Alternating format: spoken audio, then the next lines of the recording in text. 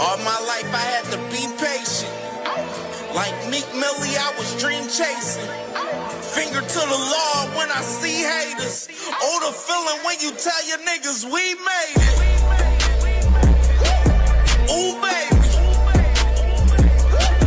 Ooh, baby. Ooh, baby. Ooh, baby. It's showtime like Kareem Lakers. I make a masterpiece, scene basic. No Meek Millie, but I'm dream chasing. Took the shortcut like Anita Baker. I want the bright lights that you see in Vegas. I need a big house with like 3 basements. Drop an M on the whip, think I'm speed racing. Don't know if it's the Transformer or the Green Ranger. My nigga Mac got the beat banging. Young nigga selling crack as a teenager. Had fiends playing baseball out here free basing. Had me showing off the rings like a Freemason. My mama gone, but I keep pacing. Trying to keep it all together like I need braces. Family calling when they need favors. When I was broke, they was acting like complete strangers. All my life I had to be patient. Like Meek Millie, I was dream chasing. Finger to the law when I see haters. Oh, the feeling when you tell your niggas we made it. Ooh, baby. Ooh, baby. Ooh, baby. Ooh, baby. Rest in peace, the Nippy was the street savior. Got my credit right now, I need acres. Gotta turn your dirty money into clean paper. Trying to own a franchise without a key player. I go through hoes like I weave laces. Tree blazers, let they mama noodles be flavored. Meat takers that be acting like the D sacred. You bust in, you would think they on their knees praying. Then I slide like a screensaver. When I'm done, make some scrambled eggs, cheese bacon. Then it's on to the next, I ain't a speed dater. Little bitch ain't gon' hear from me till weeks later. I don't see no things changing. Kids still dodging bullets like they seen Matrix. These young niggas really need saving, but OGs won't teach them that the street's dangerous. All my life I had to be patient. Like Meek Millie, I was dream chasing. Finger to the law when I see haters. Oh, the feeling when you tell your niggas we made it. Ooh, baby. Attention, all boxing fans. Have you ever been to a live fight event? Have you ever seen the leather fly live? Have you ever heard those punches in person? Well, we're trying to give you a chance to do just that. Here at the Angry White Man Boxing Podcast, we're raffling off a ringside seat to see Abdullah Mason, Scooter Davis, Shoo Carrington, and Tiger Johnson, all fighting on the same card in Cleveland on the 4th of July. There will most certainly be fireworks in Cleveland, and we're inviting you to the cookout. For a $10 raffle ticket and your chance to win a ringside seat, to get to see all the action live. The event will be taking place at the Wolstein Center on the campus of Cleveland State University in Cleveland, Ohio. All entries will be taken in Cash App or PayPal at D1AWM. That's Cash App or PayPal at D1AWM. Leave your name on the notes. One entry for $10, 3 for $25, and you will be officially entered. We gave away a tank ticket. Now we're giving away future superstars Abdullah Mason and Scooter Davis. Tap in with your boys Friday night at 8 Eastern Standard Time, and thank you so much for listening.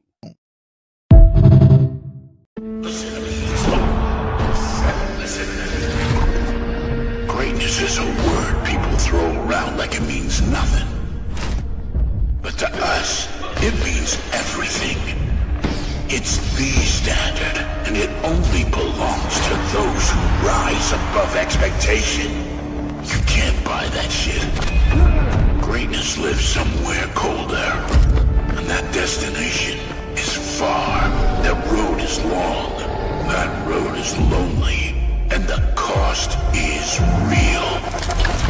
this easy? Shit, everybody be great. So I'm asking you, do you want it?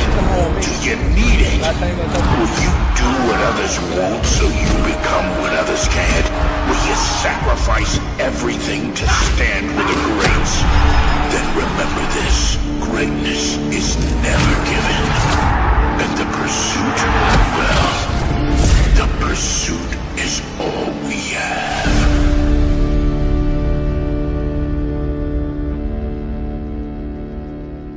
You are the youngest active male champion in boxing right now. What do you think of people saying that you're the future of boxing? That's what I've been seeing since before I turned pro. Alongside my brothers and my father and my team pushing me towards being that. We're going to keep pushing towards it, and we're going to keep doing what we're doing and staying focused and keep proving that. What the hell is you so scared of? I got 15 fights. Like, let's talk about these, talking real shit. I got 15 fights. You got 30. I'm a young cat, right? Well, come school this young cat. Come school me. The fuck? Come on. But they want to talk about, they just keep saying irrelevant shit. Oh, me and Shakur the bigger, him and Shakur the bigger fight. He's not at your weight class. That doesn't matter. You got a mandatory right here. And you talking about a nigga that's not even at your weight class. And y'all keep talking about how this is not scary. Like, how? Y'all niggas is crazy. Y'all. Let me calm back down. Come on, bro. Y'all gotta, bro. I am only 15 years old. It's not that much damage I can do to you, bro. I'm only 15 years old, bro. It is not that much damage I can do to you. Yeah, with the young King Dev, I just feel like I have a responsibility to defend him as my brother. You know what I mean? Because I just know the propaganda is heavy. Devin is all of us, man. He is all of us. Anything they can do, they doing to him, they can do to us. They do to and all this, I don't mind niggas telling me what to do, nigga. Top nigga has to. I ain't gonna lie. Shut your bitch ass up then. You say you don't mind niggas telling you what to do? Shut your bitch ass up then. That's what you need to do.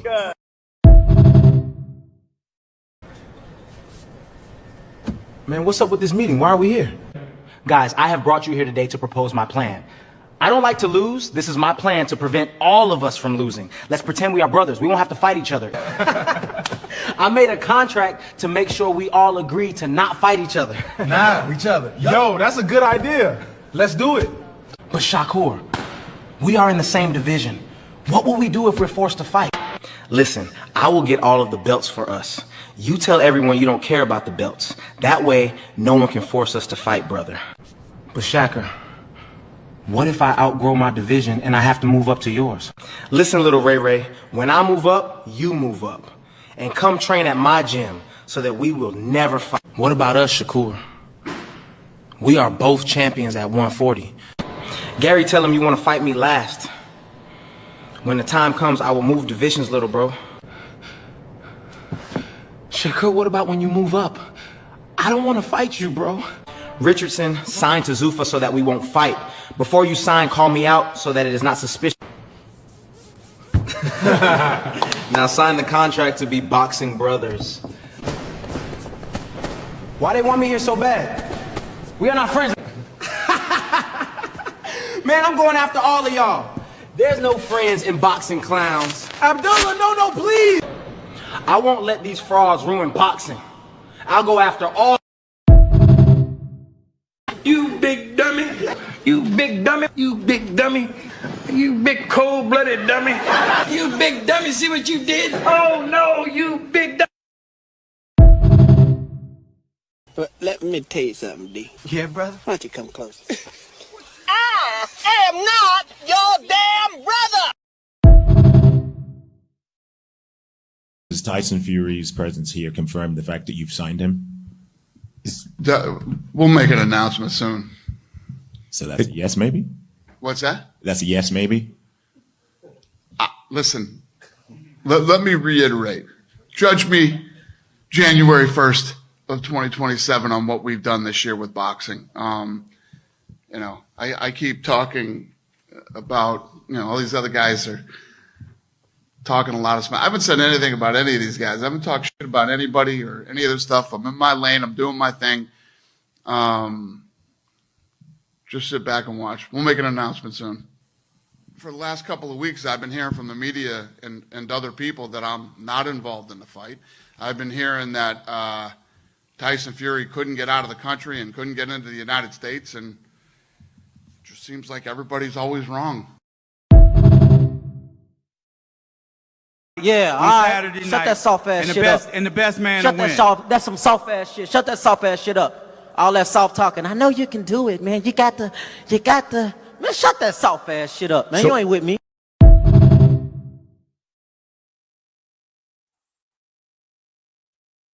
What's good with the family? What's popping? What's popping? What's popping? Good morning. Good morning. We here with it this Tuesday morning, man. Blessed to be here another day on this earth, and blessed to be here talking with the family this morning, talking this good boxing talk today, man, for sure, man. Hope everyone is feeling good this morning, man, for sure. Definitely. We here with it, early with it, man, for sure. And I had this show in my mind from yesterday. You feel me? Oh, okay. Gotta look at the text message. I had this show in mind, like right during the show. I'm like, oh yeah, we're gonna double on this a little bit more tomorrow. You know what I mean? For sure, because definitely had to, tap in and look at some different stuff as far as this White House situation a little bit more in depth a little bit, and definitely had to do so on that. And we here with it, man. We here with it. Tuesday morning cook up, man.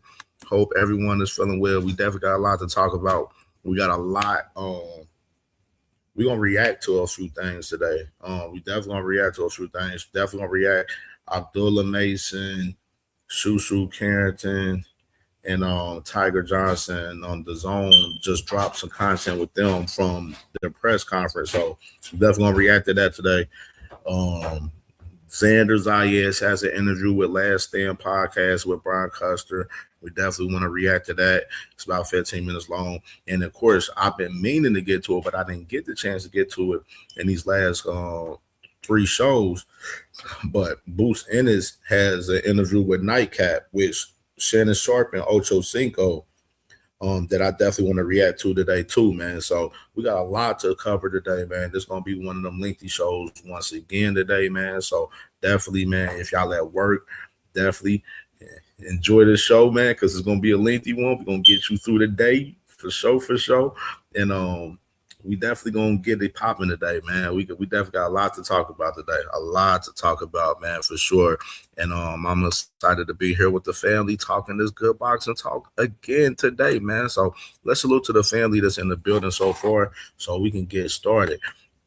Salute to the family, man. My cousin, Ringwald Boxing Podcast. Make sure y'all hit the like button, man.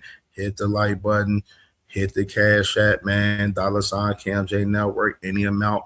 Definitely appreciate it for sure, man. But definitely hit that like button, man. Share this content on all your socials, Facebook, Instagram, Twitter, Snapchat, Threads, TikTok. Let's get this content moving around all of the algorithm, man, so we can have another movie today, man, for sure.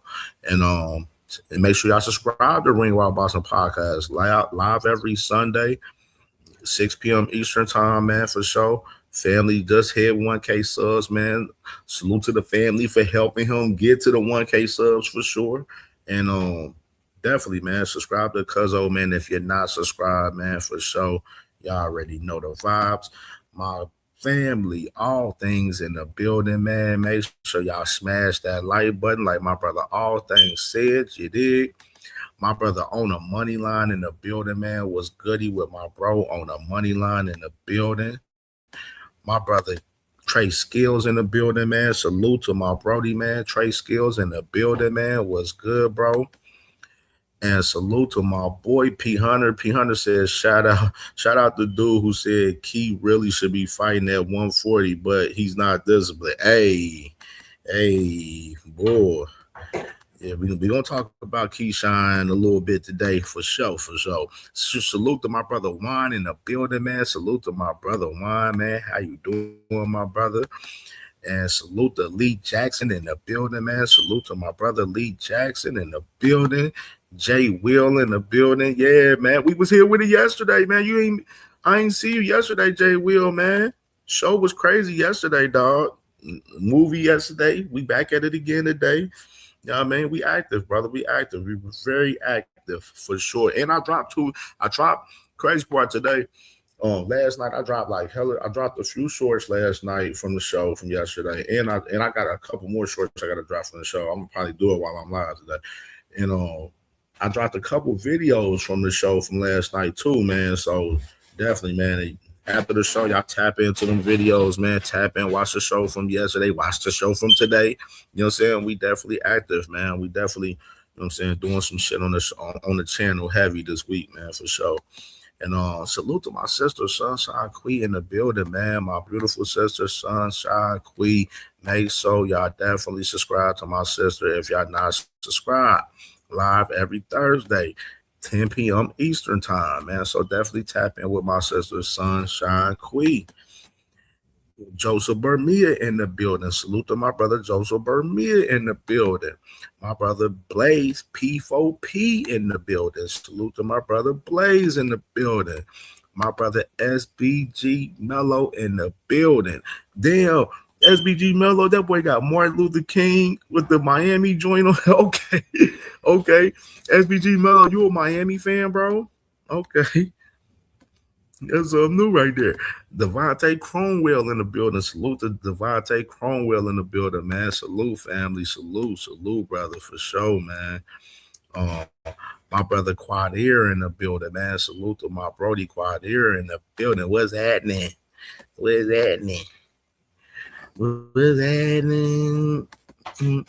All right, man. So that's the family that's in the building so far, man, for sure.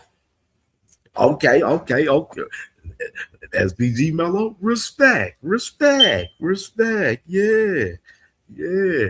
Okay, man. So definitely, man, we salute to the rest of the family to come in the building, man. Like I said, this gonna be a lengthy show today, man. We got a lot to break down and cover on the sport of boxing today, man. But before we get started, Cam J want to start off on, I'm bringing throwback fight of the day. Bringing back throwback fight of the day, man. So we got to bring back some of the other segments that we have on the show that we ain't been implementing, but we got to implement throwback fight of the day back again, man. So let's start with this throwback fight of the day. And I'm actually playing this video twice for some of y'all people that fuck with this shit because this shit was nasty. This fight was about 2 years ago from yesterday. And let's go ahead and run the clip, man. Throwback fight of the day right here.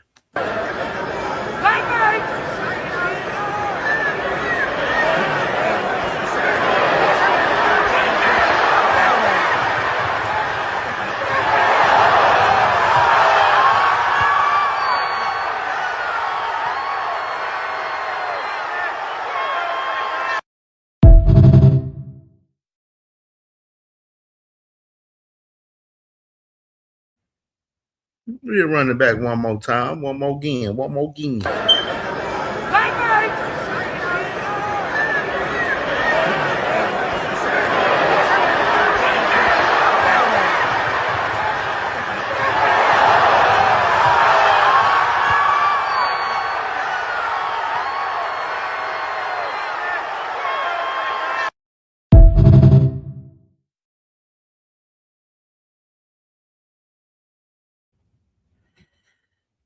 Yeah, man.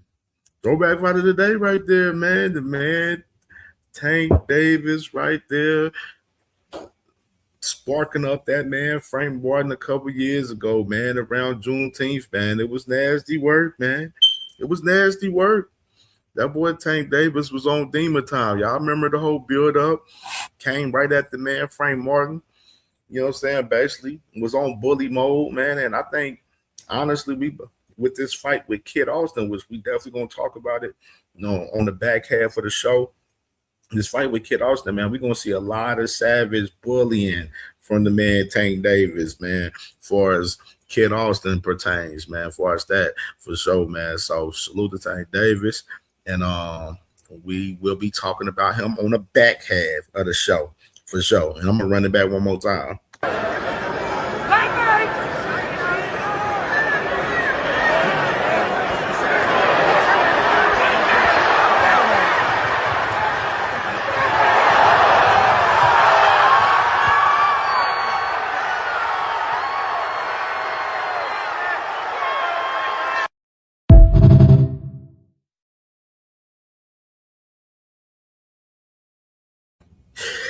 Yeah, man. I already know the vibes, man. Tank Davis right there. Salute to my brother Josh Sanders in the building, Louisville Slugger in the building, man. My Brody. You know what I mean? Yeah, man.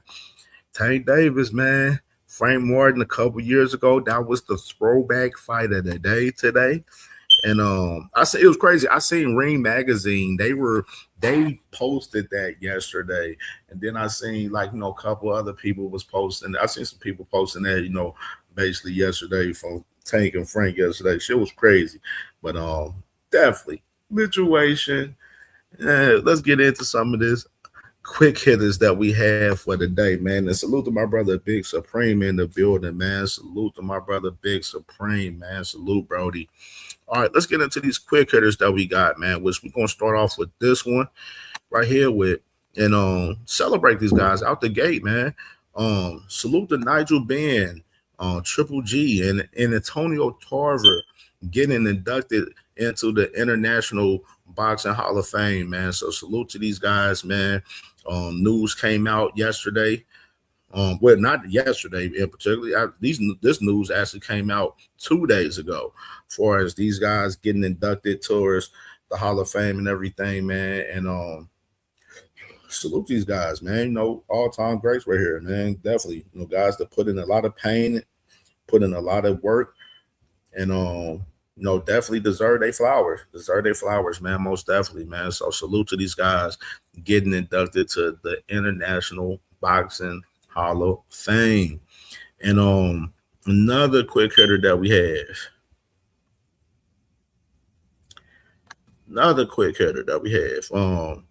Which we talked about it, Sam Goodman.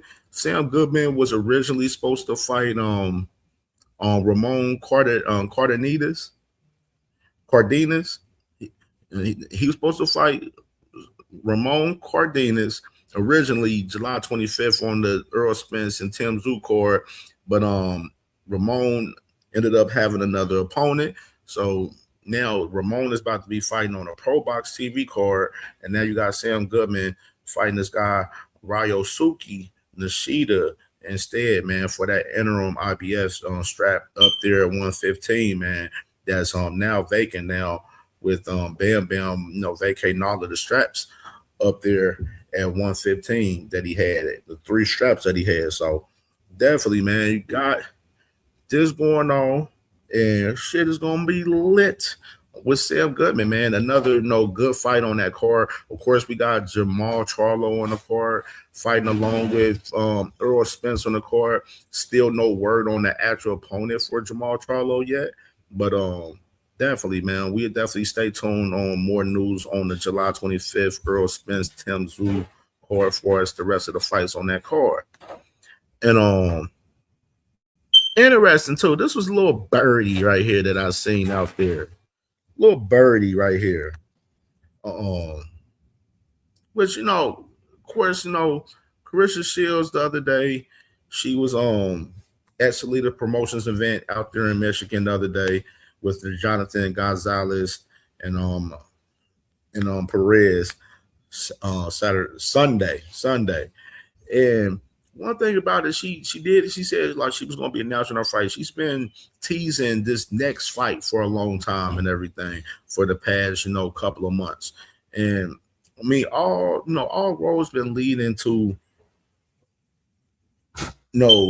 Lauren Price, because she's, of course we all know she went out to, to the UK She was out there to check out Lauren Price and everything. Now, this guy right here, D-Style Boxing, he's a guy that's tapped in with women's boxing with a couple of contacts and stuff that I know of in particular. And he threw out this name talking about Clarissa Shields fighting K. Scott. Now, this ain't 100% sold or nothing, so I don't want to sit there and be telling y'all like, oh, this is locked in, this is what's happening and everything next. But it is interesting that they threw this name out for this woman right here. I gotta say that.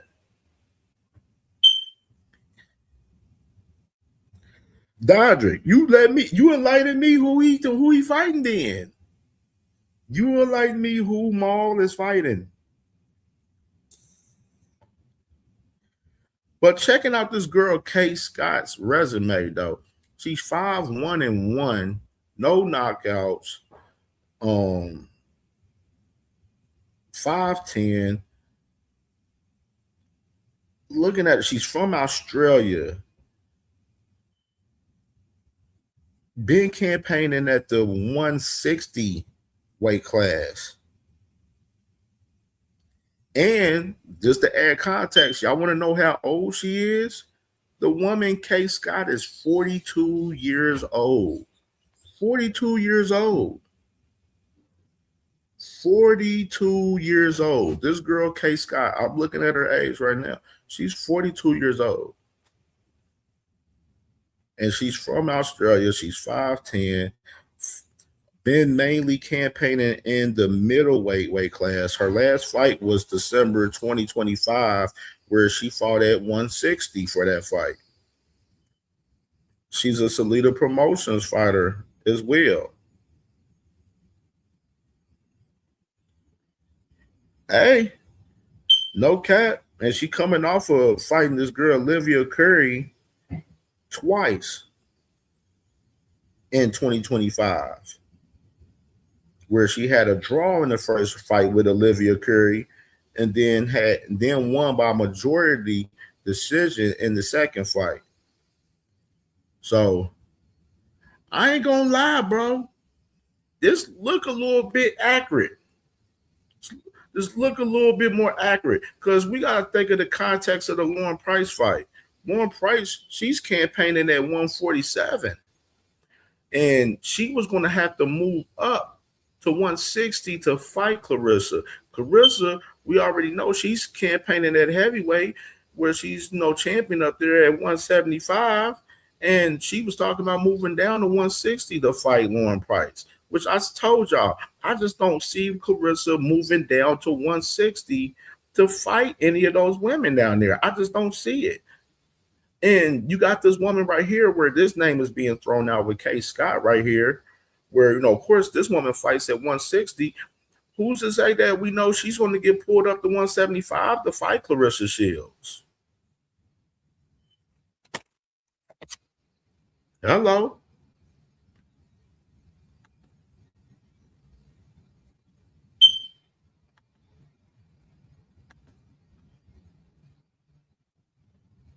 Like, no, like that's my thing about that. Like right now, like I feel like honestly, this name with Kay Scott is pretty legit. She's a fighter that's fighting under Salida Promotions. She's been fighting on Salida Promotions events recently. She fights around the 160 weight class, where look like they're gonna jump her ass up to 175 to fight Clarissa for those straps. That's what it's looking like to me.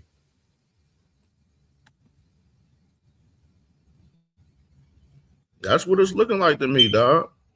And we gonna stay tuned to it. we gonna stay tuned to it, but that's a name that's out there for Clarissa Shields for as her next fight is Kay Scott right there, man, for sure. And salute to my brother Sizzle in the building, man. Salute to my brother Sizzle, man. Dodger, you said Cohen Mazadir? Oh shit, I might have to check him out. I'm gonna have to check him out, bro. I'm gonna have to check him out, Dodger. Tunnel Vision in the building, man. Salute about the boy. Tunnel Vision said trash. Damn. Salute to my beautiful sister, Sassy Kendra in the building. Salute to my sister. How you doing, sis? How you doing, sis? Hope you feeling well. Yeah, man, this girl's fighting at 160. So we're gonna see what's popping with this fight with Clarissa Shields and K Scott. If that fight ends up being the fight next for Clarissa Shields. And let's go with some more quick hitters we got. And matter of fact, I gotta actually go out and come back in. So I'm gonna be right back, y'all.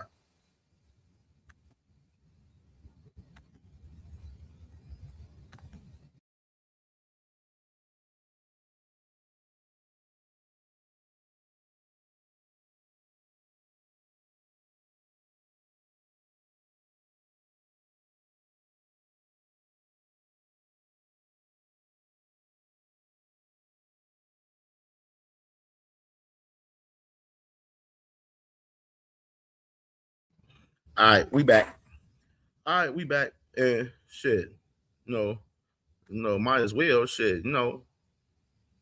might as well have some fun and go ahead and play that. So on the bit.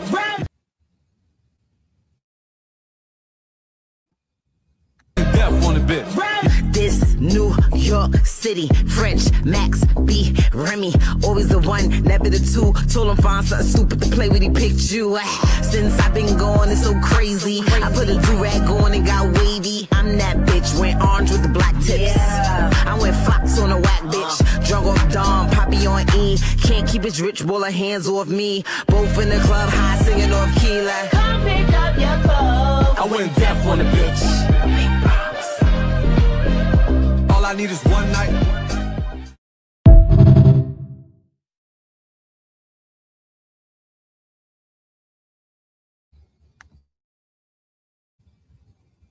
All I need is one night. All right, man. All right, so let's go to this next quick hitter that we got. Hey, Big Supreme, you said it was trash, man. He made this repping the BX, man. What are you talking about, Supreme? All right, man.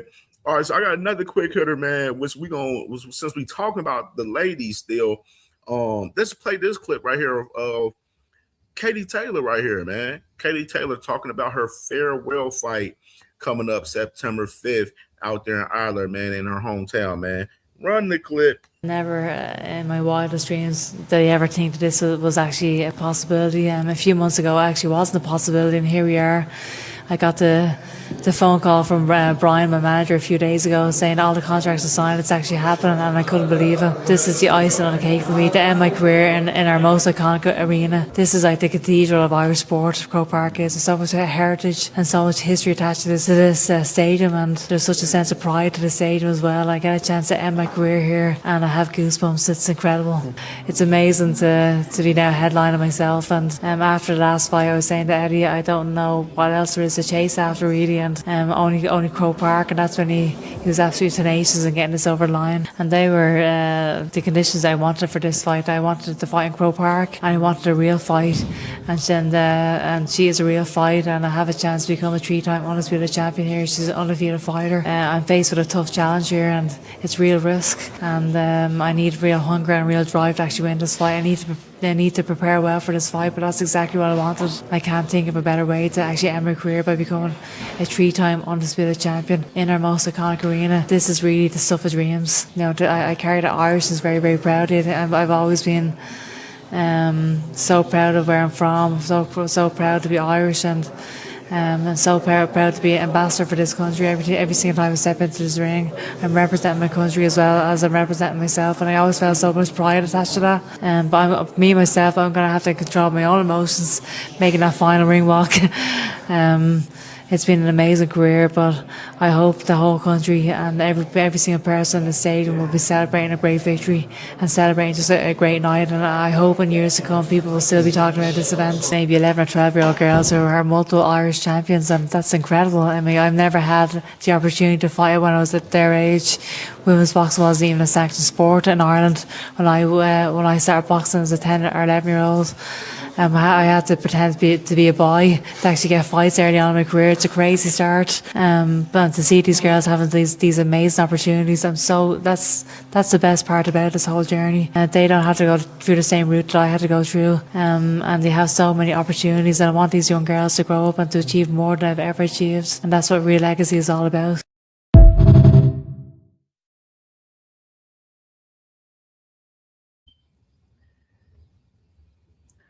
Man, salute to Katie Taylor, man. That girl was talking fast as hell, wasn't she, y'all? Damn. I'm like, girl, calm down. Shit, take a sip of water or something. God, dog. But salute to Katie Taylor, man. She's fighting Flory Pilly coming up September 5th, her farewell fight out there in Ireland.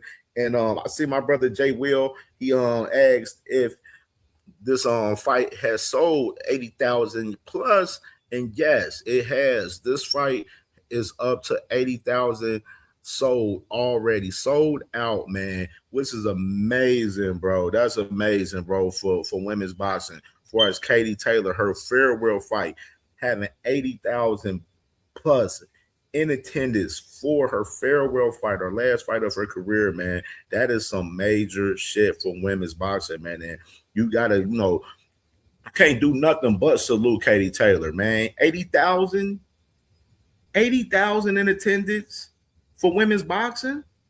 That's some dope ass shit, man. That's some real dope ass shit for real, man. It truly is. And salute to my sister, 2 Cents Boxing in the building. Make sure y'all subscribe to my sister. If y'all not subscribed, man, love you, sis. Doing an amazing job. You was cooking up crazy yesterday.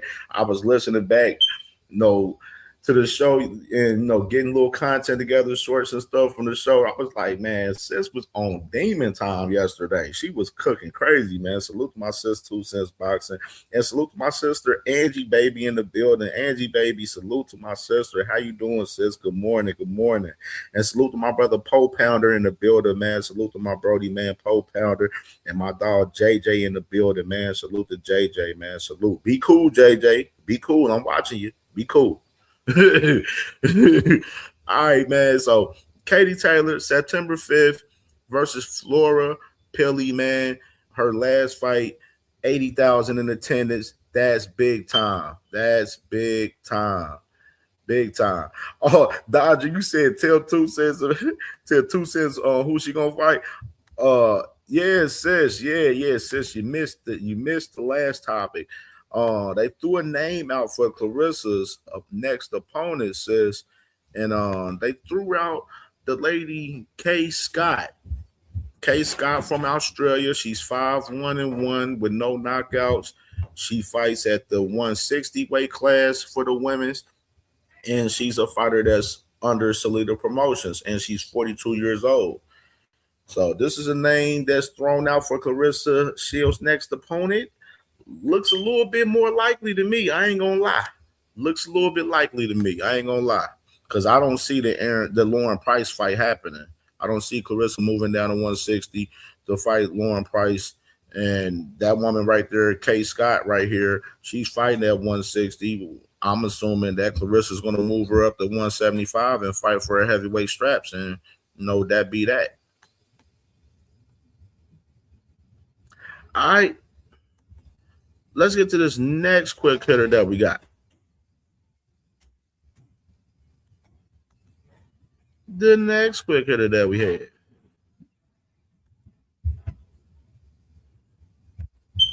Talk about it briefly. I talked about it a little bit yesterday.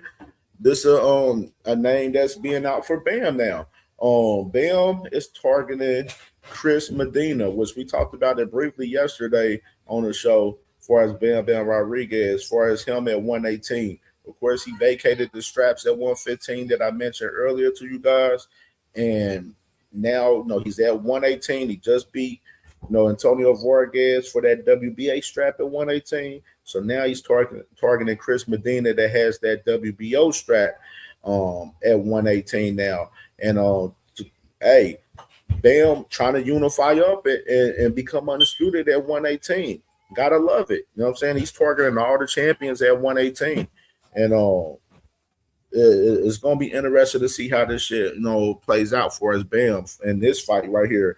As far as if Chris Medina is gonna come to the table and come take this fight with Bam Rodriguez. I would assume he would, because it'd be a great financial fight for him for sure. But if that boy ducked that smoke from Bam, then I'm expect Bam gonna be going after Takuma most definitely for sure. You know what I mean? But Bam Bam definitely on a mission to knock off all them guys at 118. That's what it looks like to me. And salute to Bam Bam Rodriguez, man. Amazing performance I seen from him this past Saturday against Antonio Vargas, man. Becoming 3-division champion, man, for sure. So salute to Bam Bam, man, for sure. And we got another quick hitter too. Yeah, we had a few quick hitters today. Quick hitter right here, man, was I want to run this clip, and this is interesting right here from Anthony Yardy right here. And let's run this clip right here. If you've got no promoter attached to you, who's running these games for you to get you into a situation where this is the roadmap for you? What do you mean? Well, if you've not got a promoter and you're talking about you've got an X amount of fights in front of you that could lead you to a world title, who's strategizing that for you? Who's going to make those fights for you? Well, we're in talks. So, you go through the promoters, you talk to the. So you're auditioning the promoters, are you? No. Don't trample words, man. That's why he's on his side, man. Don't trample words, man. No. Again, I've got a very good relationship with Queensberry. Frank Warren and George. You brought up Zuffa and things like that. But again, we've seen it with Conor Ben. It's about when you retire, what have you done with your career? What are you going to retire with? I haven't had you said earlier that about when I had a bit of an argument with Queensberry. There was never an argument. It was just a contractual dispute, which was dealt with very professionally. Okay. It was dealt with very professionally. That's why you see us at shows, I wasn't in contract, but we're hugging each other. I told you, Frank Warren's like my uncle, he's done so much for me. And we spoke, again, off the record, and, it's always been love. Okay. When you look at things like the 7v7s, is that something you'd like to be involved in? Absolutely. And I think, this is my opinion, if there's a vacant world title, me against Smith, if he's brother, or me against Boatsy. What about you against Ben Whittaker? That's another big fight as well. And again, I'm not going to talk too much, but again, I was told that more time is needed, not on my behalf. Is that right? So, again, because my name got mentioned. So I was like, okay, my antennas went up and said, okay.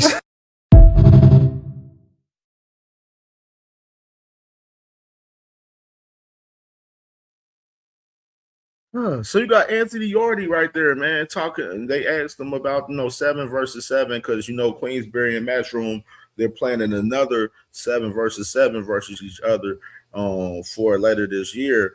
And of course, he mentioned Boatsy and Colin Smith, which is, I believe Colin Smith is about to end up getting elevated to WBO champion because I believe Dimitri Bivol is about to vacate that WBO strap at 175 so he can fight Artur Beterbiev in that fight in Russia. That's my personal opinion on that.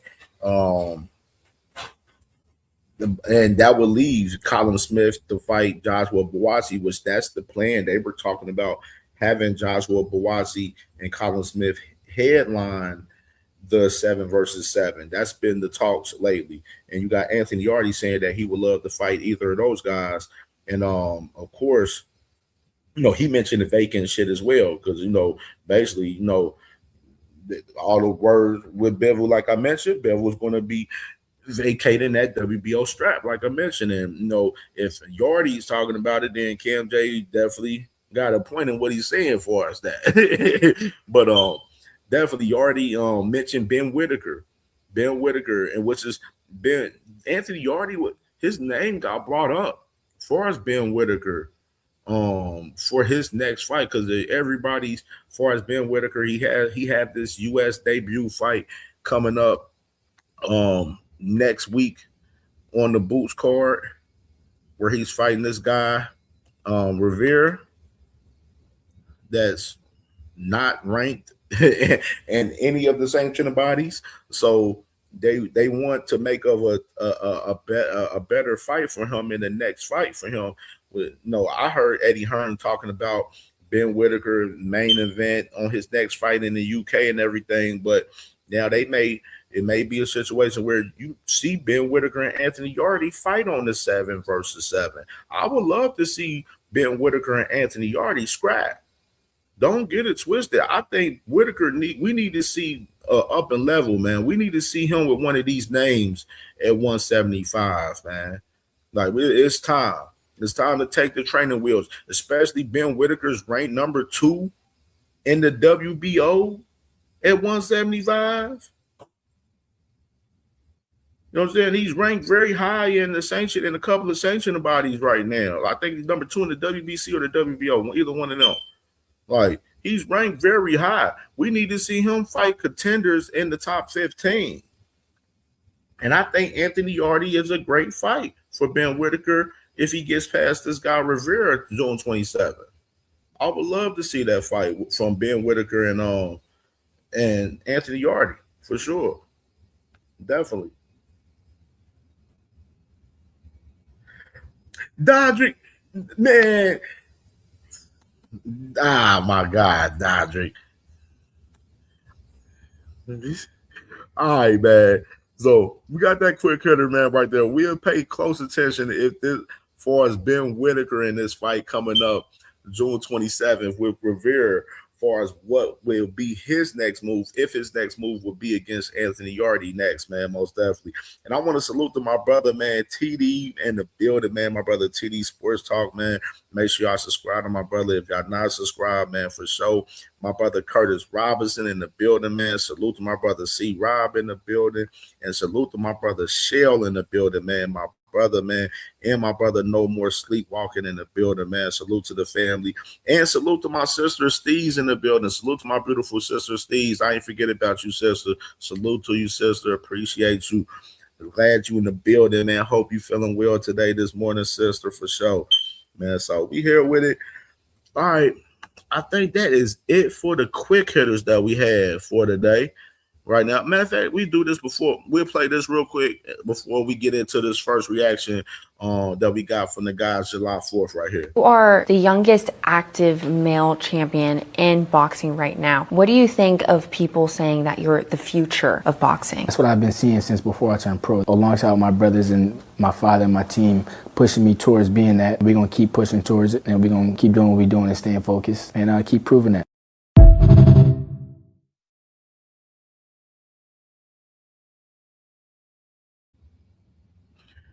Man, that Abdullah Mason, man, getting ready, gearing up, man, for July 4th, man. Let me go ahead and pull this thing up right here with the three guys, man. Abdullah Mason, Shushu, and Tiger Johnson, man, which is this just dropped today, this morning, right before I came on the show. I was like, oh yeah, let me go ahead and react to this on the show real quick. So, all right, let me go and tap in.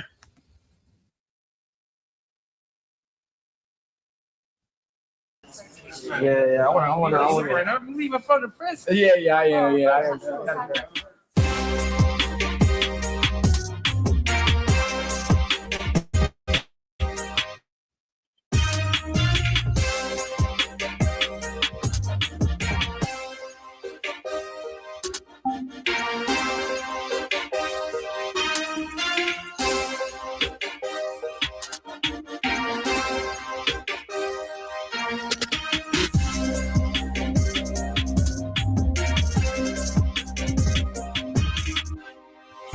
I'm Chris Mannix, part of the DAZN broadcast team. This fight is being promoted by Top Rank, part of its new deal with DAZN. It will also be the first fight of the new partnership with TNT. The fight, Mason versus Cordina, will be broadcast on TNT and DAZN co-exclusively in the U.S. and on DAZN worldwide. As you can see, several of the fighters are up here with me today. Abdullah Mason, 20-0, 17 knockouts, making his first world title defense.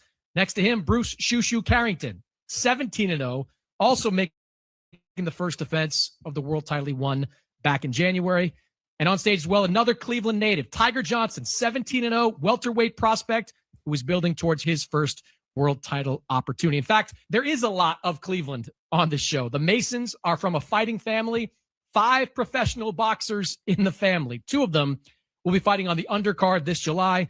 Abdurrahman, 2-0 in the lightweight division, and Ibrahim, also 2-0, competing at super featherweight. So I think your father's going to be very busy on fight night. There's no doubt, no doubt about that. And let's start with Tiger Johnson. You're fighting Christopher Guerrero, another tough Mexican. He said recently that this is the moment that he has been waiting for.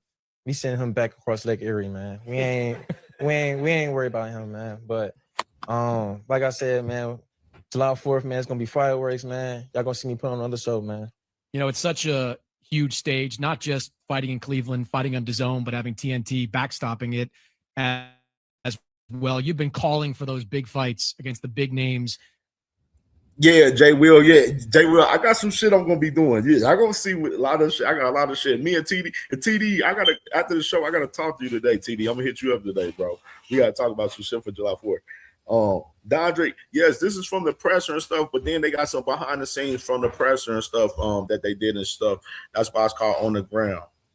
In the welterweight division, what kind of message do you think you're going to send on July 4th? Y'all got to see me eventually. You know what I mean? Y'all, you know what I'm saying? At the end of the day, y'all gonna have to see me. You know, I'm coming, and soon 147 to be mine. Shushu Carrington, you didn't leave any doubt in your win back in January, knocking out Carlos Castro, one of the most spectacular performances on that card. When you reflect now on that fight, how would you rate your performance? I mean, I don't know. I'm a little critical myself, but just seeing how the fans just took it in, I give it a solid 8. I did get a little buzzed in the 4th round, but and sometimes the fighter in me wants to have just the complete dominance, but I think that just added to the story. That made it more dramatic and it made it that much more memorable. You got the job done in your backyard in New York City when Top Rank told you, hey, we've got a slot for you here on this Cleveland card, 4th of July. What was your response? I mean, it's we're no stranger to, collabing with Cleveland, Brooklyn and Cleveland, notorious thugs, and I feel like at this point right now, it's just the perfect time. All right. The zone part right here. YouTube Premium is ad-free YouTube. There we go. Thrill Hill, salute to my brother Thrill Hill in the building. And yes, most definitely. Damn, she fine as hell. TD. TD, we definitely gonna jump BVO. I'm kicking BVO ass in person. July 4th that weekend. I'm kicking his ass in person. I can't fucking wait. We gonna talk about it. Watch. I'm gonna hit you up. Watch you up. Your nickname came from a tiger stripe birthmark? Yeah. So and he better not duck. And that's one I'm gonna say this now. The motherfucking BVO, and I hope you listening, BVO. Because we going live when we are gonna go live up there when we in Cleveland that weekend for sure. We're going live. We are going to cook in person for sure that weekend and you know what I'm saying, in Cleveland. So you better have your whole Lord.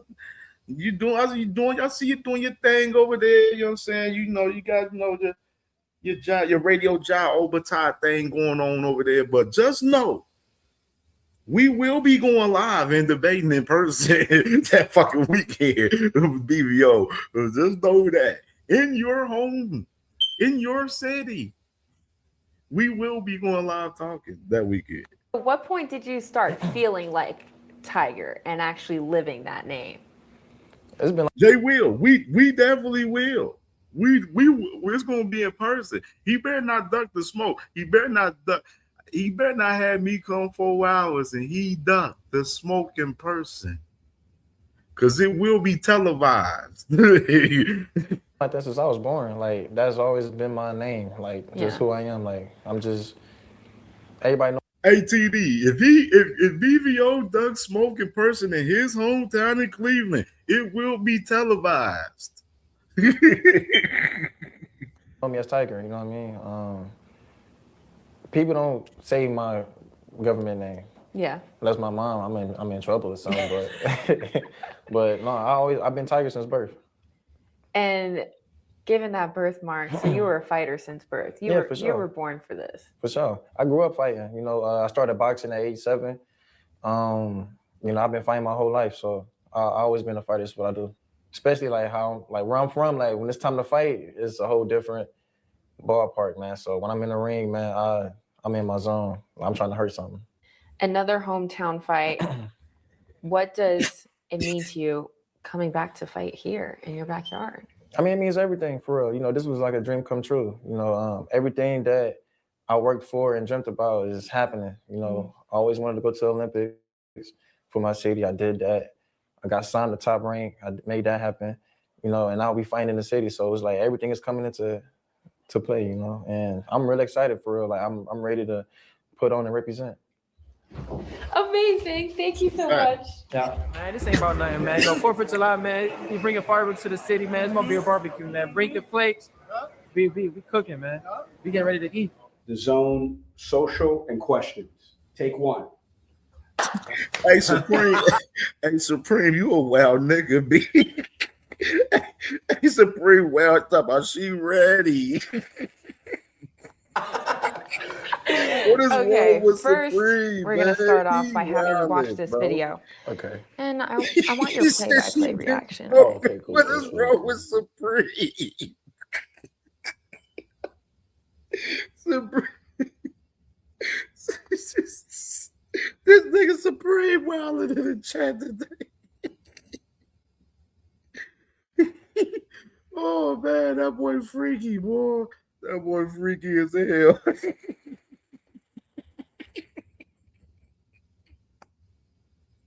Damn. Hey, she is a bad motherfucker, no cap tonight. We ain't gonna lie. Miss Joette, man. Salute to my sister, Miss Joette, man. Good morning, sis. You came in at a crazy time just Damn. Oh yeah, so that jab right there, I set him up with that jab. There was a little moment before I threw that jab where he did something that I did. And I noticed, like, when a fighter starts to follow doing what you do, you kind of got them psychologically beat already in the fight. So when I threw the jab, I knew he was going to throw a jab back, and then I just slipped the jab. That's when I just really sat on. I threw the jab, I knew he was going to throw a jab back, and then I just slipped. You kind of got. I threw that jab where. Oh yeah, so that jab right there, I set him up with that jab. There was a little moment before I threw that jab where he did something that I did. And I noticed, like, when a fighter starts to follow doing what you do, you kind of got them psychologically beat already in the fight. So when I threw the jab, I knew he was going to throw a jab back, and then I just slipped his jab. And then that's when I just really sat on the right hand, just because I was just so prepared for that moment. You had that slight quick read on it. Yeah, real quick read. And You're then, like, you're not going to pick up on this. No, right, not at all. Because I'm noticing he's doing what I'm doing. I'm like, okay, so if I throw a jab, you're going to throw a jab. I did that. He threw the jab, and I just slipped it, counter right hand. Now, I didn't think that I hurt him that bad up until his arm fell limp on my back. And then that's when I was like, oh. Hey, salute the face. Face said he talking too much for her. What? This niggas is crazy. Y'all wild into the chat today. Hey, salute to EB Music TV. Salute, bro. All right, let me help you down. And that's when I just followed up with the 4-piece combo. You're like, oh yeah, say less. Yeah. Did you even think about that combo, or you just let your hands fly? No, I just let my hands fly. It was just kind of like one of those just in the moment kind of things. I don't really think about too many combinations. Yeah. Like when I'm doing it, I just look at whatever is open in the moment and I just go. It's just kind of automatic. You know, one more thing. I know you're a Michael Jackson fan. Of course. The movie came out. Facts. I had a surprise for you today. Since you're such a good dancer, you're going to teach me how to do a little that is funny. I'm going to get the white one. Let me grab the white one here. Yeah. That is funny. What? Nah, hey, you give me my element. Excuse me. You feel me? I got to hit you. Wait, I'm not even done, though. Oh, you got the glove too, girl? Give me the glove. Give me the gloves. Hold on. I got to put the, you got to. Okay. You know what I mean? There we go. There we go. There we go. And then you got to hit the.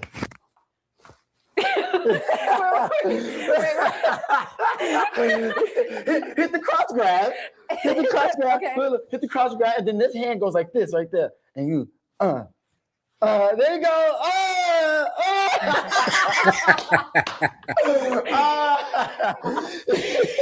And we're on the Shoe World Tour, everybody. Thank you so much. This nigga Supreme said this man's shoes are gonna be sleeping on the cat.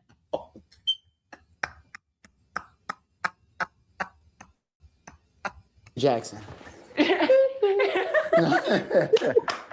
First up, obviously have to get your reaction. Man. Hey, this man supreme, bro. Hey, man. I'm crying, man. I'm crying, man. To this iconic fight of yours. Right. Strikers on the move. That shit funny as hell, bro.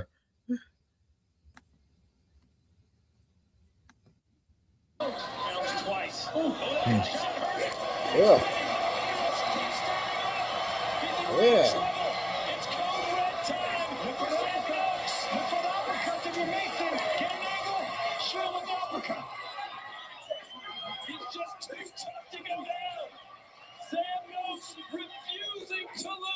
Like, what are your thoughts about this whole entire thing? He was not giving up. For sure. He came there to win. But, you know, it was fight of the year for a reason. Yeah. It was fight of the year for a reason, you know. One thing I can say, no one else in my division would have fought him the way that I fought him and came out and had the results that I did. I knew that it was going to be that way, and I knew that he was going to keep coming all night. Man, sure. we won that back, bro. On my mind, I knew that I could fight him the way I want to fight. Won that back. Right.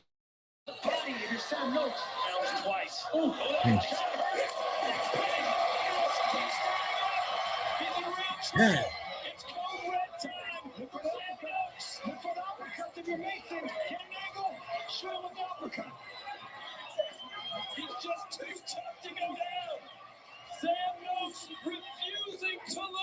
Like, what are your thoughts about this whole entire thing? He was not giving up. For sure. He came there to win. But, you know, it was fight of the year for a reason. Yeah. It was fight of the year for a reason, you know. One thing I can say, no one else in my division would have fought him the way that I fought him and came out and had the results that I did. I agree. I knew that it was going to be that way, and I knew that he was going to keep coming all night for sure. And on my mind, I knew that I could fight him the way I want to fight him and win. Mm-hmm. Whether that's fighting him his way, which I did, or you know, or boxing him, or however I did. But I felt comfortable fighting him that way and implementing what my corner was telling me, and ended up coming on top the way I did. You are the youngest active male champion in boxing right now. What do you think of people saying that you're the future of boxing? That's what I see, and that's what I've been seeing since before I turned pro, that I am the future of boxing. And alongside my brothers and my father and my team pushing me towards being that, we all see that same thing. And we're going to keep pushing towards it, and we're going to, you know, keep doing what we're doing and staying focused and keep proving that. Now, I don't know if all you brothers want to come in. Ohio shit, man. Facts, man. You know what I'm saying? You know what I'm saying? No brotherly love shit. You know what I'm saying? You know, we ain't fighting our blood brothers, but everybody else can get the fucking smoke because we got an appetite for it all, man. It's a difference. Here. So, obviously, we have the Mason 5. Yeah. But who has the strongest grip strength? Oh, wow. 93? You trying to get that? No, I couldn't read it. Yeah. Where you at? Okay. 91? Okay.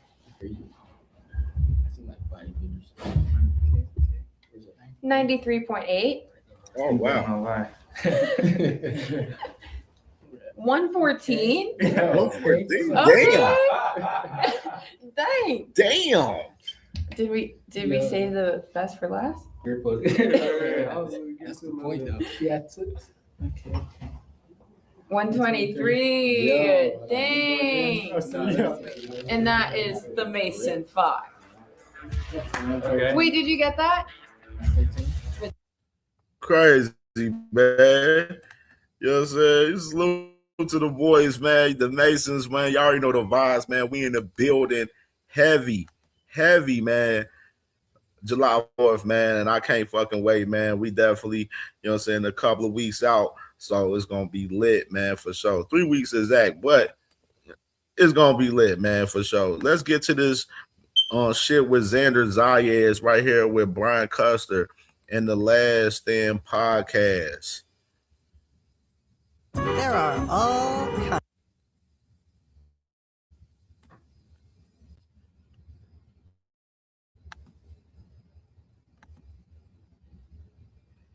It is The Last Stand. I'm Brian Custer. We bring you the biggest names in the sport, and joining me is the biggest at 154 pounds. This young man is the youngest unified champion in the sport of boxing. He's the WBA, the WBO super welterweight champion of the world. None other than Xander Zayas is back with us on The Last Stand. Hey, it's been 4 years. Can you believe it? But you back. It's been incredible ride, but yeah, like you said, 4 years, a long time, but we're back here, and I'm excited. Thank you for having me, man. I'm happy to be here. Look, you're one of my favorites. June 27th, you're putting the belt on the line against Boots Ennis. Tell me why you wanted this fight. Man, the biggest fights. That's what fighters do. I feel like it's easy to call yourself the best and not fight the best, or wait for the best at the time to be out of their prime. I feel like, we catch them now, we catch them early. There's no excuses. There's two guys that are hungry for success, two guys that are hungry to be the best. And this is what happens when you have two fighters that want to fight and are willing to fight. Xander, does it upset you when I look at it in Vegas? You're the unified champ, but they've got Boots Ennis as the favorite. I don't bet, so I don't know anything about the odds or anything. So I don't pay attention to that. Numbers are numbers. How many times have number failed? They always fail. So it doesn't matter. At the end of the day, I have to go out there and do what I do best, and I'm prepared to do that June 27th. Some people have compared this fight to Canelo fighting Floyd, and they said, man, he's taking it too early in his career. What's your response to that? Well, I'm a unified world champion. For some people, I might be too early. For some others, I haven't fought nobody. I mean, I can make everybody happy. At the end of the day, I got to do what makes me happy, what I know is going to bring the best out of me. And fighting Boots Ennis was the best option for me, and that's why I took it. Yeah, tell me what went into your thinking when it came to Boots Ennis, because at one point it was like him and Virgil, and then all of a sudden that fell apart. What was it when you said? I want to stop the presses too, real quick. That's the thing I thought about too with that, because I've been seeing people, they like, oh yeah, it's too early. Yeah, I mean we gonna know 100% if it's too early on fight night. But my thing is, if Xander didn't fight Boots, where will we be at as far as Boots Ennis? That's the question I gotta ask y'all in that case. If Xander wasn't willing to take upon the fight with Boots Ennis, where would Boots Ennis be at that point? Where would he be fighting? Who would he be fighting in that case right there? It would have been tough, because we know it damn sure wouldn't have been Josh Kelly. We know it wouldn't have been him. You know what I mean? It would have been a whole bunch of, a lot of bullshit, because if Virgil already then dug into being in arbitration with fucking Golden Boy and shit, and if Xander wasn't taking upon the opportunity, then it would have been looking real cloudy for Boots on that next fight for him. So that's why I say you got to give all respect to Xander, bro, because he didn't have to take the fight. He didn't have to. He could have done other shit. He could have been, defended the strap against another motherfucker and then moved up to 160 and not even touch Boots at all. Like, that's one thing he could have did.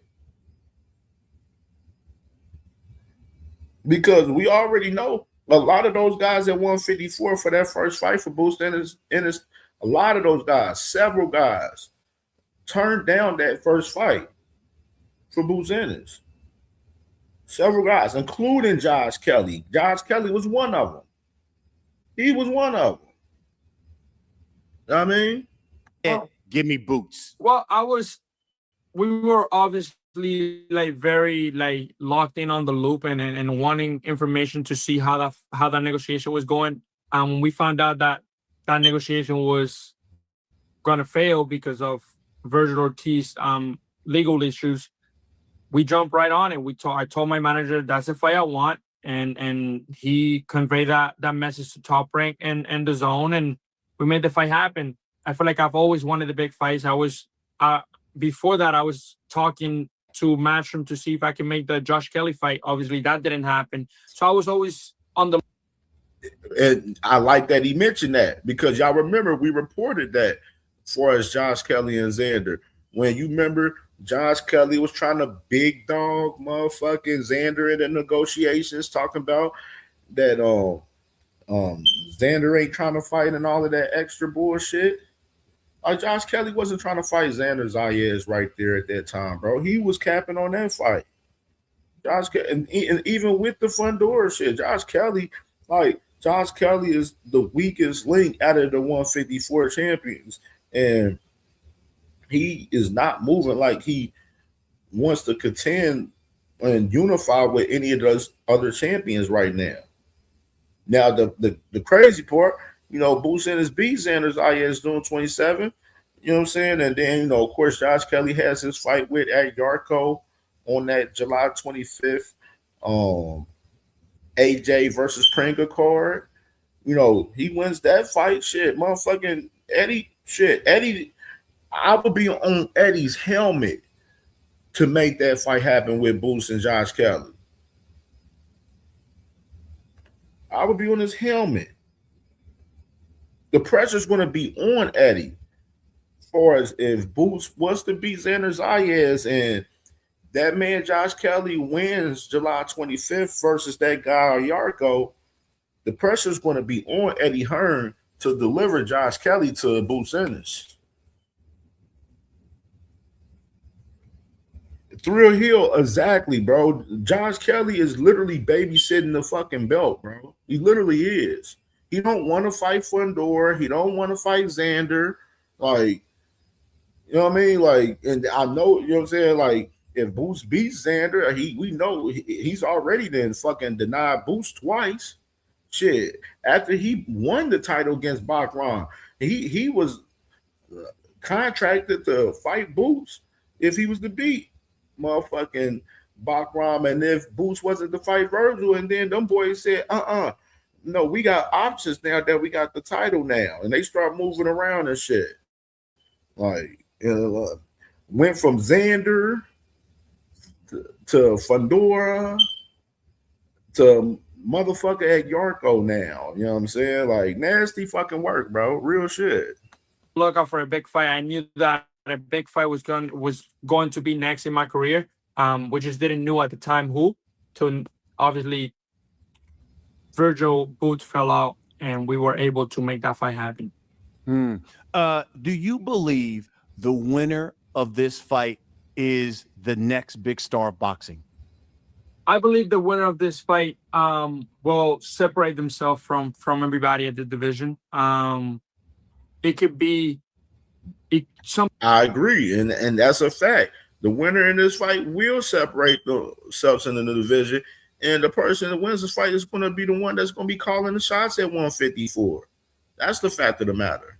People can make it or make a nice argument about the next big star of boxing, but to be honest, I don't worry about that. I have one job to do, and that's to go in there June 27th and win. Whatever that does, whatever that puts me, I will be happy with it. I just gotta do what I do best.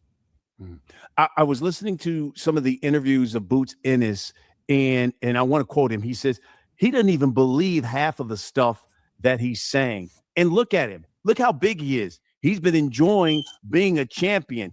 He's so big right now. He's going to have to drain himself to get down to weight. Yeah. And then you put all the media stuff that he's got to deal with. I'm used to this kind of stuff. By the time we get to fight week, he's going to be drained. And fight night, he's going to be drained because he's not used to it. Your response?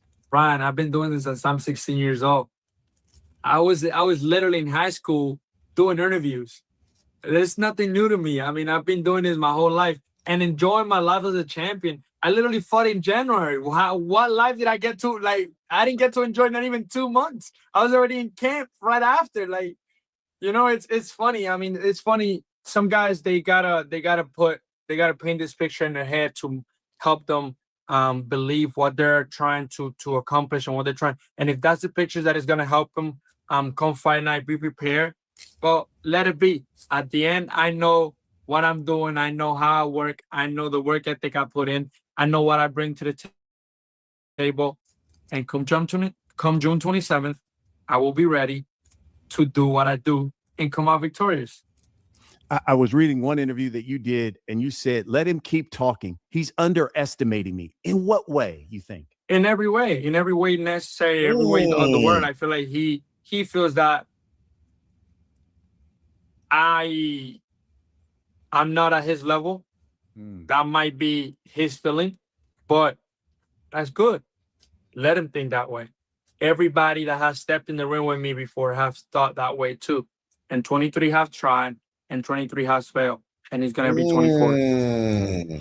You know, Boots said the same thing, and I've heard some other people say this. Xander popping it in this interview. He popping it. Okay, I'm liking it. I'm jacking it. Yeah. They said, man, I love both of these fighters, but I think Booth has too much athleticism and too strong for Xander Zayas. Your response to that?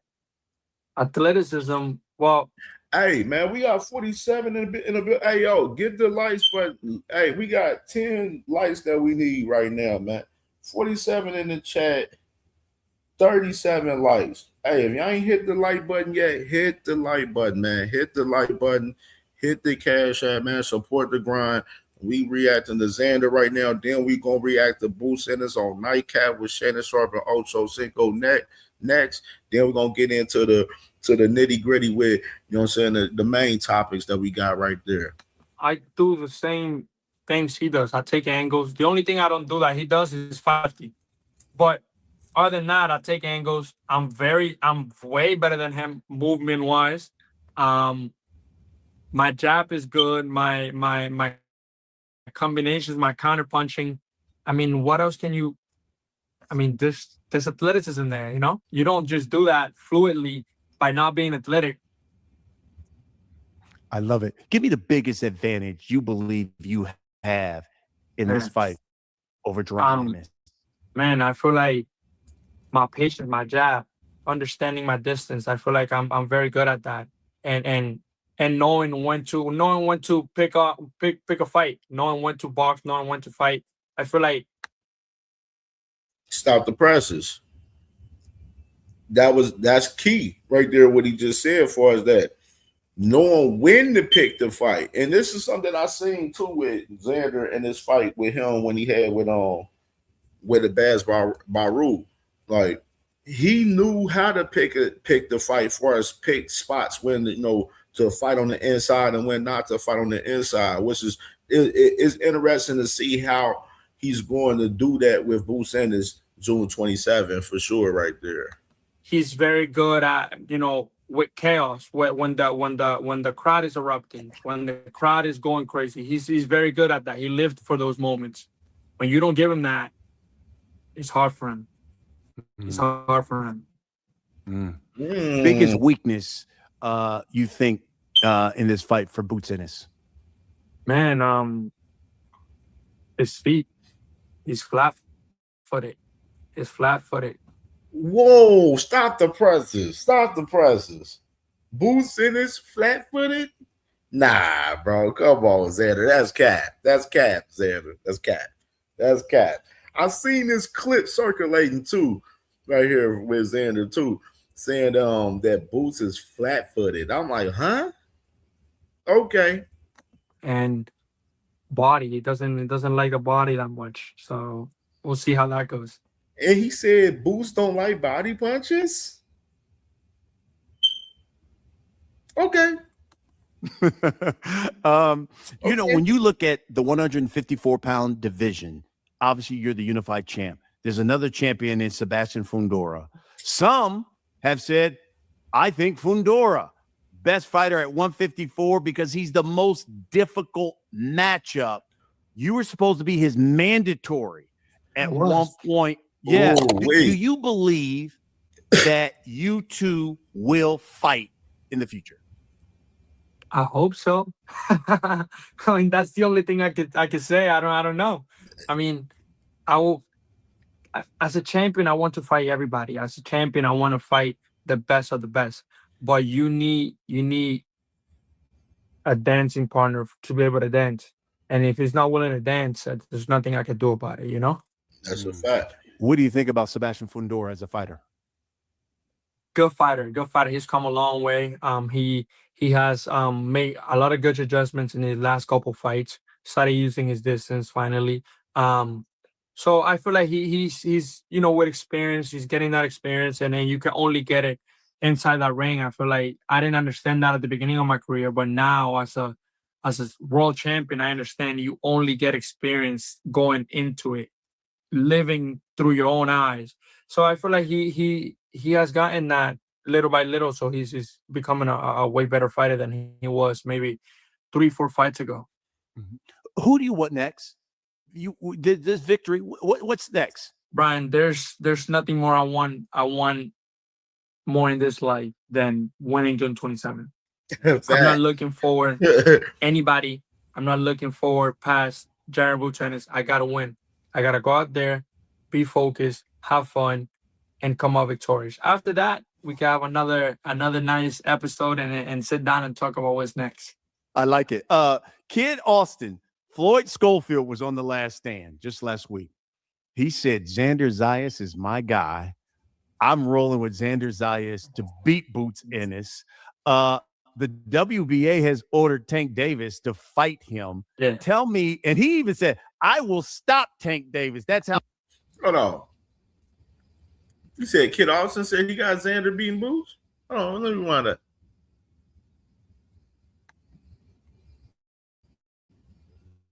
Tank Davis to fight him. Yeah. Tell me, and I'm rolling with Xander Zayas to beat Boots Ennis. Okay. The WBA has. So Kid Austin got Xander Zayas beating Boots Ennis. Interesting for y'all. Interesting, family. Has ordered Tank Davis to fight him. Yeah. Tell me, and he even said, I will stop Tank Davis. That's how talented I am. What do you think about that fight? Man, Floyd is a good guy, man. Floyd's a good guy. We came up from the amateur programs together. So obviously I appreciate him saying those words and rooting for me. I'm also rooting for him. He's doing also like great things with in the sport. And it's not the first time that he has been calling out big names. And that's what we do as young fighters. We want to fight the best. We're hungry to be the best. So I'm excited to see that fight. Obviously. Hey, Brian Custer got me. Hey, he got me weak. He put that big emphasis talking about. Kid Austin said he will stop Tank Davis. I'm like, bro, like get the fuck out somewhere. It's going to be a very tough matchup for both. He said he will stop Tank Davis.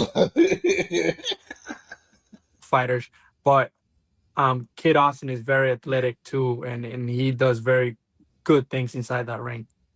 154 is so good right now. I mean, y'all know Xander ain't confident in that boy. Y'all heard him. That boy ain't confident in that boy Kid Austin being Tank for real, man. He was trying to be friendly just because the man Kid Austin said he got Xander being Boots, man. Xander ain't confident in it. No Kid Austin with Tank, bro. Virgil, I mean, Kelly, Fundora, and then you got some of the older guard in there. Hey, Shell, you truly know, Brody. He truly know, bro. What do you think about Josh 803? Salute to my brother Josh 803, man. Salute, Brody. Errol Spence and Tim Tszyu fighting, and what do you think about that fight? Who wins that fight? Well, I don't know. I mean, I don't know. We have to see how. We have to really see Errol Spence. What Errol Spence is gonna show up. You know, I don't know. I mean, Tim Tszyu has been a little bit more active, but it's not impressive. I feel like the loser, I think, should call it a career, should call it a day. That's for sure. But yeah, I've seen this clip too. I want to get y'all perspective too. What y'all think about Xander saying that?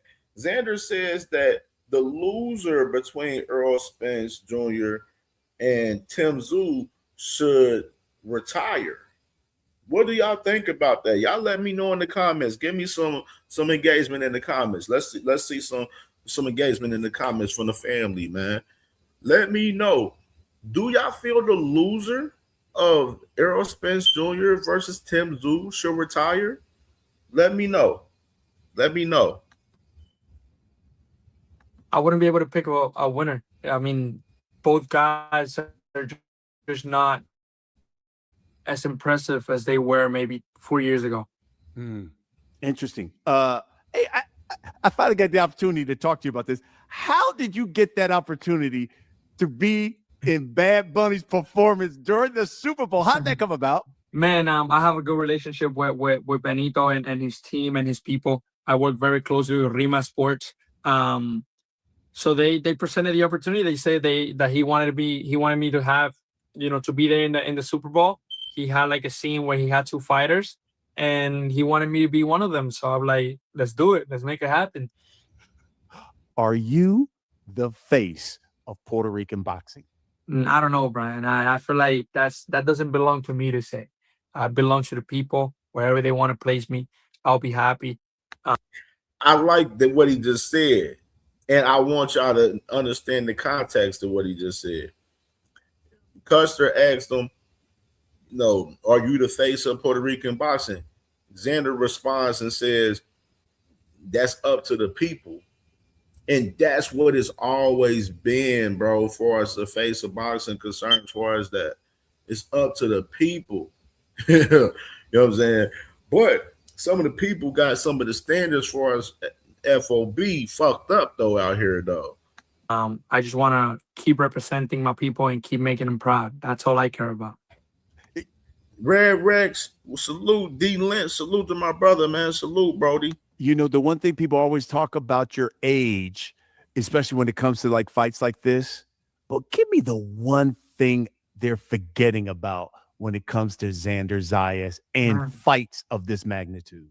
That I've been hungry my whole life. You guys have seen my progress since I'm 16 years old, now 23, sitting as a world champion. You guys seen what I've done in there, and not even that's not even halfway to what I know I'm gonna be. So come June 27th, I feel like you guys are gonna see the first version of Xander Zayas. We'll wrap it up here real quick. But let me ask you, give me the one thing, because that press conference was something. Give me the one thing that he said that really irked you, that you said, I don't think this guy respects me, and he's disillusioned. Man, to be honest, I was just having fun that night. I didn't care about what he said. I'm not gonna care about what he says moving forward. I don't know. Again, I don't know the guy. That was my first time seeing him. That was the first time meeting him. There's no animosity outside of the ring, but again, nothing that he said can hurt me or bother me because I don't care for him. I don't know who he is. Yeah. Lastly here, June 27th, let the people know what's going to happen at Barclays Center and what the fans need to know about Xander Zayas.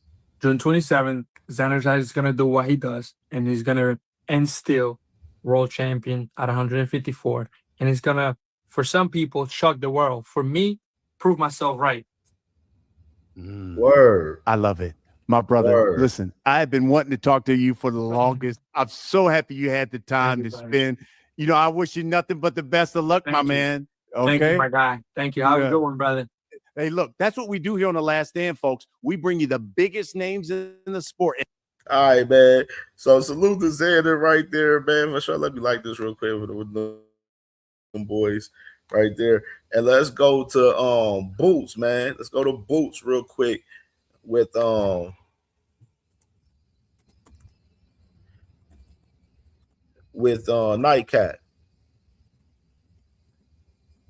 I'll show you Boots in it.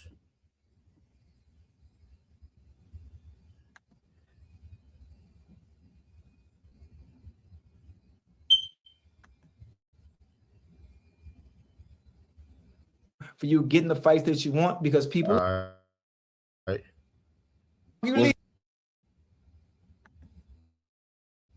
in life, many of us are searching for a thing. All right, make sure I smash that like button, man. Smash that like button, man, for sure. I'm excited for this fight, man, June 27th, man. That man Xander Zayas, he popping that shit, man. I like it, man. I'm gonna take off after you, baby. This is my time. Boots. You got Xander Zayas, the WBO, the WBA junior middleweight titles on the line. You're looking to become a two-weight unified champion. Yes, sir. And you, this moment, you understand these moments are fleeting, and this is how you try to make your name. You try to, like, when they talk about 154s and they talk about these great fighters of years past, I want them to talk about Boots Ennis moving forward 10, 15 years from now, like they talk about the 154s and the guys in the past. Is that your mindset when you're going into this fight because you know what's at stake? No, for sure. You know, it's this a legacy, you know, defining moment for me, you know, and then this what it's all about. And I'm going to show the world, you know, start at June 27th while I'm the best in the world. And we're going to start right here and knock them all down one by one. Yes, sir. Like when you and y'all heard what he said? He going to knock them down one by one.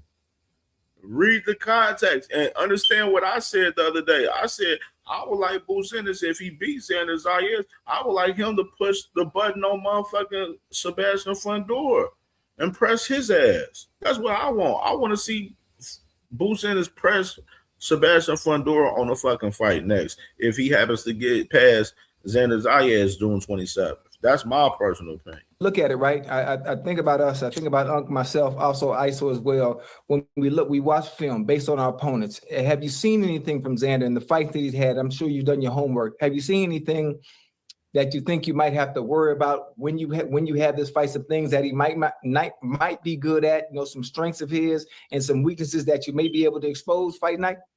All I'm gonna say is buckle up, put your seatbelt on, fight night, man. Y'all gonna see it all on fight night, man. I can't wait. You know, I'm gonna show out and show, and I'm gonna show y'all. I'm gonna show y'all. I really don't want, spill too many beans, but I'm gonna show y'all. Yes, sir. That's what's up. Hey, Boots, what's up, bro? It's ISO. What's going on? Hey, big fan here, bro. I love watching you play. I know Philly has a legendary boxing history, deeply rooted in grit, toughness. What really got you into boxing, and what's some of your favorite boxers out of Philly? What got me into boxing is my dad was a former professional boxer, and both my brothers, Derek Pooh and Friday Quiet Storm, and they was former professional boxers. One was at 168 and one was at 154, and it was like a family thing, and I was able to watch my brothers, come up on ESPN, Showtime. Yeah. So I've been around this boxing game forever. So this like nothing new to me. So I've been here before. So like your first love, I'm saying you started boxing when? How old? By how old were you? I couldn't even walk, and I was in the gym. They got a video of me in the jumper just hitting the bag. Like I couldn't even walk and none of that stuff. Salute to my brother Patrick Bill in the building, man. Salute to my brother P. Bill, man. Salute, Brody. But when you hear Xander say, you've never faced a fighter like him, he said, yeah, you're a great fighter. He don't want to take anything away from you, but you've never faced anybody like him with the skill that he possessed, the power that he possessed. And he said, like, you're going to be in for it when you. I see what you said, shit. If Potato to Fundora, that we all know. Fundora got it. That's my thing. I want Boots to press the issue. Make that man Fundora duck the fight. Force the issue on the fight. Even Xander. If Xander beats Boots Ennis, I would like to see Xander press the issue on Fundora. Make that man Fundora duck the fight next, bro. Fundora, he can't sit around and not fight those guys if they're approaching him to fight him. You know what I mean? He can't sit there and fight those other guys on PVC that ain't got no fucking straps when the champions is directly trying to fight you. You know what I'm saying? That's just where we at for us that with Fundora. And that's why I said the winner of this fight, press the fight on Fundora and make him fucking duck the fight. Guys face. He a solid fighter. He a solid fighter, but it's a lot of guys that fight like him. Yeah. It's not a lot of guys it's nobody that fight like me. I got my own style. Damn, he said it's a lot of guys that fight like him. He said it's nobody that fight like me. Damn, Boots popping that crazy right there. Y'all said y'all want to Boots Ennis to pop his shit. Now he popping it. Y'all wanted him to pop his shit. He doing so. Like, you know what I mean? Darius Warren, salute to my brody, Darius Warren. Make sure y'all subscribe to Darius Warren, man. If y'all not subscribed as well, man, that's family, man, for sure. Yeah, for a real weekend. Nobody that he got in sparring, nobody that he got can't do what I do. They don't know how I'm coming. They don't know what I'm gonna do on camp. I mean, on fight night. So they got a lot more to worry about than me. Boots, when you go in, let me ask you this. When you going into a fight, obviously you know you're fighting a guy that has the titles. When you go into sparring sessions, are you trying to get guys that resemble him as much? So what are you trying to get guys that are slick with it? You trying to get guys that got power with it? So what are you kind of looking for? Are you kind of getting a combination? Because I hear a lot of guys talk about, well, I go 7-8 rounds continuous. Shell, man. Come on, Shell, man. Come on, man. Come on, Michelle. You know the vibe. Come on, man. Well, I get a guy, I go 3 rounds with him, and then I take my minute break, and then I go 2-3 rounds with another guy, and then I go 2 or 3 rounds with another guy. So what are you looking for in a sparring session that's gonna best prepare you to fight the guy that you're fighting on a Saturday night? In a sparring session, you gotta have multiple guys. Okay. These guys, some of these guys, what I learned coming up in this boxing game, you can watch tape on guys or people might fight this person this way or somebody might fight this person that way, but they're not gonna fight you that same way. So you got to be prepared all around the board, and that's what we do. We got 60 pounders, 68 pounders, big guys, fast guys, little guys. We got it all in the camp. So you got to be prepared all around, and that way you could work on all different things in camp and not just one certain thing. Because you never know, in fighting, you might switch their whole game plan up. You got to be ready all around the board. Right. Hey, go ahead, Ocho. Shit, you got to be prepared for everything coming your way, and which is, Boots Ennis, and Bozy Ennis. That it was a reason why he didn't do the Jack Catterall shit. Bozy, they wanted to tap in, and he focused on this fight with Boots Ennis right now. You know what I'm saying? So I'm pretty sure them boys is game planning for Xander in every possible way, for every possible sequence in the fight. You know what I'm saying? Which is I'm pretty sure Xander is as well, man. That's why I said this what makes this fight June 27th a fucking amazing fight, man. It's gonna be lit, bro. Now I'm gonna say I don't want to put the eggs before the how you say, Unc? I don't want to put the eggs before the chicken. Yeah. You don't want to count your chickens before the chicken before the hatch. But obviously, listen, I like Xander. I've watched him fight many times. I've been to a few of his camps. But again, he's never seen anyone like you before. Based on his style of fighting, you've seen fighters that fight like him before. Your style is completely different. Obviously, being able to switch hit, fight from distance, fight in the pocket, fight at range, anything you want to do. Athletically, you're probably going to be just being honest. Athletically, and when it comes to ring IQ, you're probably going to be 2 or 3 steps ahead of him. Obviously, I think speed is going to be a problem for him as well. Which there's no one he can actually get in his camp to kind of mirror what it's going to look like fight night, on the 27th. Right. But after this fight, in which is probably going to be a great one based off what you told us when the show just started. Is there someone that you have your eyes set on fighting next? Because for you, it's been a problem for you getting the fights that you want. Because tap in with my brother TD, man. My brother TD Sports Talk. He interviewing this guy Friday that sparred Boots a couple weeks ago. That's a 160-pound fighter, man. So tap in, man. Make sure y'all subscribe to TD Sports Talk. And make sure y'all tap in. I'll be tapping in on that one for sure, man. Salute to my brother TD, man, for sure. People are actually scared to fight you. They call you the boogeyman for a reason. People are actually scared to fight you. Is there anyone that you would want to fight next? Or that right now, I said we ain't looking past nobody. We going Xander's eyes right now. I'm like, and Xander and Boots on the same time, and they ain't looking past nobody else right now. They focus on each other, man, and that's how you love it, man. Both fighters locked in on each other, man. On him, and that's it. And like I said, we're going to take it one fight at a time. We're going to knock them all down one by one, and we're going. Like I said, I'm gonna show the world I'm the best in the world. I'm taking over slowly but surely. Just one fight at a time. Yeah. Hey, Boots, I see you're a few weeks away from fight night. What is camp? I heard that boy Boots, man. He said he taking over, man, one fight at a time. Y'all heard Boots in this. Y'all heard him. Remember that Boo said that. I want y'all to remember that. Like right now. What you mean? Like the every day?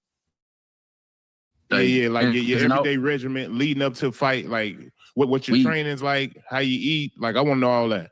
Right now, I mean, I'm on my own schedule. I kind of like, I get up and train whenever I want. You know, I do 3 days and from boxing, sparring, strength conditioning, running, pool workouts. So I break all that up in three different times, you know, each day. So I got a lot going on, you know, and then I rest on my Sunday and then start back all over and do it again for the week, you know, and camp been going great though, you know, eating right, doing everything I'm supposed to be doing, having fun. You know, this what it's all about. Having fun while you in camp, so fighting that can be super easy. Yes, sir. Is there ever such a thing as overtraining at any point where you think you train too much, where you're not able to perform the way you want to because you've done so much throughout a 8-week camp or whatever it may be? I mean, it depends how many weeks you do for camp. Some guys do 10 weeks, some guys do 8 weeks, some guys need 16 weeks. You know, it depends what these guys be doing. Right. And I don't do too long of a camp, you know, and I try to, because I'm always in the gym anyway. I stay in the gym anyway. So my camp, not really, all I need is 8 weeks. I don't even really need that. But I just do 8 weeks, and 8 weeks of just me locking in and doing everything I should be doing, working on everything I need to be working on, and that's about it. So, I mean, some fighters do it. Like I said, some fighters can overtrain because they doing 16, 10 weeks, 12 weeks. You don't need all that to get ready for a fight. Well, but see, that leads into my question I was about to ask you, because you going down to 154, what is your walk around weight? I think one of the things that aided Floyd is that Floyd fought the majority of his career, especially the latter part, at 147. Well, Floyd walks around at 152. So he don't need but 2 weeks of camp to go cut weight. If guys trying to come down for the 154 and they 185 and 190, hell yeah, you need 12, 16 weeks to get all that. No, thanks. You're right. You know, you're right. But it's about your lifestyle, how you living outside of camp too. Like, absolutely, you gotta eat right and still, you're gonna have your days where you're gonna want to play around, cheat, and eat a little bit of junk food, maybe McDonald's here and there. Yes. You know how I get down, Ocho. You know how I get down. Hey, that motherfucker Ocho Cinco, that motherfucker live off of McDonald's, dog. No cap, bro. You know what I'm saying? McDonald's, baby. No. But the main thing with Boo Sanders, though, he said as far as the lifestyle outside of boxing, you know what I'm saying? Like, no, he don't smoke, he don't drink, you know what I'm saying? It's just all boxing and, family for him, you know what I mean? Which is, he lives a great lifestyle as far as being a boxer, man, as far as being a fighter. But no, it's just like you might have your little days where you want to have your little cheat days, but you got to stay locked in. You got the job not done at the end of the day. You got to keep doing what you're doing, keep pushing forward. When it's all said and done, you can look back and be like, all right, now I can chill, I can relax. I did everything I wanted to do. I retired on top, undefeated legend, and I can enjoy my fruits of my labor. That's my whole mindset right now. Yeah, that's what's up. The funny thing about it is you moved up at the welterweight. You took those belts, and you automatically started talking 54 and 68. Yeah. So you trying to pull a Bud. I mean, Bud 47. Bud was 40, 47, and then pole vault to 68 and take down a guy that they thought was beatable. Nobody other than had unified the he unified 3 divisions. Yeah, I'm here to stamp my own legacy and take over each division. Like whatever division I'm at, that's what I'm taking. I'm taking it over. I'm taking every belt home with me. That's my goal. They was down there. I was at 147. They was playing around at 47. So I moved up to 54. Now I'm about to take over and be undisputed at 54, and then do the same thing at 60 and 68, and then I'm gonna go ahead and retire as undefeated legend and enjoy my fruits of my labor. Hold on. Yeah, that man. Shit, that's the plan. Shit, 68 is the last stop for his divisions for his Boo Sanders. That's him and Bosie's plan. You trying to do 47, 54, 60, and 68? I did 47 already. I was WBA, Super WBA champ, and IBF and Ring Magazine champ at 147. IBF. And now I'm about to fight for the WBO and WBA. About to be unified here, and then 2 more. I need 2 more belts, and then I move up and I do 60, 68. Yep, I'm trying. This was all about. Salute to my Brody D1, man, with the $3 banger and the cash app, man. I know my brother busy working, man. He can't chat, man, but salute to you, Brody. Man, fire show last night, man. You already know, subscribe to Angry White Man Boxing Podcast. If y'all not subscribed, man, that's family, man. Love you, bro. Get to that bag, man. You already know the vibes, man. We cooking, bro. You already know the vibes. So let me ask you a question, Boots. What's up? What do you walk around at in order for you to go down to B47 and go to 6? D Free, salute to my Brody. D Free, salute, brother. 8. So so damn, what you 175 walk around naturally at 75? I don't know. Boots ain't gonna discuss. I don't know. I can't tell you. I don't know. I was about to say that Boots ain't about to tell you where he walk around at, man. He ain't gonna, for you to move. Boots ain't disclosing that, Brody. He not doing that. For you to move up like that, man. Yeah, I can move up for sure. And when I'm in camp, I had bigger guys, in camp. I be having 68 pounders, 75 pounders, sometimes cruiserweight. So yeah, I can do it. I know I can do it.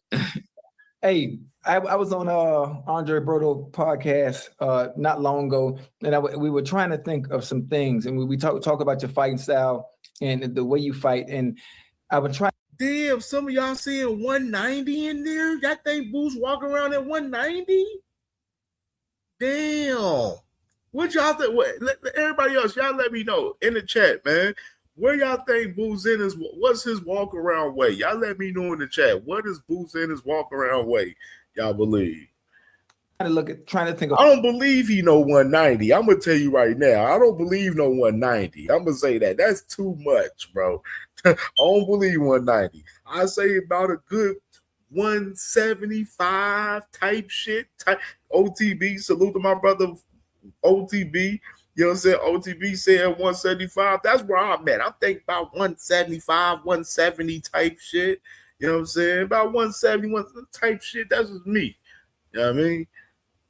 Flaws. It's just something to have a conversation. Like 170, 180 type set. Like, between that 75, 80 type shit. You know what I'm saying? You want to say the part of that. 190, that's a stretch, though. I don't think he walk around in no 190, bro.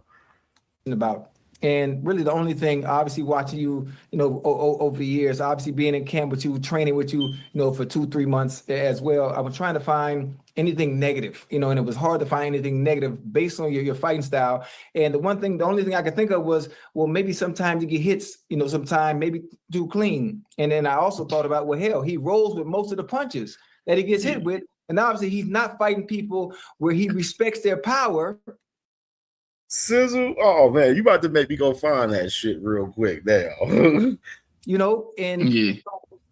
it comes to that, for those that say you get hit too much, what do you have to say to those critics? Come on, oh Joe, man, you acting like a casual, bro.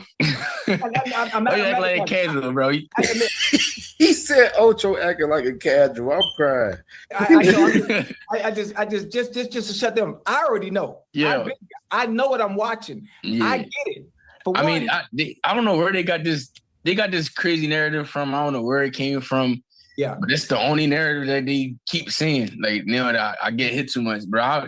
Every time I come out the ring, I don't have no cuts, no bumps, no lumps, no. Mm-hmm. Yeah, I might get hit. It's boxing. Everybody get hit, but it's a certain way you get hit. I know how to roll with the punches. I know how to. Right. Yeah, if I do get hit, I'm not gonna get hit with it again. Like it's like people gotta look at stuff like that. People gotta sit back and really watch my fights and really like then he did get hit with that shot, but he didn't get hit with it again. Or he got hit with that shot that time, but this time he rolled with it. Sometimes you gotta roll with it because it'd be too late to bring your hand up, so you can just roll with it. So it might look like you get hit, but you're not. But people, I don't know where they get this narrative from, but like I said before, I just take it as a compliment. They got to find something, when you greet. So you got to find something to talk bad about. So it is what it is. The defense is phenomenal. Your defense is phenomenal. I've seen it with my own eyes. I witnessed it. I was in there with you, even though I beat you up, but I was still in there and witnessed it. But I mean, I know you still hurt from them body shots. You ain't do no body shot at Boots? You ain't even touch him on top. You just hit him in the body. I was ripping his body up. I wanted some ribs that day. Damn. Oh, Bruce Gas, salute to Bruce Gas in the building. Subscribe to Bruce Gas if you're not subscribed. YouTube legend in the building. Salute to Bruce Gas. Hey. Who's some of the, like, obviously at 147, there have been some great, I'm talking about historically great fighters. You got Hearn, and you got Sugar Ray and you got Floyd. You've got a lot of fighters at that 147. That boy Sizzle said a McRib. I'm crying. Roy started at 54. Roy is mainly known as a 60, 68. Mainly 68. Hey. What? You just I was touching. I was ripping his body up. So you gotta find something to talk better about. So it is what it is. Your defense is phenomenal. Your defense is phenomenal. I've seen it with my own eyes. I witnessed it. I was in there with you, even though I beat you up, but I was still in there and witnessed it. But I mean, I know you still hurt from them body shots. You ain't do no body shot. You ain't even touch him up top. You just hit him in the body. I was ripping his body up. I wanted some ribs that day.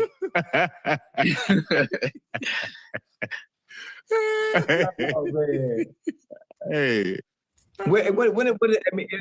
Who's some of the, like, obviously at 147, there have been some great, I'm talking about historically great. Yeah, man. I see you quite here. He said, you asked why he keep talking about 147. Because they casuals. They got to understand that he's campaigning at 154. You know what I'm saying? Like, they're coming from the casual perspective. The questions is from the casual perspective right here. That's why sometimes I like to react to some of the casuals that interview some of the fighters at times. You know what I mean? To show y'all some of their perspectives. You know what I mean? Fighters. You got Hearns and you got Sugar Ray and you got Floyd. You've got a lot of fighters at that 147. Roy started at 54. Roy is mainly known as a 60, 68, mainly 68, and then he moved from there to light heavy and end up winning the heavyweight championship. But who are some of the fighters when you were growing up say, you know what, I kind of like him? Growing up, besides watching my dad and my brothers, I always watch Floyd. That was my Floyd, Roy, Sweet Pea. Sweet Pea had defense. He didn't have the greatest power, but you talk about, talk about slip, I'm talking about excellence. And Prince Nassim. They was my fourth favorite fighter. That's all I used to watch. Like, and I feel like coming up in the amateurs and then like eventually turning pro and all that stuff, I feel like I just meshed my dad, my brothers, and then I took pieces from Floyd and Roy and Pernell and Prince Nassim and like now I started watching like James Toney and Sugar Leonard. Like I'm just trying like still all different things. You know, that's how you get better. That's how you learn and get better. And that's what I've been doing. You know, I just still little different things from different people. And stop the presses. I want to touch on something that Jay Will said. Said we need boxers on casual channels for global appeal, and I agree. Now, as far as this perspective, this interview for us boots on Nightcap reasonable as fuck because the Nightcap got million-something subscribers, and they're a platform that's live every night, giving content for our sports, every night. You know what I'm saying? And it's one of the biggest platforms in the world for us content-wise. Very fucking reasonable. Now, when I see these fighters be on these no-name ass motherfucking guys that's casuals that we don't know of, that's when I have an issue with it. You know what I'm saying? Like it's cool if you do an interview, like Shakur did an interview with Juvie and Manny Fresh. Not to my liking doing an interview with them in particular, because I think that was probably the first time I've seen them interview a fighter. You know what I mean? In particular. But it's cool because they have a big platform itself. It's not big as Nightcap, but it's cool. But then when you see Shakur do an interview with Fred Van Fleet, then we looking at it different. Like, why the fuck is he doing an interview with Fred Van Fleet? Like, you know what I'm saying? I mean, of course, we know he's out there, Houston and shit like that. For as that, you know what I'm saying? He plays ball, NBA, and all of that. But he's not big as no fucking Juvie and Manny Fresh or no fucking Shannon Sharp and Ocho Cinco. Like, you know what I'm saying? It's a difference for us that. Like, you know what I'm saying? Like, you go and interview with a casual that nobody gives a fuck about in reality to really hear from, to be honest.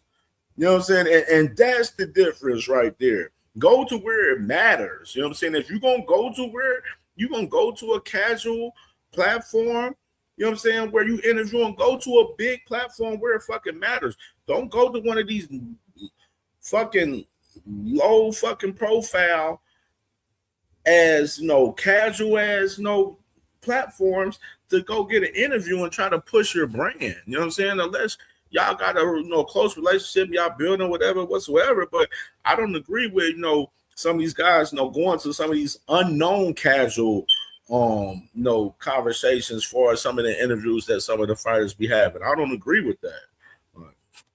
And just trying to better myself. That's all. If you had to pick one fighter today, that like you gonna come, if you're gonna come do an interview, come do an interview with CamJ. Come do an interview with TD Sports Talk. You know what I'm saying? Do an interview with Jack Queen Boxing. You know what I'm saying? Do an interview with BBO. Like do an interview with motherfuckers that's tapped in the sport. You know what I'm saying? That's really talking the sport and covering the sport on a daily basis. If you're gonna do it on that scale, if you're gonna do that. But some of these fighters that is going to fucking casual ass platforms that's low profile, it makes no sense to me. That you enjoy watching, and when you watch them fight, everything about their style of fighting is the definition of what the sweet science is. TD, yes, she does. Yes, she does. Yes, she does. Yes, she does. Who would that talk be? about outside of yourself. You said you would pay you like old time or just come watch them fight. Old school or right now? Today? No, right now, yeah. I'm trying to think. I ain't gonna lie, I like Ben. Conor Ben? No, Ben Rodriguez. Oh, Bam. Okay. Yeah, I think he like. Yeah, he ain't say no damn Conor Ben now. He ain't say no Conor Ben. He talking about Bam. He ain't say no damn Ben. He talking about Bam. Bam. Nigga, it's not no motherfucking Conor Ben, goddamn. I think he a complete package. He do it. And by the way, salute to my sister. And by the way, speaking of Jag Queen, she got an interview with Sharetta Metcalf from MVP today at 4:30, man. So we probably gonna string along the show all the way till 4:30, till sis come on till 4:30, man. So definitely gonna be tapped in, man. Salute to my sis. Big interview today with Sharetta Metcalf today at 4:30, man. So we definitely gonna be tapped in on that today, man. So we gonna lead the show all the way up till 4:30, so we can tap in with sis with that interview. I think he do it all, like for today. Right. Okay. He's slick. He got inside game. He got outside. Yeah, let's get these likes up, man. Let's get these likes up. Where we at? 47? Oh, that's crazy. That's nasty work. We got 68 in the building. We should have 68 likes. It's 21 people missing. 21 people that didn't hit the like button. If you ain't hit the like button, hit the like button, man. Game. He got pressure for. He could box. Salute to my Brody T Hill, man, the commissioner, man. Salute to the commissioner, man, T Hill, and salute to my dog IFF in the building, man. Salute to IFF in the building, man, for sure. I think besides myself, I feel like it'll be him. Okay, I like it. Hey, who you top 5 Philly fighters? Top 5 Philly fighters ever? Yep. Good question. Man, I don't know. Well, Smoking Joe got to be first. Joe first for sure. Smoking Joe. B-Hop got to be in there. Who? B-Hop number 2. You can throw B-Hop in there. I never really watched B-Hop too much coming up, so I can't really say. But you can throw B-Hop in there. Damn, Boo said he didn't watch B-Hop growing up. Y'all believe that? Y'all believe Boo ain't watched Bernard Hopkins growing up out there in Philly? That's interesting. That's real interesting. Joe Frazier, B-Hop. I don't know. I'm missing some. And Shell, you are absolutely right. They do go to some of those casual fans channels to spin their narratives and not answer tough questions, man. They have an advantage in the interview. You know what I mean? Like some motherfuckers be trying to have advantages in interviews and shit too. You know what I'm saying? And let alone the fights. They do it along with the interviews too. Meldrick Teller. I'm gonna be missing some people, but he got robbed to get shot heads. He got robbed to get shot heads. Yes, he did. He did, and so did Purnell too. That's my favorite fight. Well, one of my favorite fights to watch. Yeah. Man, Steele. Richard Steele was on the. And salute to my boy Dragon in the building, man. Salute to my boy Dragon, man. The assassin, man. My Brody, man. Salute, bro. The fight was the rep in the fight against Chavez, Mildred. Oh, Case. yeah. And everybody was talking about, he's Ghetto Fab. Salute the Ghetto Fab in the building. Salute. Chavez fighting a great fight. What's called was rubbing his ass up. And then he stopped the fight with like 6-7 seconds to go in the game. Because Taylor would have won the fight if he didn't stop it. Yep. Hey, Boots, you got a birthday coming up, bro, on the 26th. You know, it's the same. Gecko Kid Marco, salute, Brody, salute. I see my sister back in the building. Aircraft in the building. Salute to my Brody Aircraft, man. Salute, brother. 6. Oh man, my birthday, brother. Yeah. Oh man. Yeah. We got 3 counselors on here. Yeah. That's what's up. Yeah, I'm about to say that's the day I weigh in too. That's I fight the 27th. And I weigh in on 26th. So it's an early birthday gift to my, late birthday gift to myself. After I win. That's what's up. So I was asking that because that man Boo's birthday on the 26th. Sheesh. Because I'm sure you probably don't really have much of a celebration you're gonna do for real, knowing that you got to fight the next day. Like what? No, my celebration is gonna be me getting in the ring. 27. Okay. There we go. And put in the hand two division unified weight division champion. That's all I'm worried about right now. Fact, that's my birthday gift to myself. That's what's up. You known to be a gym rat, right? After the fight, how long you gonna take off?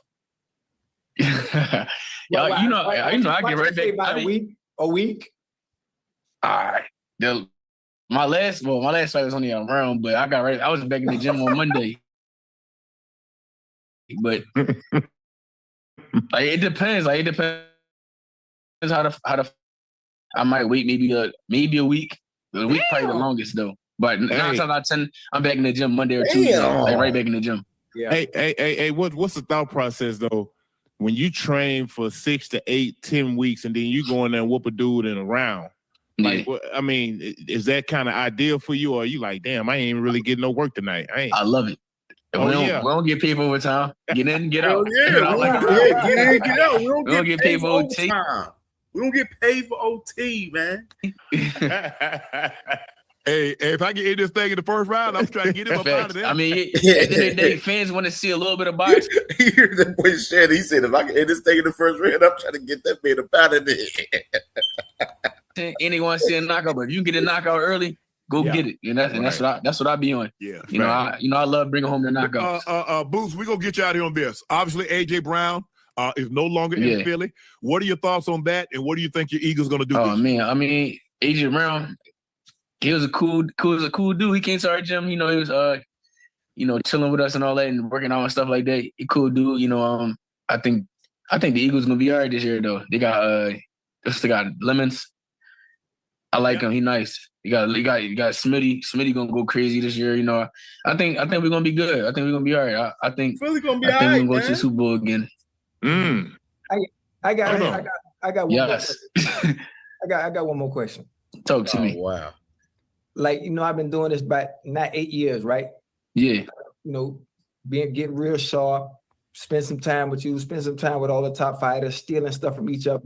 Like if we got in there right now, right? Ocho, I will put you out in 20 minutes. I mean, 20 seconds. No. Hey, I'm not the same. Hey, I'm not the same. I'm not the same, person I was when we sparred 2-3 years ago. He said he ain't either. I'm bigger now. Huh? And I'm bigger now.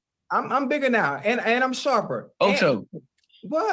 Just give me 30 seconds, 20 seconds. Hey, damn! Hey, hold on. I guarantee you, we go 7 rounds. You go, hey, Booth, you gonna walk him?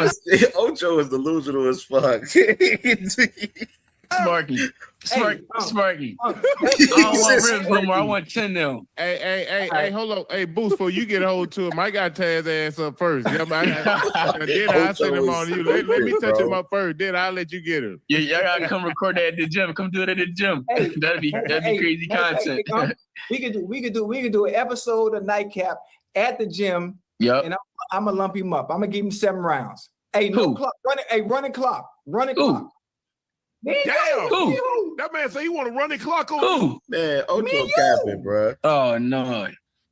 We gotta make sure we got the ambulance there. We gotta make sure we got doctors on site. Hey, listen, you taught me too much. That's why I talk so much trash now. Ocho. Damn, Boots. Hey, I'm You like know that. it's real, right? I know it's real. I've been in there. I done been through the storm. Nah. I got an umbrella now. They ain't gonna work. This wind blow rule too hard for that, man. Yeah. Hey, Yeah. my hands registered, man. Bro. These hands Yeah, you registered. crazy, man. Something wrong with you, man. Ocho funny as hell, After I get your 10, I'm gonna have some McDonald's waiting for you. He ain't gonna be able to eat it. His jaw gonna be closed. He gonna have to drink it. They gonna-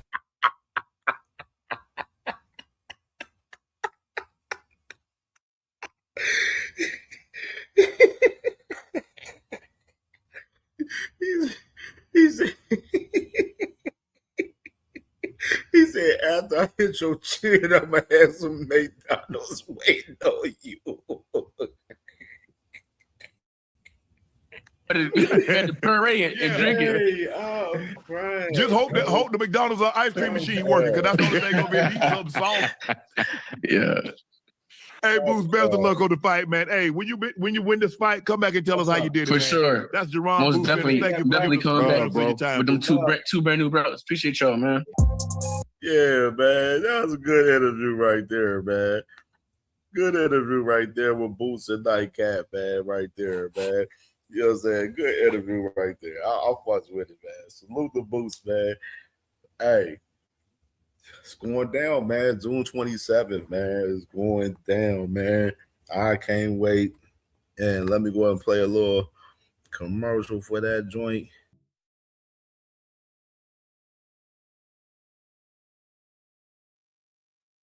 All right, man. And speaking of Boots Ennis, last night, man, CamJ, I was sitting around, on the net. I'm chilling, browsing around, looking at some little content, looking for content for the show and shit. You know what I'm saying, for the day. And then I happen to be on Instagram Live, and I happen to catch the man Nose Candy motherfucking Bill on IG Live with Gilly the King last night. Which this is something I didn't get to clip the part of him what he said for Boots, but I had to make sure I made a tweet to paraphrase what he said. And this is what he paraphrased pertaining to Boots Ennis right here. And he said Boots Ennis is the most difficult fighter on the Devin Haney hit list. And also says that Boots Ennis' style, being a switch hitter, is more difficult than Shakur Stevenson's style.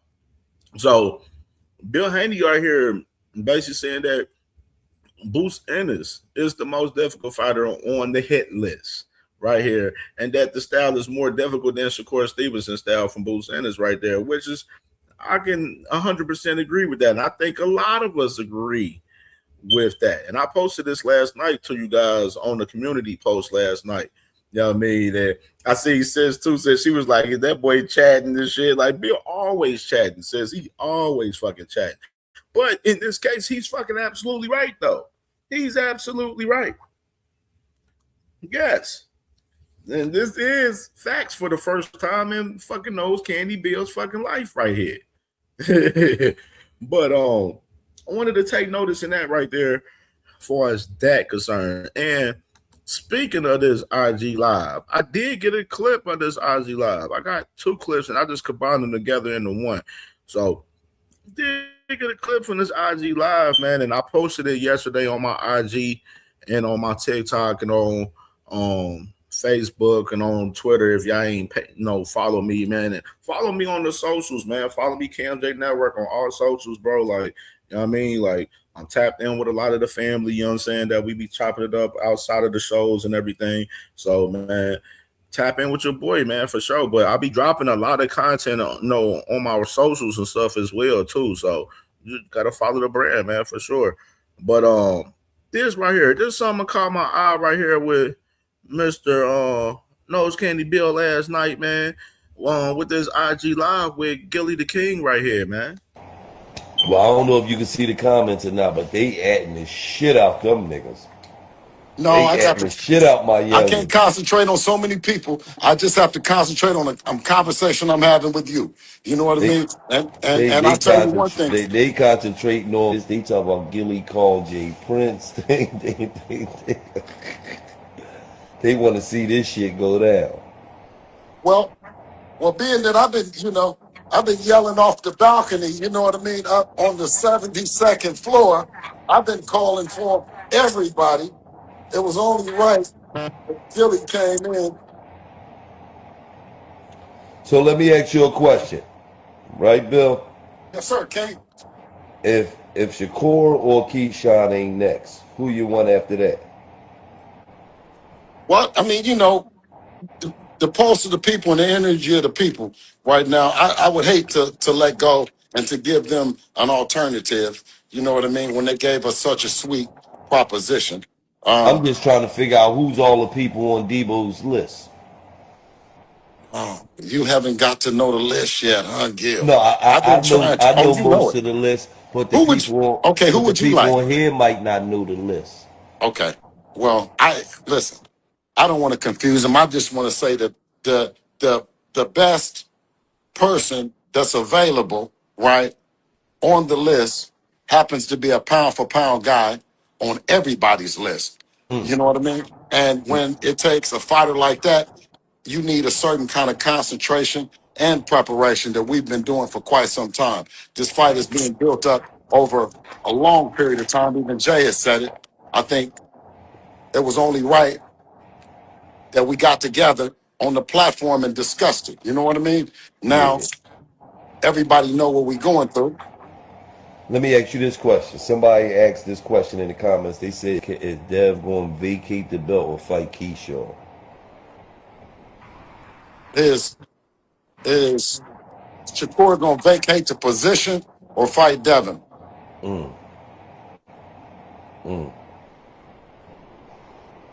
See, the Keyshawn, Keyshawn just got a belt the other day. I mean, he ain't never beat a champion for it anyway, though. You know what I'm saying? So really, he's not, But giving him an opportunity is something to talk about. You know what I mean?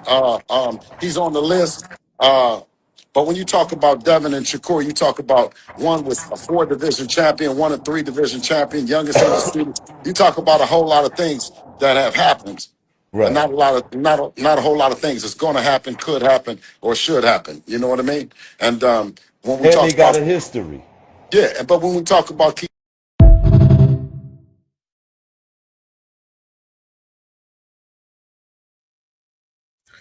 I'm gonna play this back one more time, bro. I'm gonna play this back one more damn time. And I just want to start off and just to say that we get Bill Haney, Nose Candy Bill, is one around here everywhere. I just seen him on BFT. I literally tap in and heard and listened in to this man on another fucking channel early this morning today. Like this morning before I came on live today. Like this man's all over the place. And now you see him in this clip right here where he's still pressing upon the Shakur Stevenson fight. For what? For what? Why is he pressing upon the Shakur Stevenson fight? Didn't that man, Devin Haney, say the other day that he was on the Keyshawn? Didn't himself say that he was on the Keyshawn the other day? I mean, did he tweet this out the other day? This is what Devin Haney tweeted out the other day. Why is this man pressing upon Shakur Stevenson still? Didn't we get this the other day? You know what I'm saying? Where all the information is coming out where the WBO is about to order the fight with Keyshawn and Devin right now. All the focus should be on this right now. Why is this man still focusing on talking about Shakur Stevenson still? Like, I'm trying to really understand that. Let's run this clip back again. Well, I don't know if you can see the comments or not, but they adding the shit out them niggas. No, They I got acting the to. shit out my I youngin. can't concentrate on so many people. I just have to concentrate on the conversation I'm having with you. You know what I mean? And I tell you one thing. They concentrating on this. They talk about Gilly Call J Prince. They want to see this shit go down. Well, being that I've been yelling off the balcony, you know what I mean, up on the 72nd floor. I've been calling for everybody. It was only right that Gilly came in. So let me ask you a question, right, Bill? Yes, sir, King. If Shakur or Keyshawn ain't next, who you want after that? Well, I mean, the pulse of the people and the energy of the people right now, I would hate to let go and to give them an alternative. You know what I mean? When they gave us such a sweet proposition. I'm just trying to figure out who's all the people on Debo's list. Oh, you haven't got to know the list yet, huh, Gil? No, I know most of the list, but the who would you like? on here might not know the list. Okay. Well, listen. I don't want to confuse them. I just want to say that the best person that's available, right, on the list happens to be a pound for pound guy on everybody's list. You know what I mean? And when it takes a fighter like that, you need a certain kind of concentration and preparation that we've been doing for quite some time. This fight is being built up over a long period of time. Even Jay has said it. I think it was only right that we got together on the platform and discussed it. You know what I mean? Now, everybody know what we're going through. Let me ask you this question. Somebody asked this question in the comments. They said, is Dev going to vacate the belt or fight Keyshawn? Is Shakur going to vacate the position or fight Devin?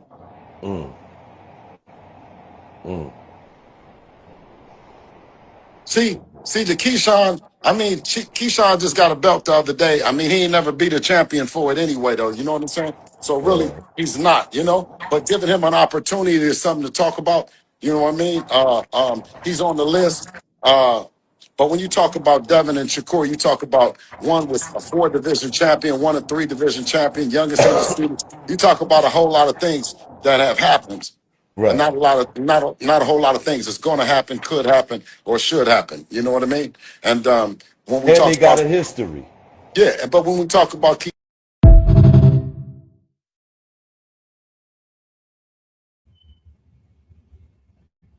Now, this is my thing about this. Notice they asked him the question, is he going to vacate or fight Keyshawn? And then he totally deflects from the question and goes on and says, is Shakur going to vacate from his position? Totally deflected from the question that was asked from him about him vacating or fighting Keyshawn. And I seen the little conversation that, some of the little, LDBC guys out there trying to have out there, you know what I'm saying, for as this Keyshawn fight a little bit this morning where I'm like, hey, y'all acting naive right now for as the Zuffa shit. If y'all going to Zuffa, what do y'all think y'all going to be doing? Y'all really think y'all going to be taking these WBO straps over there? We just talked about this yesterday. This man, Nose Candy Bill, is all over the fucking place right now. You know what I mean? And they still pushing upon the Shakur Stevenson fight when obviously the shit looked like it's dead, which I already told y'all that I don't see Shakur Stevenson in the ring in 2026 with Ryan Garcia or Devin Haney. I don't see it happening. And then we're continuing to see that in fucking AK as far as that concerns. Now you got the whole situation with the mandatory with Devin Haney and Keyshawn right here. And it's like, bro, make the fight happen. Like, for real, honestly, like I said, the Zuffa shit, yes, we're hearing all the rumors with Devin and Shakur, but I'm saying, what's holding them up from announcing this move?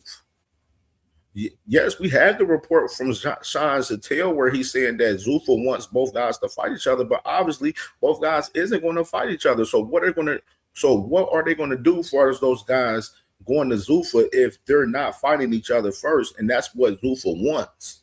If that's the plan, that's what you got to ask yourself as far as that. But Nose Candy Bill, like I said, he all over the place. He's still pushing upon this Shakur fight when it looked like Shakur doesn't want to fight Devin Haney. He's denied the fight a couple of times when they talked about the negotiations and all of that shit. We already been cooked up and got content on that shit, from the past month. You know what I mean? So we didn't already run down that timeline. So this fight with Shakur and Devin is not happening. So it need to be Keyshawn. And then if it's not Keyshawn, who is it? Who is it going to be if it's not Keyshawn? Who would they fight if they're going to Zuffa? If they're not fighting Keyshawn, if they're going to Zuffa, who will they fight if they're on their first fight to Zuffa? If it won't be Keyshawn, because if it ain't Keyshawn, they're not going to have that fucking strap. I'll tell you that. Top Rank has placed both of their guys in position. Emiliano Vargas and Keyshawn right there at the top spots at 140 and 147 for the WBO. In the loop for Shakur and Devin, for both of those guys, if they go to Zuffa and them titles ain't going with them going to Zuffa, them boys is right in line for those titles right away. Right away. That's what I said, man. Everybody got to read the room in some of this context right there, bro. Got to read the room with some of the context right there for sure, man.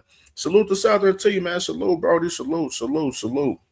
And let's get to this next topic right here with funny, man. Let's talk about this man, Tank Davis. Of course, we got the whole conversation with Tank Davis and Kid Austin right now as far as the conversation with that fight with those two guys. And I see this man Tank on Twitter, man, being on this bully shit, bro. Already with this guy, Kid Austin, saying, y'all throwing that little boy in the deep end. And then you see this guy. I had to make the full screenshot on his tweet with the comment right there below, right there from the guy right there, the Kareem Gotti guy. He posted the Kid Austin picture of him in the hospital, bro. Like, which was fucking crazy, bro. Crazy right here. And as you see, man, the man Tank Davis on this bully, man, as far as the man Kid Austin, man, I see this shit being just like on some Frank Martin shit. You know what I'm saying? I question if the man Kid Austin is going to make it to the finish line on the fight. That's just me. I don't trust the little boy. I don't trust him. That's just me. I don't trust the little boy. That's just me. But that's it for that. And let's get to the main topic, which is going back to Sunday night a little bit, man. Which is I said yesterday I wanted to go over the Daniel Kinahan shit. I ain't gonna go over that today, so we're gonna say that for another time. Go back on that shit, but it will be kind of a little mentioned in the conversation for us a little bit. I know when we open up the panel for sure. But as you know, Tyson Fury, go ahead and play the drum. We're gonna drop the clip right here. Tyson Fury here, the Gypsy King. Just stepped foot on US soil. It's been 5.5 years since I knocked out that big bum dosser Deontay Wilder, and I'm back. The smell of freedom is in the air. Big shout out to Turkey Al Sheikh for making this happen. Get up. God bless you all. Come on.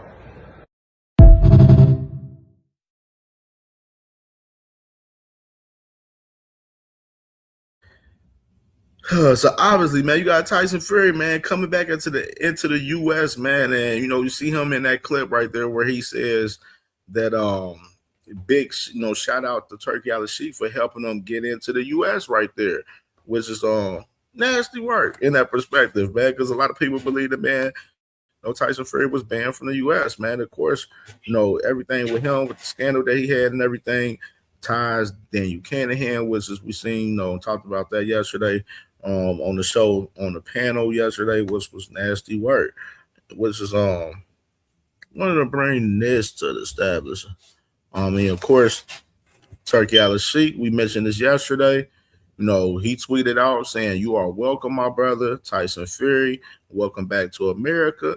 Big announcement coming by us about your fight against Anthony Joshua." And he tagged Ring Magazine and Netflix name. And I told y'all yesterday, take notice that he didn't tag Dana White or Zulfa in this post. So take notice into that. And of course, we had the, of course, he had a clip. I don't know if this is on this clip. I'm gonna play this clip too, by the way, in a minute. But of course, he had an interview on IFL, slightly and stuff where he talked about if he wasn't to fight Anthony Joshua, he will look to fight Ajit Cabiel. If Usyk doesn't fight Cabiel and that title end up becoming Ajit Cabiel's, he was looked to fight Ajit Cabiel. If he wasn't to fight Anthony Joshua, which I told y'all, bro, the man Fury, I told you, he moving weird. And let's play this clip from Fury right here.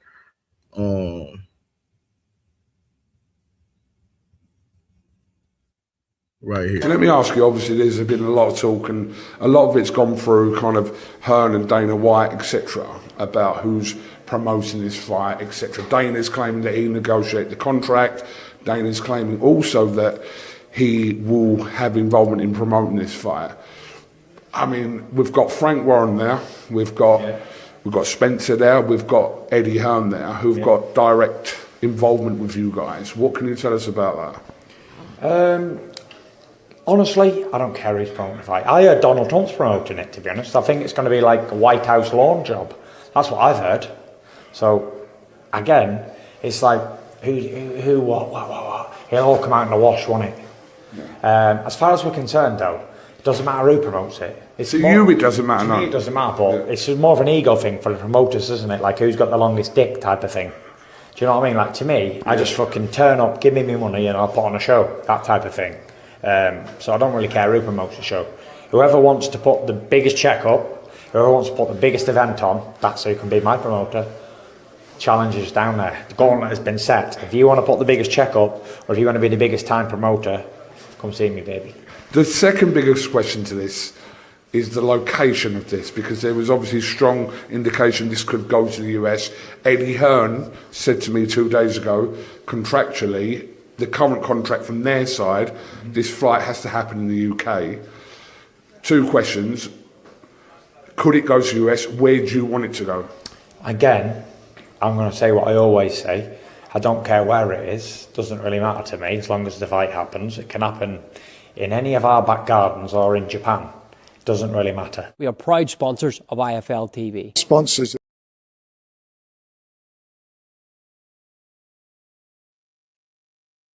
So you got the man Tyson Fury right there, letting it be known that he don't care who's promoting an event. He said right now, for us, a lot of these guys, for us, the conversation for us, who's promoting an event, is a dick measuring contest, which is I 100% agree with him for us that aspect of it.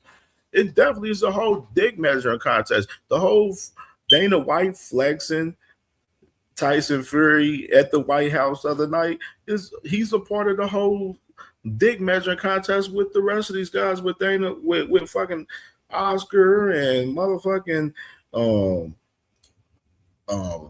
fucking Eddie Hearn, Frank Warren, with all of those guys. I mean, there's just a dick measuring contest for these guys, pretty much. But at the same time, Fury's acting like he's this big major guy and all of this shit, which is crazy work. I'm telling you now. That fight happens in the United States. That fight is going to flop. I want to let you know that right now. That fight will not do well in the United States. That fight is a United Kingdom fight. That fight needs to be in the UK. That is UK business. I'm going to continue to say that. That is for that country, man. That UK deserves to have that fight. Fury, he should be the one that should be advocating that the fight should be in the UK because that's his home motherfucking town. And that's the nasty word.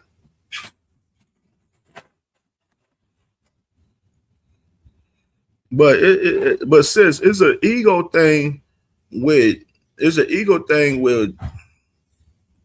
with what's it called with the promoters, because as far as Dana White aspect, I could say from Dana White, not more so from the other ones, but from Dana White's aspect, he's trying to have a dick measuring contest with the other promoters, pretty much, with trying to do all of this weak ass flexing. You know what I'm saying? What I said, that flex, that shit, him flexing, that him flexing Tyson Fury, they didn't give us no information, nothing new that we knew from that shit besides knowing that how corrupted this shit is. Y'all see the thumbnail, motherfucker dapping up with Trump and up there with Dana and all of that shit. Y'all see that shit.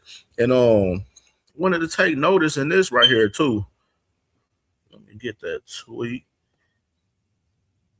Oh, this happened too right here. A lot of shit happened up here for us the White House event. You know what I mean?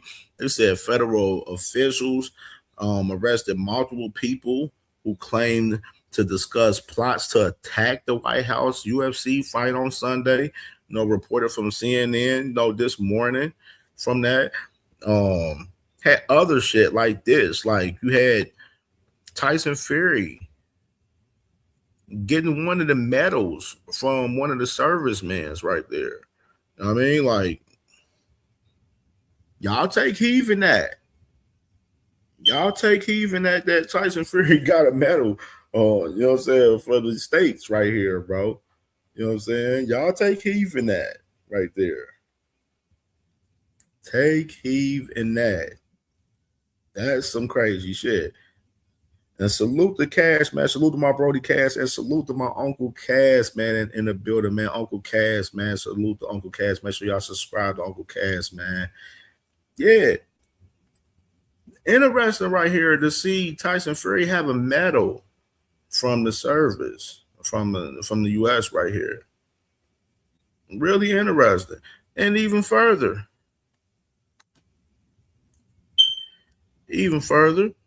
we got Tyson Fury latest last night, which Ring Magazine, they posted this as well, where you got, Tyson Fury in his, Instagram story, saying that Turkey is the promoter of the Gypsy King and saying biggest fight in boxing by a mile. Turkey is my promoter. You got, Tyson Fury flying off saying that Turkey Al-Sheikh is his promoter. And that's why I asked y'all yesterday, I wonder what Frank Warren has to say all about this. Spencer Brown and Frank Warren, I wonder what those guys have to say about Tyson Fury as far as this. With him talking about Turkey Al-Sheikh is his guy. You know what I mean? And even further context,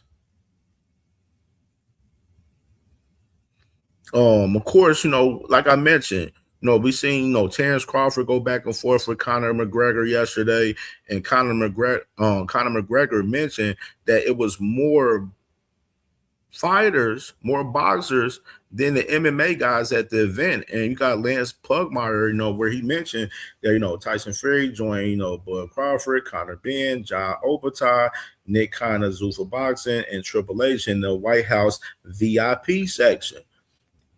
So you had all of these guys, Bud Crawford, Conor Benn, Ja Opatai, Nick Khan of Zuffa, and Triple H, of course, from WWE, all out there in the White House VIP section. TKO shit.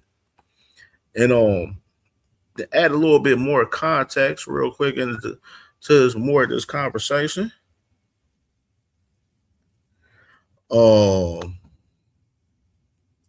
Starting off, salute to my brother, man, Sugar Sheed, man, out of the DMV area, man. I know Big Dre, a lot of my guys from the DMV area tapped in with Sugar Sheed.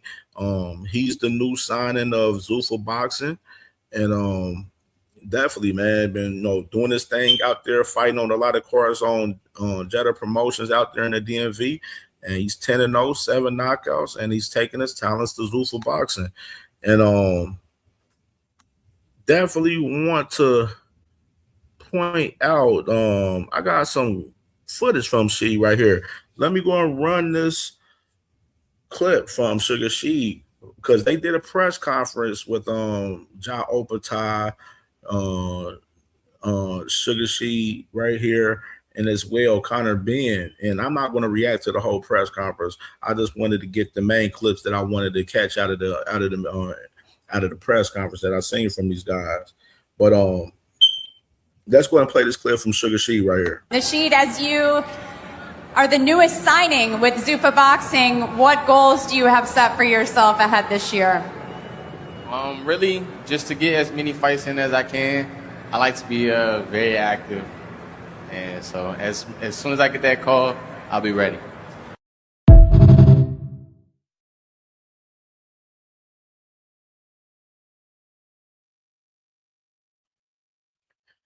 Yeah, man. Yeah.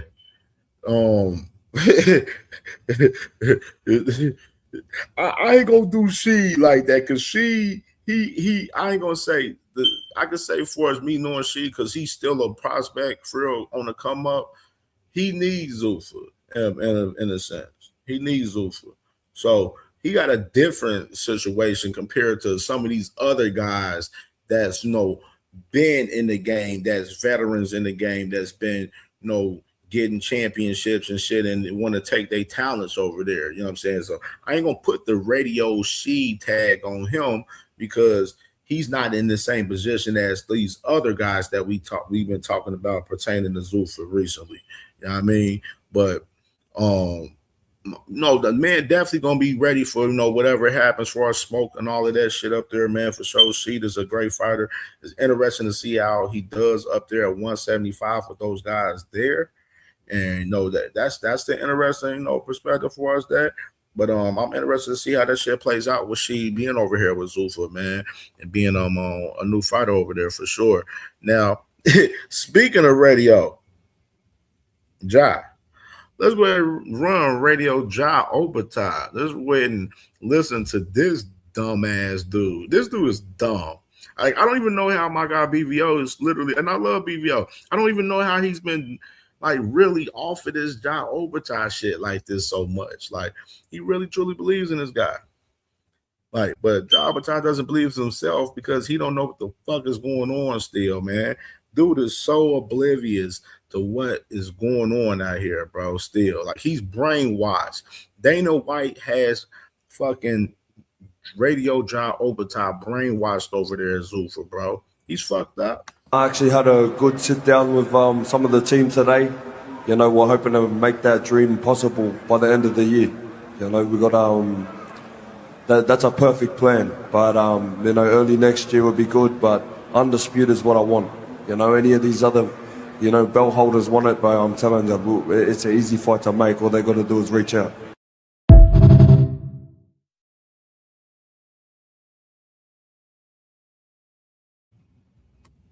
He said, it's an easy fight to make. All they got to do is reach out. Man, let me play this bullshit again. I actually had a good sit down with some of the team today. We're hoping to make that dream possible by the end of the year. We got that's a perfect plan. But early next year would be good. But undisputed is what I want. Any of these other belt holders want it, but I'm telling you, it's an easy fight to make. All they got to do is reach out.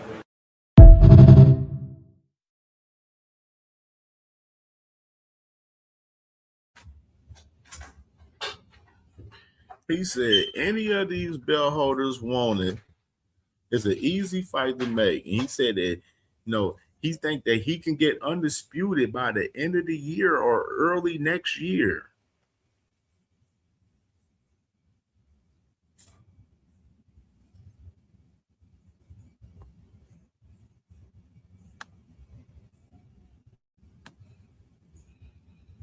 You hear this, man?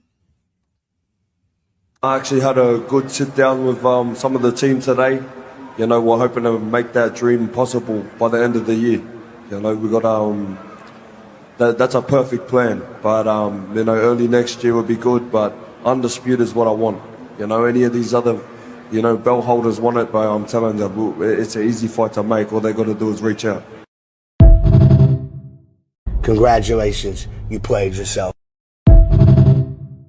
You big dummy. You big dummy. You big dummy. You big cold-blooded dummy. You big dummy, see what you did? Oh no, you big dummy. and all this, I don't mind niggas telling me what to do, nigga. Top nigga has to. I ain't gonna lie. Shut your bitch ass up then. You say you don't mind niggas telling me what to do? Shut your bitch ass up then. That's what you need to do.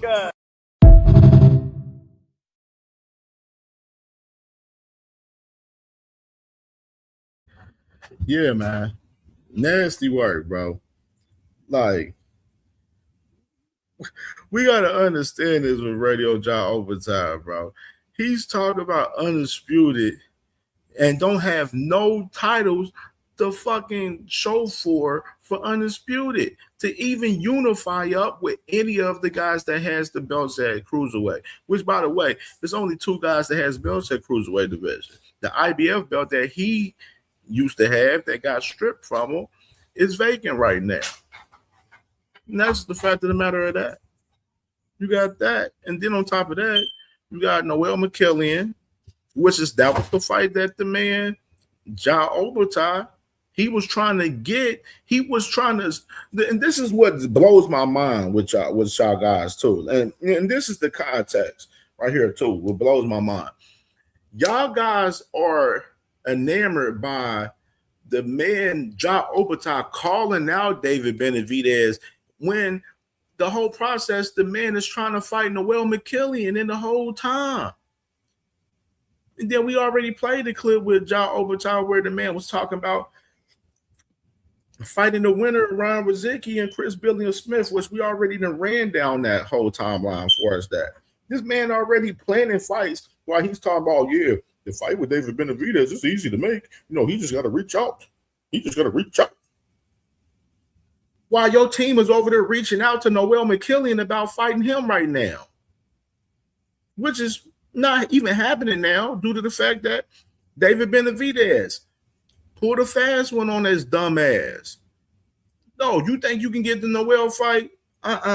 No, I'm champion at 175. I'm going to put my position for that Noel fight, for that strap. And we know with the WBC, they're going to give me that fight before you any day because they don't give a fuck about you. And that's exactly what the fuck happened. Radio Ja Obertai boxed himself out from the cruiserweight division for his undisputed with his ass taking his ass over to Zuffa boxing. That's what he did. He's the problem. His team's the problem.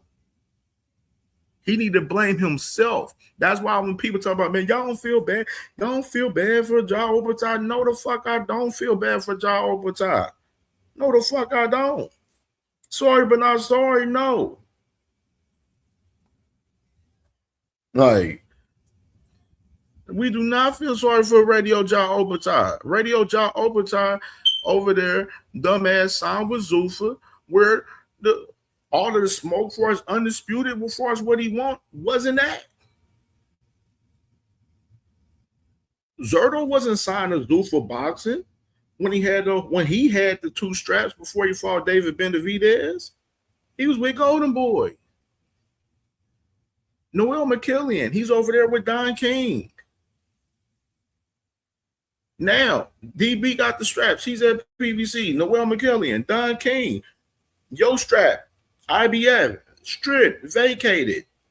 You number 4 in the division. They ain't even planning on you even contending or fighting for your strap again. Like, we just got to make this make sense. Like, you gotta have the context as far as some of that shit, bro. Like, the man Radio Ja Obertai made a dumbass decision about signing the Zuffa because his whole dreams was becoming undisputed, and Dana White is not going to allow that man to become undisputed while he's over there. He don't give a fuck about him. He made him the test dummy. He got that man with that Zuffa strap over there, and he want him to defend that damn Zuffa strap. That's why Dana White over there signing fighters in the cruiserweight division for Ja Obertai. We just seen Chris Billiam-Smith fight Ron Rozicki. You know what they planning next. They're going to try to get him to fight Chris Billiam-Smith next. That's the move. That's the move. We about to see Radio Ja Obertai defend that Zuffa strap versus Chris Billiam-Smith next. That's what we about to see. Watch. And continuing on to another dumb motherfucker. Look at this dumb motherfucker right here. Let's play this clip right here. Yeah, I mean, the goal for me is to get the WBC World title. It's a belt that I've dreamed of achieving since I was a kid. It's the belt my dad won. That belt's mine. And Ryan, I'm taking it. And there's nothing you can do about it, bro.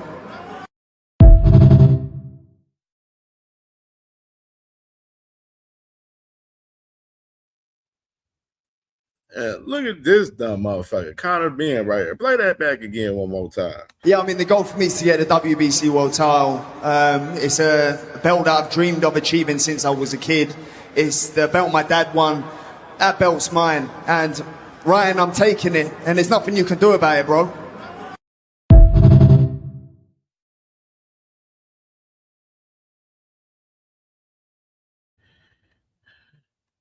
Let me play this for Conor Benn. You know what I'm saying? So if Conor Benn, if you're watching, you need to watch this. I don't know if you watched this. I don't know if Dana White watched this or whatsoever and know what's going on. Because one thing about this, I didn't hear no questions for Dana White for this, as far as the fight with Conor Benn and Ryan Garcia, as far as the zone putting the season of this. But I think they need to see this. And say, but I'm going to say it anyway, because actually, he didn't just receive a cease and desist from Golden Boy yesterday. About 3 or 4 days ago, he received a cease and desist from DAZN saying, excuse me, you need to understand, Ryan Garcia is exclusive to DAZN.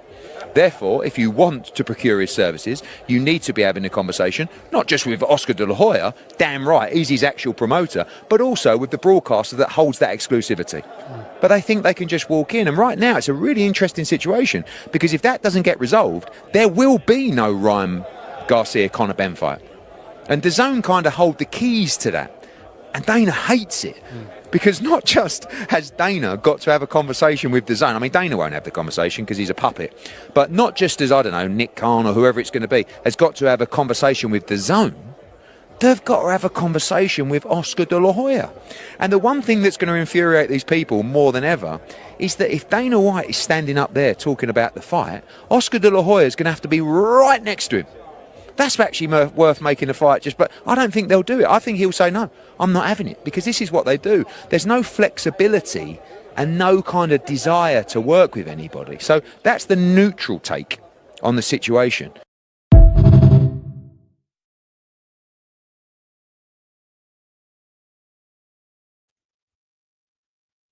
You got Eddie Hearn right there letting us know that the zone, you know what I'm saying, they got a season assist on Zuffa, as far as that Conor Benn and Ryan Garcia fight, along with Golden Boy Promotions.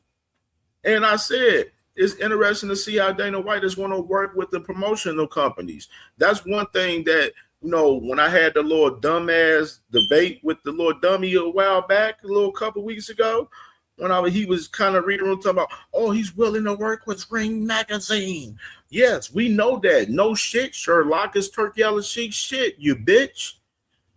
Of course we know that. My question was, is he willing to work with the other promoters? Which we've heard Dana White not say that. We've heard Dana White say that he's doing his own thing. He's letting them do their thing and do what they want to fucking do. You know what I'm saying? Like, come on. If you know, you fucking know.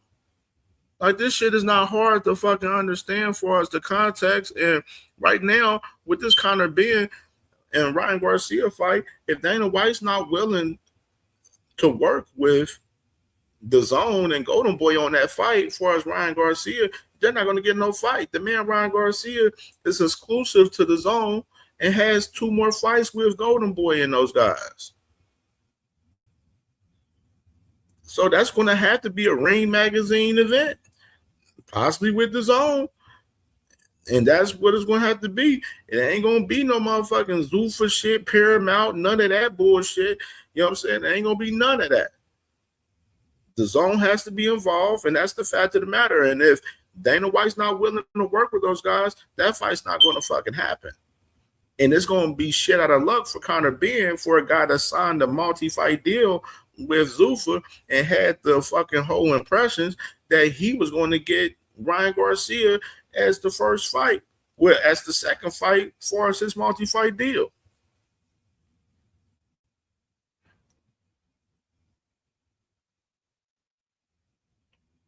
You know what I'm saying? So that fight look like it's dead on arrival if Dana White's not willing to work with those guys. And he's doing all of this flexing the muscle and shit. That's why I said Dana White got other shit to worry about. He doing all of this shit, worrying about Tyson Fury and want to have a fight in the U.S. and all of that shit and want to flex his muscle and have a dick measuring contest talking about that he's the promoter for Tyson Fury and shit. When they saying that contracted that the fight's going to happen in the U.K. and that Zuffa's not supposed to be a part of it. Obviously, Turkey got some bullshit going on, but at the same time, like I said, with Turkey's tweet, when he talked about the man Tyson Fury coming into the U.S., he didn't tag Dana White's name. He didn't tag Zuffa Boxing name on the tweet. You got to have the context to this shit right there. Turkey just playing around with all of them motherfucking promoters if y'all really want to be real, for real, to be honest. Turkey playing games with all of them. Dana White, Frank Warren, Eddie Hearn, Oscar. He playing games with all four of them motherfuckers pretty much. Pretty fucking much. You know what I mean? So, and the shit that we seen, Sunday night, as far as the boxing perspective, I'm not talking about the UFC as far as the MMA perspective. As far as if you want to add the context to that, yes, it was more fighters than as far as boxers than the MMA guys. But as far as the boxing aspect from it, bro, that shit was corrupted as fuck. Corrupted as hell. You got these guys sitting in the VIP sections. Of course, we had the report last week that, of course, they tried to, put a lawsuit on the White House event. Two guys from Virginia.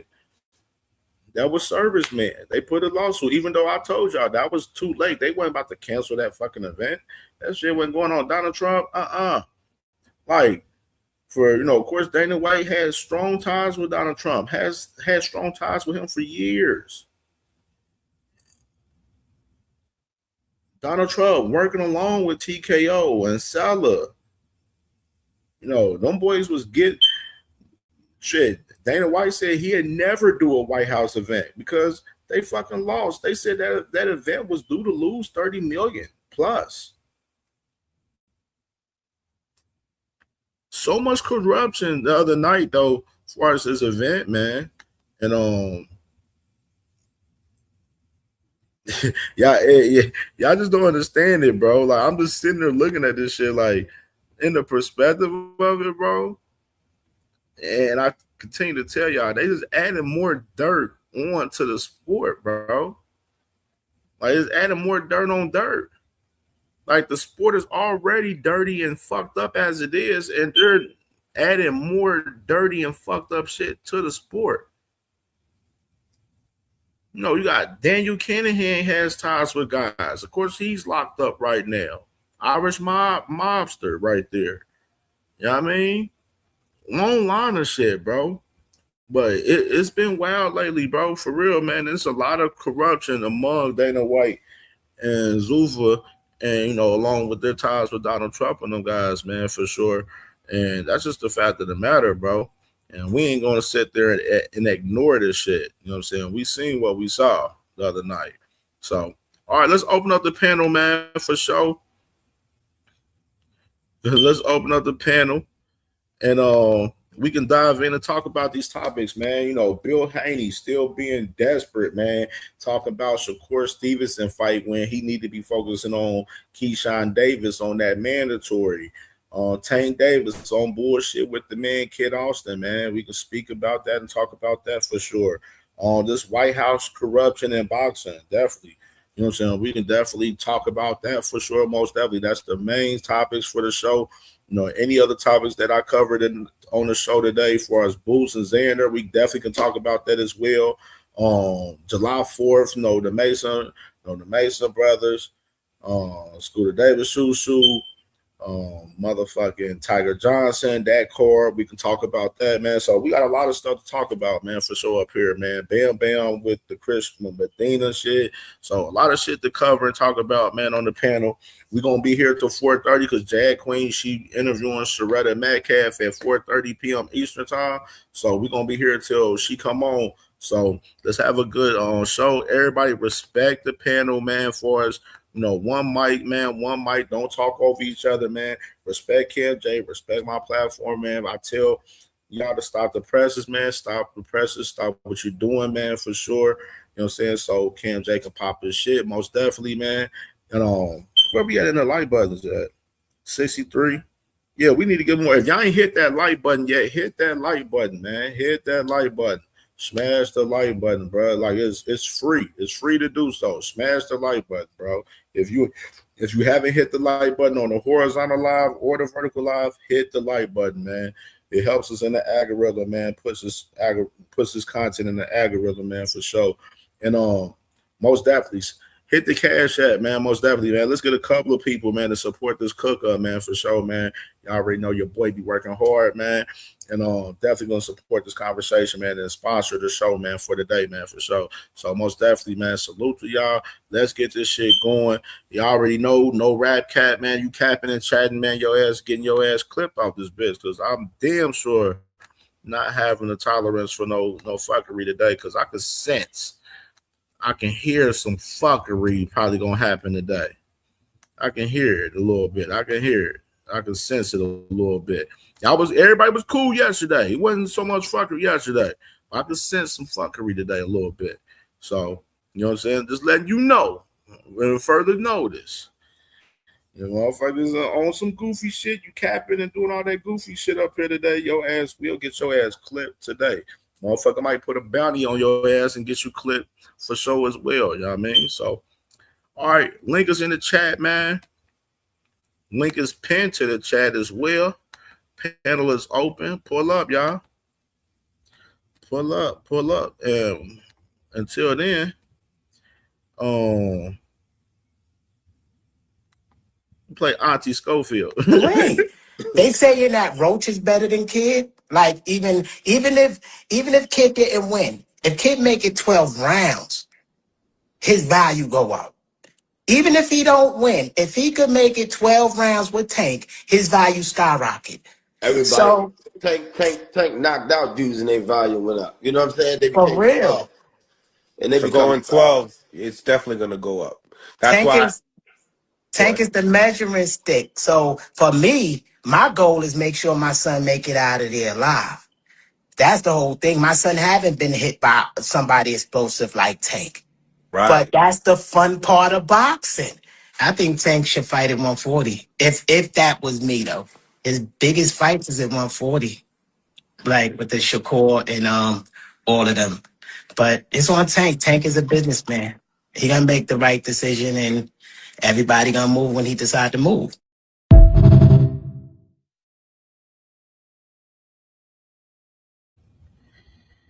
Yeah, that boy nasty, boy, man. What's popping, man? Supreme, what's goody, Brody? What's the word? Why Kenny was looking at that nigga like that? Cause he listening to that man knowing that boy full of shit. Just looking at him like, yeah, all right, nigga, I hear that shit, nigga. Knowing that boy full of shit, man. That boy. Nah, he being real nice to Tank. He being real real nice. But then he running around on other platforms. He was real nice to Coach Kenny in that interview right there, but then he going around in other interviews without motherfuckers and saying he stopping motherfuckers doing this and that and all of that shit, popping shit. You know what I mean? Like I was gonna say, motherfuckers don't believe in them boys, man. You can't trust them boys, man. He said he gonna stop Tank. Yeah, shit, he been saying that multiple times on multiple interviews. J-Man, salute to my boy J-Man, man, for sure. Kenny, definitely a real one. Coach Kenny followed me on Twitter. That's my guy. Yeah, man. Man, what's good, man? So what you think about all these topics, man? What you thinking about what's going on, man, with the show, man, with all these topics I covered today, bro? I missed like the last 30 minutes. I went outside, must have moved real quick, but yeah. For the most part, right? Who you think is a more realistic win, right? Xander over Boots or Austin over Tank? Like, what's the most realistic like upset? I mean, it'd be Xander and Boots, but not neither. Neither. Yo, what if Austin spark Tank, bro? I think the YouTube community would get shut down. Yeah. if Austin beat Tank, nigga, it's over. I could just imagine seeing blue blooded niggas. Not to put no content creators out there, but it'd be crazy. But yeah, I think realistically, for me, I think Austin. Yeah, I would say Xander. I think Xander has a better chance of being Boost than Austin has a chance of being Tank. But yeah, I'll pass it to Cash though. No, I agree with that. Cash for the dude, Brody. Anything can happen, but that's really unlikely. Yo, boxing's unforgiving, bro. Tank been inactive for 2 years. Got a lot of legal issues. I mean, I've seen some of the work he been putting in, but like, is he really? They both been out a year. Both no, 24. Remember, he fought Roach 24 in June. Austin ain't on that snack though. The fights we've been super wrong about. Niggas is on that damn snack sauce. Oh damn. Man.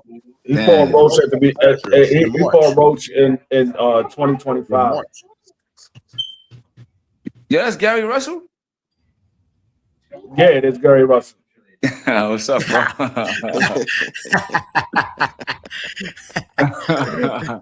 You've been inactive for a little minute, motherfucker. What's going on? You gonna get in the ring? Big cool Billy B, man. This shit crazy, nah, but, bro. What you think, D3? Nah, I think it's more realistic if Xander wins. I don't think I'm like Cam J. I don't think neither one of these guys win, but it's a safer bet to bet on Xander because of the size and the ability that Xander has, and he's a tough young kid. With Schofield, I'm not sure he's gonna even be able to make the weight. He's a huge dude for 135. Like, if you look at Schofield next to his father, he's bigger than his father. So I don't know if he's going to make 135. And if he do, he's probably going to drain himself to make 135. I'm going to keep it a buck, man. Tank and Boots got to come in with the flu and hamstring pulled and some other shit to lose to them niggas, man. Now, I seen somebody in the comments make a good point. Like, even though Tank has been inactive, I guess, for like a year, kid only fought one round really with Tevin Farmer. So like, it's not like he's had a good, couple of rounds or whatever. Like, I don't see the fight being competitive after like the 5th or the 6th round. He ain't got no gas tank to fuck with Tank. You can't be a front runner saying, like, with Tank Davis, man. I don't think so. So yeah, I changed my pick. I say Xander. Outside of maybe landing a lucky shot, he doesn't have the boxing ability to hang with Tank Davis. I done seen Schofield get touched up by way lesser competition, way less. I mean, outside of Tevin Farmer, who's the biggest name that Schofield beat? Probably Tevin Farmer was a shell of himself. That wasn't the same Tevin Farmer that won the championship at 130. That was. I ain't gonna lie, to be fair though, he did look good against some elite competitions, as so they say. He looked good against Moritala. He looked good against Zepeda, arguably won. I think the first fight. But those guys are better than Schofield currently right now. So I just feel like you said, he got caught with a lucky shot. Yeah, but see, the reason why Tevin Farmer looked good is because Tevin Farmer, he has the experience in his boxing style. But that doesn't mean because Kid Austin landed a lucky shot, that doesn't mean that lucky shot is going to put Tank down, because we didn't see Tank Davis have a beard on him. Tank Davis took big shots. He took shots from Roley. He took shots from Ryan. So we've seen him take shots. So because Tevin Farmer doesn't have a chin, doesn't mean that Tank doesn't have a chin. Now, all valid points. That's all valid points. I don't see any avenue outside of maybe hurting Tank Davis, maybe, and I'm using that because anybody can get hurt. Outside of that, I don't see an avenue where he's going to beat Tank Davis. Now with Xander Zayas, because, like I said, because of his size, because of his ability, and he's a young, hungry kid, he has a good chance of being able to upset the apple cart. I just don't think that he will, but he has a chance of being able to upset the apple cart. I have more confidence in Xander Zayas than I would ever have in Schofield. I hear you, D-Free. D-Free, what's up with it, man? What's good? What's good? Man, I think the clear answer is Kid Austin, man. You know, Tank got a little bit of ring rust, man. He been going through a lot, you know, and the blueprint is right there for Tank Davis, man. You take his little ass to the inside.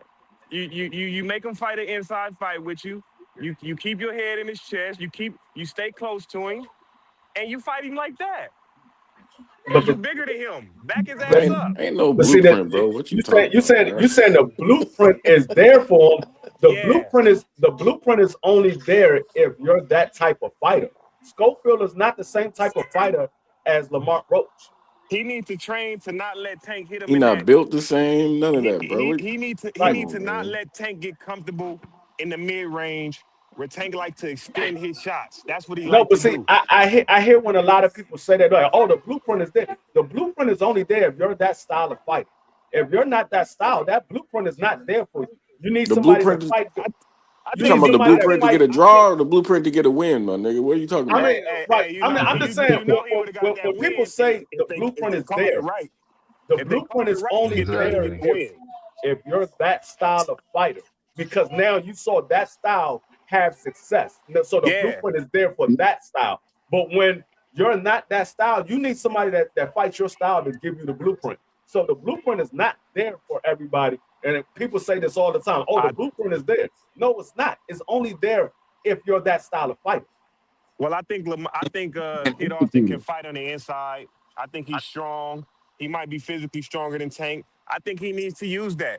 But when it comes to Boots and Xander, you know, Xander the one that really got the gas tank. We see him looking fading off in the 8th, 9th round.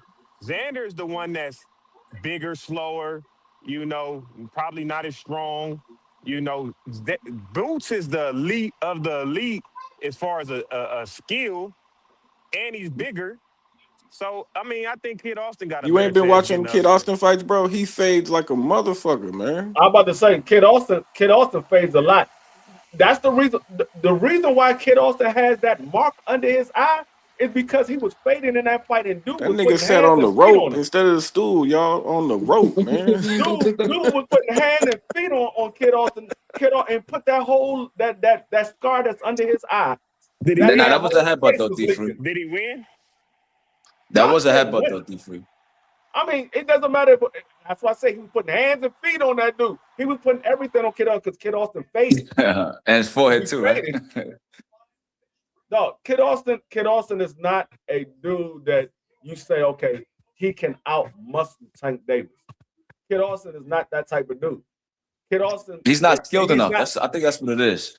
It's not even like Lamar Roach was able to execute that game plan because he fought Tank like a bunch of times at amateurs. They from the same area. They sparred a bunch of times. They've been in the gym. So like you can't compare that to Kid Austin who doesn't have the skill level to match with Tank. You know what I'm saying? Like I could say if he was skilled and experienced, maybe he could pull it off because he's athletic, he's explosive, but he's not gonna know what to do in there like Roach. Exactly. So maybe the blueprint might be out there, but he's not the right guy to execute that blueprint though. Man, Roach had his shorts up to his nipples, y'all, man. I'm tired of these dudes coming in there scared and shit. If he come in there and fight like he can fight, he could make it a good fight. But you're right. If he come in there like Frank Martin, all timid, all scared, doing all that type shit, yeah, he's gonna lose. No, if he come in there overly aggressive, he's gonna get clipped too. It's like he can't win, bro. This is a good tune up for Tank to come back. Kid Austin is not a great inside fighter. He's not a great inside fighter, and he's not that good fighting at mid range. He's not on that level. Like he ain't fought no level of Tank, bro. I hear what you say about Xander Zayas, but see the thing is, Xander Zayas has always risen to the occasion. Like Xander Zayas, for a lot of his fights, he was the underdog. He was the underdog for a lot of his fights. And he was And washing them too. he always risen to the occasion. Nobody expects Xander Zayas to be a unified champion at the age of 23. Nobody expected him to be a champion at the age of 23. They said Xander Zayas was a young kid, still had a lot to learn. And he always risen to the occasion. So I have more faith in Xander Zayas than I do with Kid Austin. I seen Kid Austin have an opportunity to become a champion, and the man found the way out of that fight. I seen a man had an opportunity to fight, put another name on his resume, and he found the way out of that fight. So I don't have any faith in Kid Austin. Come on, man. He got sick out there, man. Daniel Dubois got sick too, man. Come on, don't do that. Okay, but what about the fight that he had with Jojo Diaz, and the man said he hurt his wrist? He broke his hand, man. Y'all didn't say nothing about Ryan Garcia breaking his hand. that was a hell of a mosquito. That was a hell of a mosquito if it broke your wrist or hurt your wrist. That was a hell of a mosquito. Y'all wasn't saying that about Ryan when he said he had a hand injury. I don't say anything about Ryan. Oh, okay. Oh, now I don't say anything about Ryan. Oh, now you know. All right. You have never heard me say anything about Ryan. Only thing you ever heard me say was Devin needs to go get it back. That's the only thing you ever heard me say about Ryan. Ryan got beat up by Rosen. I have nothing to say good about Ryan. Man, you the main cat that always bring up Ryan. But anyway, look, I don't know, man. I think Kid Austin got some good power. He got more power than Xander. I think he can. If anything, he could land a good shot. Wait, why you bringing up Ryan, nigga? What Ryan got to do with anything? I don't know. Because he talking about, oh, he faked a hand injury. And y'all didn't say nothing about when Ryan said he had a hand injury and faked the hand injury against Devin. Nah, he faked his death, He's man. still fucking fought, though. FaZe is a difference. FaZe, you can't compare that. This motherfucker didn't even fight. Ryan fought. That nigga Austin was listening to Tupac 7-Day Theory. You can't compare that. I was sitting back listening to that. I'm like, oh man, whoa, stop the pressing. Hold on. No, the motherfucker had mosquito bites and didn't fight the motherfucker Jojo Diaz. Hey man, you don't know what kind of mosquitoes it was, Cam. They probably bit that nigga hand all up, man. Shit. He said he had 5 mosquitoes on his wrist. You know what I'm saying? Hey, the 5,000 mosquitoes. You know what I'm saying? This the 5. FaZe, you my homeboy, and I got love for you, Kyle. But you gotta take that 10-4 hat off, my nigga. The 5,000 mosquitoes. The 10-4 Kufi on. This nigga bought up all the rentals rap in LA wearing that shit every day, man, with these bullshit ass narratives you coming up with, Kyle. Come on, You gotta cut that shit. Talk about the nigga had mosquito bites and all this other weird shit. Come on, Kyle. That nigga's a quitter. That bitch ass nigga was scared of motherfucking Shakur and made some shit up. He a scary ass nigga, man. He didn't make up nothing with Shakur. That nigga got sick, and Daniel Dubois got sick. That nigga wasn't sick. That nigga was fucking scared. 2 niggas got sick. Not just one nigga. 2 niggas got that sick. That nigga was scared. That nigga said the Saudis put dope in his car, and the only reason he got out of Saudi because the tow truck driver said he didn't. Nigga, come on, cuz. Come on, man. The man didn't get sick. The man didn't get sick. He didn't even have paperwork to say he was sick. The man didn't get no paperwork until he went back to daggone San Antonio, nigga, like 11 days later. I ain't gonna let Shakur off the hook though. He trying to put my man on a rehydration clause, bro. So he might have really got sick. That nigga's a bitch. That nigga's a bitch, Shakur trying to put Kid Austin on a rehydration clause. Kid Austin is a bitch. Who was on a rehydration clause? Is that true? Shakur put Kid Austin on a rehydration clause. He should have. You see how big that nigga should have took it. Nah, I'm not saying it was right or wrong. What I'm just saying is I'm just pointing out hypocrisy. Like Shakur does a lot of bullshit. Get away with it. Like he didn't say it was a rehydration clause. He said he got poisoned. Hey, that's whatever. I'm just saying the nigga got sick, bro. But you cool with that though? You say whatever. My nigga say whatever. I'm saying he got sick. That nigga's a bitch. I don't care how he got sick. The nigga got sick. That man was sick. The nigga sick. Fight. It was a rehydration clause. He saw the crowd and he saw everybody that was at the arena. He got he got seasick. He was like, oh, hell no, I ain't never been in front of these many people. That's what he got sick about. That's the only thing he got sick about. Yo, Shelton Moore, he get a pass for that? Hey, what about Bro, nigga's a hoe. That nigga a hoe as fuck, cuz. Daniel Dubois? He a hell cut. Daniel Dubois Yeah, hoe. too? Yeah, hold on, rolling 60s trip. Yeah, Daniel Dubois ain't He's no a hoe. either, right? Daniel Dubois didn't pull out of multiple fights. He a hoe too. You can't disrespect Dubois, bro. Dubois a dog. Exactly. Daniel Dubois the didn't pull out of multiple fights. That nigga's a joint. But what I'm saying is they got Nah, but Dubois a dog event. though. No, but what I'm saying is Kid Austin pulled out of 2 fights back to back. Yeah, I mean, shit, bad luck. But what I'm saying, Nah, but then what you trying to say? Like you saying the Dubois like? What you trying to say about Dubois though? I don't get it. Yeah, we're trying to say about that he. You saying Dubois didn't get sick? You saying he's a duck? What you saying Dubois is then? Because we know what he made of. I never said Daniel Dubois duck. So if Daniel Dubois can get sick, can Kid Austin get sick? I said Daniel Dubois never pulled out Nah, but you of can't compare Kid Austin to Daniel Dubois though, Faze. You tripping? They got sick at the same event. Nah, listen, Dubois fought Usyk, he fought Joshua. Like, I mean, like he has he gets the benefit of the doubt. Kid Austin ain't fight nobody, nigga. So you can't just give him a pass, bro. that was the excuse that they was using. They saw that Daniel Dubois got sick. They were like, hey, we sick too. Nah. We sick too.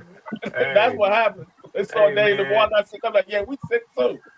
Hey man, people be getting sick out of them other countries eating that other country food, man.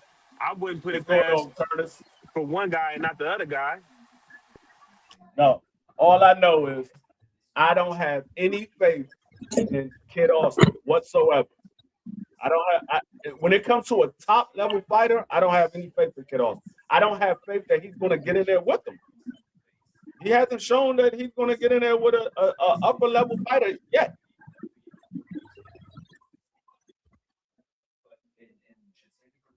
So until he get in the ring with an upper level fighter, I don't even have faith that he's going to make it to the fight. Something else might happen. Yo, speaking of Dubois, right? Don't even believe in him. You seen the clip I played? Shit, he talking about, I hope my son make it out alive. Now that's even crazy. if he lose. Even if he lose. This Pop ain't even confident. Yo, I got a question, right? Because speaking of Dubois, right? Yo, what y'all think about this dude's career? Where it's gonna go after that beating that Dubois gave him? I mean, Fabio. Well, he signed a rematch clause, didn't he? He activated the rematch clause. He beat this shit. That was a bad beating, bro. Hold on, we gotta add the content. Fabio has a rematch clause that he invoked. Right now, Dubois, from what he said, he's still waiting on Fabio, but he said he's not willing to continue to wait on him. So Fabio, he got to make that rematch happen if he, since he invoked that clause, and we'll see, if he does, if they, get the deal done on that rematch as far as that fight. I mean, I never had faith in Fabio anyway. I never thought Fabio was a great fighter. So it really doesn't matter what he does with his career after what happened with yeah, that's a fact. That's a fact. Yeah, let me go and sway back to the conversation now. Let me play this clip of Bill Haney right here, man. I want to get y'all thoughts right here, Mr. Nose Candy Bill right here, man. I see my brother Southern's T in the building, man. Let me go ahead and play this clip when I get it. It is right here. Let me play it now. Well, I don't know if you can see the comments or not, but they acting the shit out them niggas. No, I got the shit out my young. I can't concentrate on so many people. I just have to concentrate on a conversation I'm having with you. You know what I mean? And I'll tell you one thing. They concentrating on this. They talk about Gilly Call J Prince. They want to see this shit go down. Well, being that I've been yelling off the balcony, you know what I mean, up on the 72nd floor, I've been calling for everybody. It was only right that Gilly came in. So let me ask you a question. Right, Bill? Yes, sir, King. If Shakur or Keyshawn ain't next, who you want after that? Well, I mean, the the pulse of the people and the energy of the people right now, I would hate to let go and to give them an alternative. You know what I mean? When they gave us such a sweet proposition. I'm just trying to figure out who's all the people on Debo's list. Oh, you haven't got to know the list yet, huh, Gil? No, I know most of the list, but the who would you like? on here might not know the list. Okay. Well, listen. I don't want to confuse them. I just want to say that the best person that's available, right, on the list happens to be a pound for pound guy on everybody's list. You know what I mean? And when it takes a fighter like that, you need a certain kind of concentration and preparation that we've been doing for quite some time. This fight is being built up over a long period of time. Even Jay has said it. I think it was only right that we got together on the platform and discussed it. You know what I mean? Now, everybody know what we're going through. Let me ask you this question. Somebody asked this question in the comments. They said, is Dev going to vacate the belt or fight Keyshawn? Is Shakur going to vacate the position or fight Devin?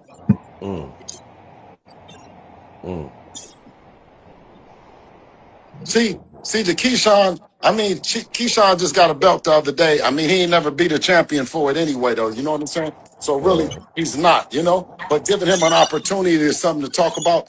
You know what I mean? He's on the list. But when you talk about Devin and Shakur, you talk about one was a 4-division champion, one a 3-division champion, youngest undisputed. You talk about a whole lot of things that have happened. Right. Not a whole lot of things that's going to happen, could happen, or should happen. You know what I mean? And when we talk about a history, yeah. But when we talk about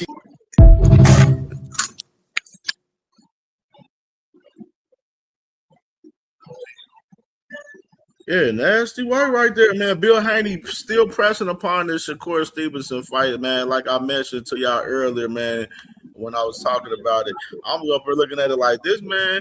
He won't let that Shakur fight fucking go, man. I don't know what it is, man. That man love this that Shakur, man, fight when he got a whole mandatory on the horizon right now with Keyshawn Davis, man. Let me get y'all thoughts, man. Let me start off with Southern T. Start off with Southern T. You ain't spoke yet, bro. What's good?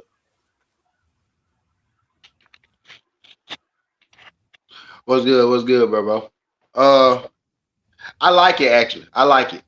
Until I mean, I like either fight, right? Keyshawn or Shakur, right? If you ask me which one that I personally want, I want Shakur, right? But until he officially become the mandatory, I mean, shit, you know, yeah, I'm pushing for Shakur. You know what I mean? Because that's the one that I want to see. I want to see both of them, right? But if I got my choice, yeah, give me him versus Shakur. You know what I mean? But Keyshawn, the Keyshawn fight is probably going to have to happen, right? But right now, you know, Keyshawn ain't necessarily the mandatory, so you know. Yeah, they pressing upon it. He basically the mandatory. It's lined up. So yeah, I mean him moving up, him moving up in the WBO makes him that man basically. If he don't fight Keyshawn, he gonna have to vacate. That's pretty much where WBO is standing on right now. Yeah, so, but now he's not officially the man though. He number one. He number one right now, right? But he not. But with the WBO, when the champ move up, type deal, then they normally do get the shot. Well, no, the WBO said he is the Mando. They just haven't made it official because their Mando doesn't come up until August. So they said that he will be the mandatory. So he will be the next fight for Devin Haney. That's why they came out and said Devin Haney will fight Keyshawn Davis or he would drop the belt. So can I ask y'all a question? What would y'all rather see? Like, what if you had a choice? What would you rather see? I'd rather see him fight Keyshawn. I mean, because right now you're taking too much time trying to make the Shakur fight. Shakur ain't for whatever reason the fight is not being negotiated. I don't know if it's because they're not coming to the terms that Shakur wants, or Shakur is not willing to go to Zupa. I don't know what it is, but they're not negotiating right now. So You've been out of the ring. You haven't had a fight this year yet. So why not just go ahead and make the fight with Keyshawn Davis? It's much easier. He's ready to fight you. He's going to be the mandatory anyway. Why not just go ahead and make that fight? Get that fight out of the way. My thing is this, Cam. They've been sitting here saying, "Oh, Bill making up fake contracts. He really don't got no money to back the fight or no sponsors or whatever the case may be." But it's clear that they trying to hype up a fight between Shakur. They asking him, they talking about it. Why haven't Shakur shown no energy type towards this fight? He ain't showed no energy. He ain't said nothing. He ain't said, "Oh, I didn't get no contract." Phase, y'all gotta remember though. That's what they trying to make him do, Phase. That's what they're trying to make Shakur do. I think I continue to miss the mark on Shakur. The first time when Ness came out talking about Devin and Shakur, he declined it. And then when Chris Mannix reported, he came out and declined it. I gotta have the context where he hasn't really been in the ball game for this fight for real. Far as him, even now with Shakur, Devin tried to call his bluff by saying, if we fight if I come to 44, would you fight? You know what I'm saying? And then Shakur said yes, but then Shakur goes on to ask, Keyshawn, only if you give me your blessing. You know what I'm saying? It just look crazy. The man Shakur, right now, I told you, he's not about to be fighting Devin or Ryan Garcia in 2026, man. It's just not to happen. And for this man, Bill Haney, to continue to be on, all of these platforms, pushing upon the Shakur Stevenson fight, it's for nothing. You know what I'm saying? Devin Haney, he made the tweet saying that he want Keyshawn now. That, the shit, with, Shakur look like the ship is sailed. So that man need to be pushing upon Keyshawn. He had more energy for Ryan at 144, but when it's Devin, I don't hear nothing too much. That's all I'm saying. He ain't saying shit. I mean, I understand that aspect. I understand, you know what I'm saying? But hey, that man don't want to fight. Shit, you can't force that man to want to fucking fight, man. Cam in LA, when niggas don't want to fight and they talk a lot of shit, we embarrass their ass. So I don't got no problem keep on talking shit to him. But I do want to see he want to see what that man Keyshawn do with the man first. That's what that man that's my personal opinion. He want to see what he do first with him. Yeah, that's crazy. Y'all on the same. Do he level.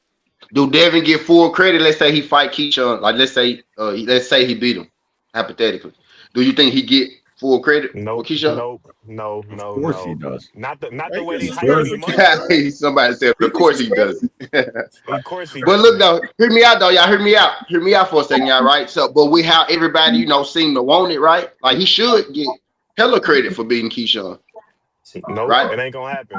Even though they saying a lot of people saying Keyshawn to stop him, knock him out, beat him up, he's still not gonna get a credit if he beat the nigga 9-3, 8-4. He ain't gonna get the credit. Oh, he's getting credit for Norman. He'll get credit for Keyshawn, bro, because people are picking the opponent to beat him. That's the only time you get credit in boxing. I don't know where you're dreaming this shit up. After the win, the guy's a bum. That's how it goes. After you win, motherfuckers don't like him. Yeah, bro. They can't say that. And I don't know who's not giving Devin credit for fucking Brian Norman. That's crazy work. He just got 15 Hey, Southern T, you got a TV on in the background?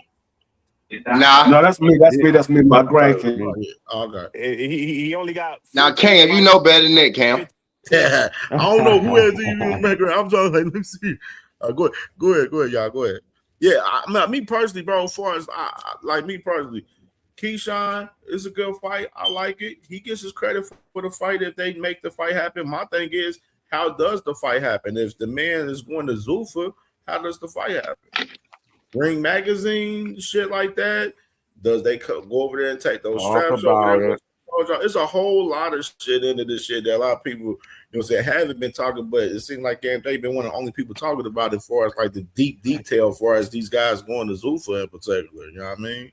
So I don't know. The Keyshawn fight with Top Rank, of course, Keyshawn's with Top Rank. I said, and my thing is, me and Two Cents, we've been asking, what's the hold up on these guys announcing this signing to Zuffa? What's the fucking hold up? I don't understand what's the hold up, and announcing and signing. You know what I mean? And like I said, let this fight go to purse bid, and that man Devin Haney ain't signed the Zuffa, and he don't have no financial backing. You know what I'm saying? We're going to get to see if DHP is going to bid for a fucking fight for once. You know what I'm saying? If it does go to purse bid, you know what I'm saying? And they're not signed the fucking Zuffa. Yo, salute, bro. Salute to everybody on the panel, too. Salute, bro. Bro. I think the reason it's taking so long because the shit that they're going to have to go through, once they announce that, the straps are getting took. They got to fucking deal with a whole bunch of internet slander. They're trying to find the perfect moment to announce these guys coming over there. That's what I think, though. Because they're going to have to fucking, they're going to have to make new plans. All these guys, people thinking he's not going to fight Keyshawn. They're positioning Keyshawn to take that strap once Devin finally, they find the right moment to announce the Zuffa shit. Keyshawn's going to fight Brian Norman. I knew that was the play from the beginning. Watch how it plays out. He's not even going to fight Keyshawn. But that's just my thoughts. I don't know. If y'all got better news, updates, tell me, because that's what I think's happening. Yeah, facts, brother. 2 cents, what's poppin', sis? What's good, sis? What's going on? Yeah, I mean, this is just a diversion by Bill, in my opinion. Okay. If they fight. What's up, D1? I mean, listen, I'm so over it. Like, it's very hard. Like, I'm so over it, bro. Like, just do what y'all gonna do. Like, if you fight them, you fight them. If you don't, you don't. I don't think nobody a duck. I think Bill is just either trying to build a fight or creating a diversion of some sort, or like, why does Bill really run around begging for a fight? That don't really seem like Bill. That's why it's just kind of strange to me. And why is it so definitive? Like, either one person is lying or one person is not. It's so absolute, right? Like, one person's like, I don't know nothing at all. Another person's like, yeah, we're negotiating. Like, ain't that crazy? But I just came up here to snipe dumbass talking points today. So I'm gonna go back in the background till somebody say something. Hey, sis, what did you think about the White House shit I was talking about earlier, sis? I didn't even all those guys. I didn't even watch it. I ain't really pay no attention to it, but I talked about it on my show just to the point of like, look at what's going on. There's a lot of people complaining about, oh, this White House event, it's our tax dollars and all that. And Al Heyman ain't never spent y'all tax dollars. Everybody on this, all the promoters, they all do the same thing. And I don't think people understanding this is a whole different other level of corruption. This is a whole different level of power that these people have. And you're seeing it within the sport. Like, they don't care about contracts, or they doing what they want to do. They got 1,000 lawsuits. They haven't even been in the business a year yet. They haven't even been putting on fights for a year. And they already getting sued for $1 billion. So I'm interested to see how all this plays out. It will be like a big controversy. It's definitely going to be a lot of media if they announce that Shakur and Devin is both going to Zuffa. But you know what I heard somebody say? I heard somebody say only one Shakur or Devin will be at Zuffa because they're going to make them fight each other, and whoever loses, they're going to drop them. Ooh, that's a good point. You might never know, but I don't know if they would drop them. Why would they drop them? It would be another big name on their promotional company. There's no reason to drop them. That's my thing, though. But why would you need the same fighter? Because of the amount of money their contracts are for. That's what I would think. Yeah, but if they're signing contracts like that, I'm sure they're if they offered them, they know that if they want that fight, one of them guys is going to lose. I don't see that. I think they would keep them, but just cut their pay. Man, I can see a motherfucker. I can see a road to where one of them is going to where, like, literally, bro, because they're not going to keep. Like, think about it. You want to keep the same style fighter on the stable. Yeah, but you look at the names they got. They ain't got nobody. Why would they drop one of their biggest signings just for losing? Dana doesn't look at losing like we do here in boxing. Shit, as long as it's a competitive fight, bro. Garcia is different. Yeah, but he was talking shit, Cam. He was talking crazy, bro. And we can't fucking leave that out. He lost the fight and got dropped. Yeah, but the way he was talking about the company, bro. Look, yo, that's probably why he got dropped. He didn't speak on the company until after he got dropped, bro. He didn't speak nothing bad before that. I didn't see Like that was after, bro. Like He of got course dropped I'm for gonna losing. talk shit about the company after you dropped me, after I lost. Dana White doesn't look at losing like we do in boxing, bro. He doesn't. Let me ask you a question. How many boxers we seen get dropped for talking shit about a promotional company? Never. I don't know how many. So what's up with Dana? So a nigga complain about whatever happened within the fight and then he get dropped? Whatever. That sounds totalitarian to me. I'm sure Dana we don't know the is whole a story. piece of shit. He definitely Dana is a piece of shit. He don't give a fuck about nobody but his goddamn self. That's a fact. And I must say it, those white boys that he want to put in the ring, that's all the fuck he give a fuck about. When he can't manipulate you, when you are the same of a different hue, then he kick your ass to the curb. He kicked to the curb in the UFC, one of the greatest, smallest MMA fighters of all time, Mighty Mouse. Kicked him to the curb, made him get in the ring, and made sure the judges made sure he loses his damn belt to fucking Henry Cejudo. That's a piece of shit. Look what he did. I'm like, he made Tyrell Woodley defend his belt consecutive times in a row without any time to heal up, just to get that motherfucking belt out of his hands. He was successful 2 times. The 3rd time he lost, and that was to Usman. So Dana is a piece of racist piece of shit. Just like the piece of shit that sit up in the White House. For real. And on the topic of Bill Haney, this motherfucker is trying to throw anything to the wall to make it stick because he is in a bad situation. His history with the promotional companies has put him here. Trying to be too cutthroatist and all of that bullshit, like that motherfucking Bud Crawford ass. Bud Crawford do it to the motherfucking fighters he get in the ring with all of that, trying to take everything he can. Bill tried to do that shit with the promoters. You never bite the hand that feeds you. Now he out here looking to get a meal and he can't get it. You only got one alternative.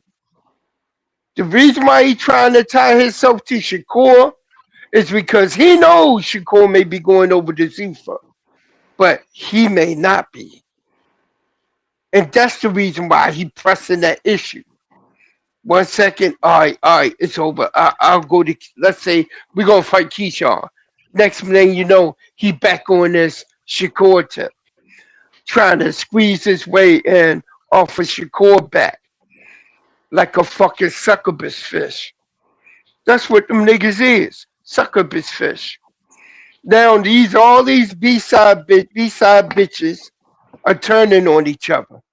And Shakur got a team of motherfuckers around him he trying to use to protect them. All of a sudden, Lamont Roach want to fight Oshaki. Where the fuck that come from? What, you know what I mean? It only came from one person. Now he want to justify and deflect by putting Lamont Roach, if he get past the Peter, on Oshaki or whatever. That's some bullshit. Seriously. He ducking the hell out of Oshaki. And we see that shit in 4K.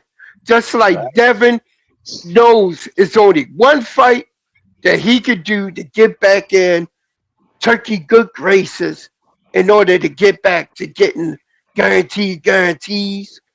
And that is to fight Devin Haney. I mean, that is to fight my man Ryan Garcia. I didn't mean to say my man, but he alright. Even though he a fucking scatterbrain with fucking mental issues. You know what I mean? That's the only route he got to get back in Turkey's good graces. We saw it. We saw it at the U6 fight. He said Devin behind Ryan. Directly behind Ryan. Ryan taking pictures with kids, signing autographs, and ain't nobody asking Devin for shit. He just sitting back there looking like the gump he is, looking stupid. That's what's going on. And Auntie Schofield, please shut the fuck up. You digging yourself into an early grave. Seriously, that damn drug test he had taken 9 days after he got from Saudi Arabia, all them damn drugs in this system, half of that shit will be out your system by the time you go get another blood test. 9 days later. So that means Auntie Schofield, not only do we fake AI memes of his body with his son's head, he also giving up doing blood tests or whatever, acting like and putting that shit on his son. So that means if it's to be true and the blood test is Floyd Schofield Jr., that means Floyd Schofield Jr. got a drug problem. The only one who I can see having a drug problem is his flamboyantly weird ass. Seriously. This nigga need trick money so he can get another girl so he can smack her around and say, "You're my girl." Again. So he throwing Floyd out there to the wolf in the deep water. Man, that boy going to drown. He ain't got enough skills to be in the ring with Javante Tank Davis, the same time body snatcher. He ain't ready for that.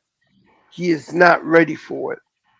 And I can't wait for this to get announced, but we got to be on watch because we don't know when Floyd going to come up with another mysterious illness that he will have to withdraw from another motherfucking fight. And I'll pass it on. All right, man. Shit for sure, man. Shit crazy, man. Crazy. Yeah, Bill Haney, bro. Nose Candy Bill, bro. Nasty work from that man pushing upon the Shakur fight. Shakur, that man ain't trying to fight right now. And I said, the Keyshawn fight, that's the fight that I would like to see. Obviously, that's the mandatory fight. That's no rule right there. But like I said, it's interesting to see how they move with the Zuffa shit, man, because obviously we see these guys as far as, John Opatai, Richard and Hitchens, those guys, that had straps over there, do not have straps, over there at Zuffa currently right now, man. So yeah, it's interesting to see how this shit play out. And as well with Dana White, it's interesting to see how he gonna work with the promotional companies as far as like the Conor Ben and Ryan Garcia fight in particular. Like the zone has a season assist right now on Zuffa Boxing right now for that Conor and Ryan Garcia fight right now. Because Ryan Garcia is exclusive with the zone and he has 2 more fights on his deal with the zone and Golden Boy right now. So Dana White, he's going to have to work with Golden Boy in the zone on making that fight happen with Conor Ben and Ryan Garcia. And it's interesting to see if he's going to make that happen as far as working with the actual another promoter instead of, him just doing his own thing, which is, what we heard from him in, recent time. He said that, he wants to do his own thing. He's like, I'm doing my thing. The other promoters, they doing their thing. You know what I'm saying? And that's what it is. So, that's an interesting perspective right there as far as that shit, because nobody, as far as this past weekend, asked that question as far as, how are you going to deal with the season desist from the zone? Nobody asked him that question. Nobody that interviewed Dana White asked him that shit. And that shit's wild. Because they scared of his bitch ass, man. And he up here looking like he knows something we don't know. So we don't know what the fuck they gonna put into that alley act in the Senate, and then sneak it through Congress, and then pass it in the Senate in the middle of the night, like they did the merger with HBO and Paramount Plus, so nobody can say anything about it. That's some serious shit that's going on. We need to find out what the hell what else they putting in the Muhammad Ali so-called Revival Act. They should need, like like Nico said, take his grandfather name off of that bullshit. Because his grandfather, Ali, was for the fighters. And it's Yeah, apparent these OTB. Yeah, motherfuckers don't give a OTB. fuck. They got that, but that fight ain't all the way to August 8th, bro. You think the IBF with all of that shit that happened with y'all Obertai gonna let this shit run down, especially if they start pushing around and saying, "Oh, we gonna make this a Zuffa situation too," just like they did with y'all Obertai? No. Not He happening. getting stripped too. Soon as whoever that is, they announce it on Zuffa. It's a title fight for another promotional companies for the another sanctioned body belt. They're going to strip his ass.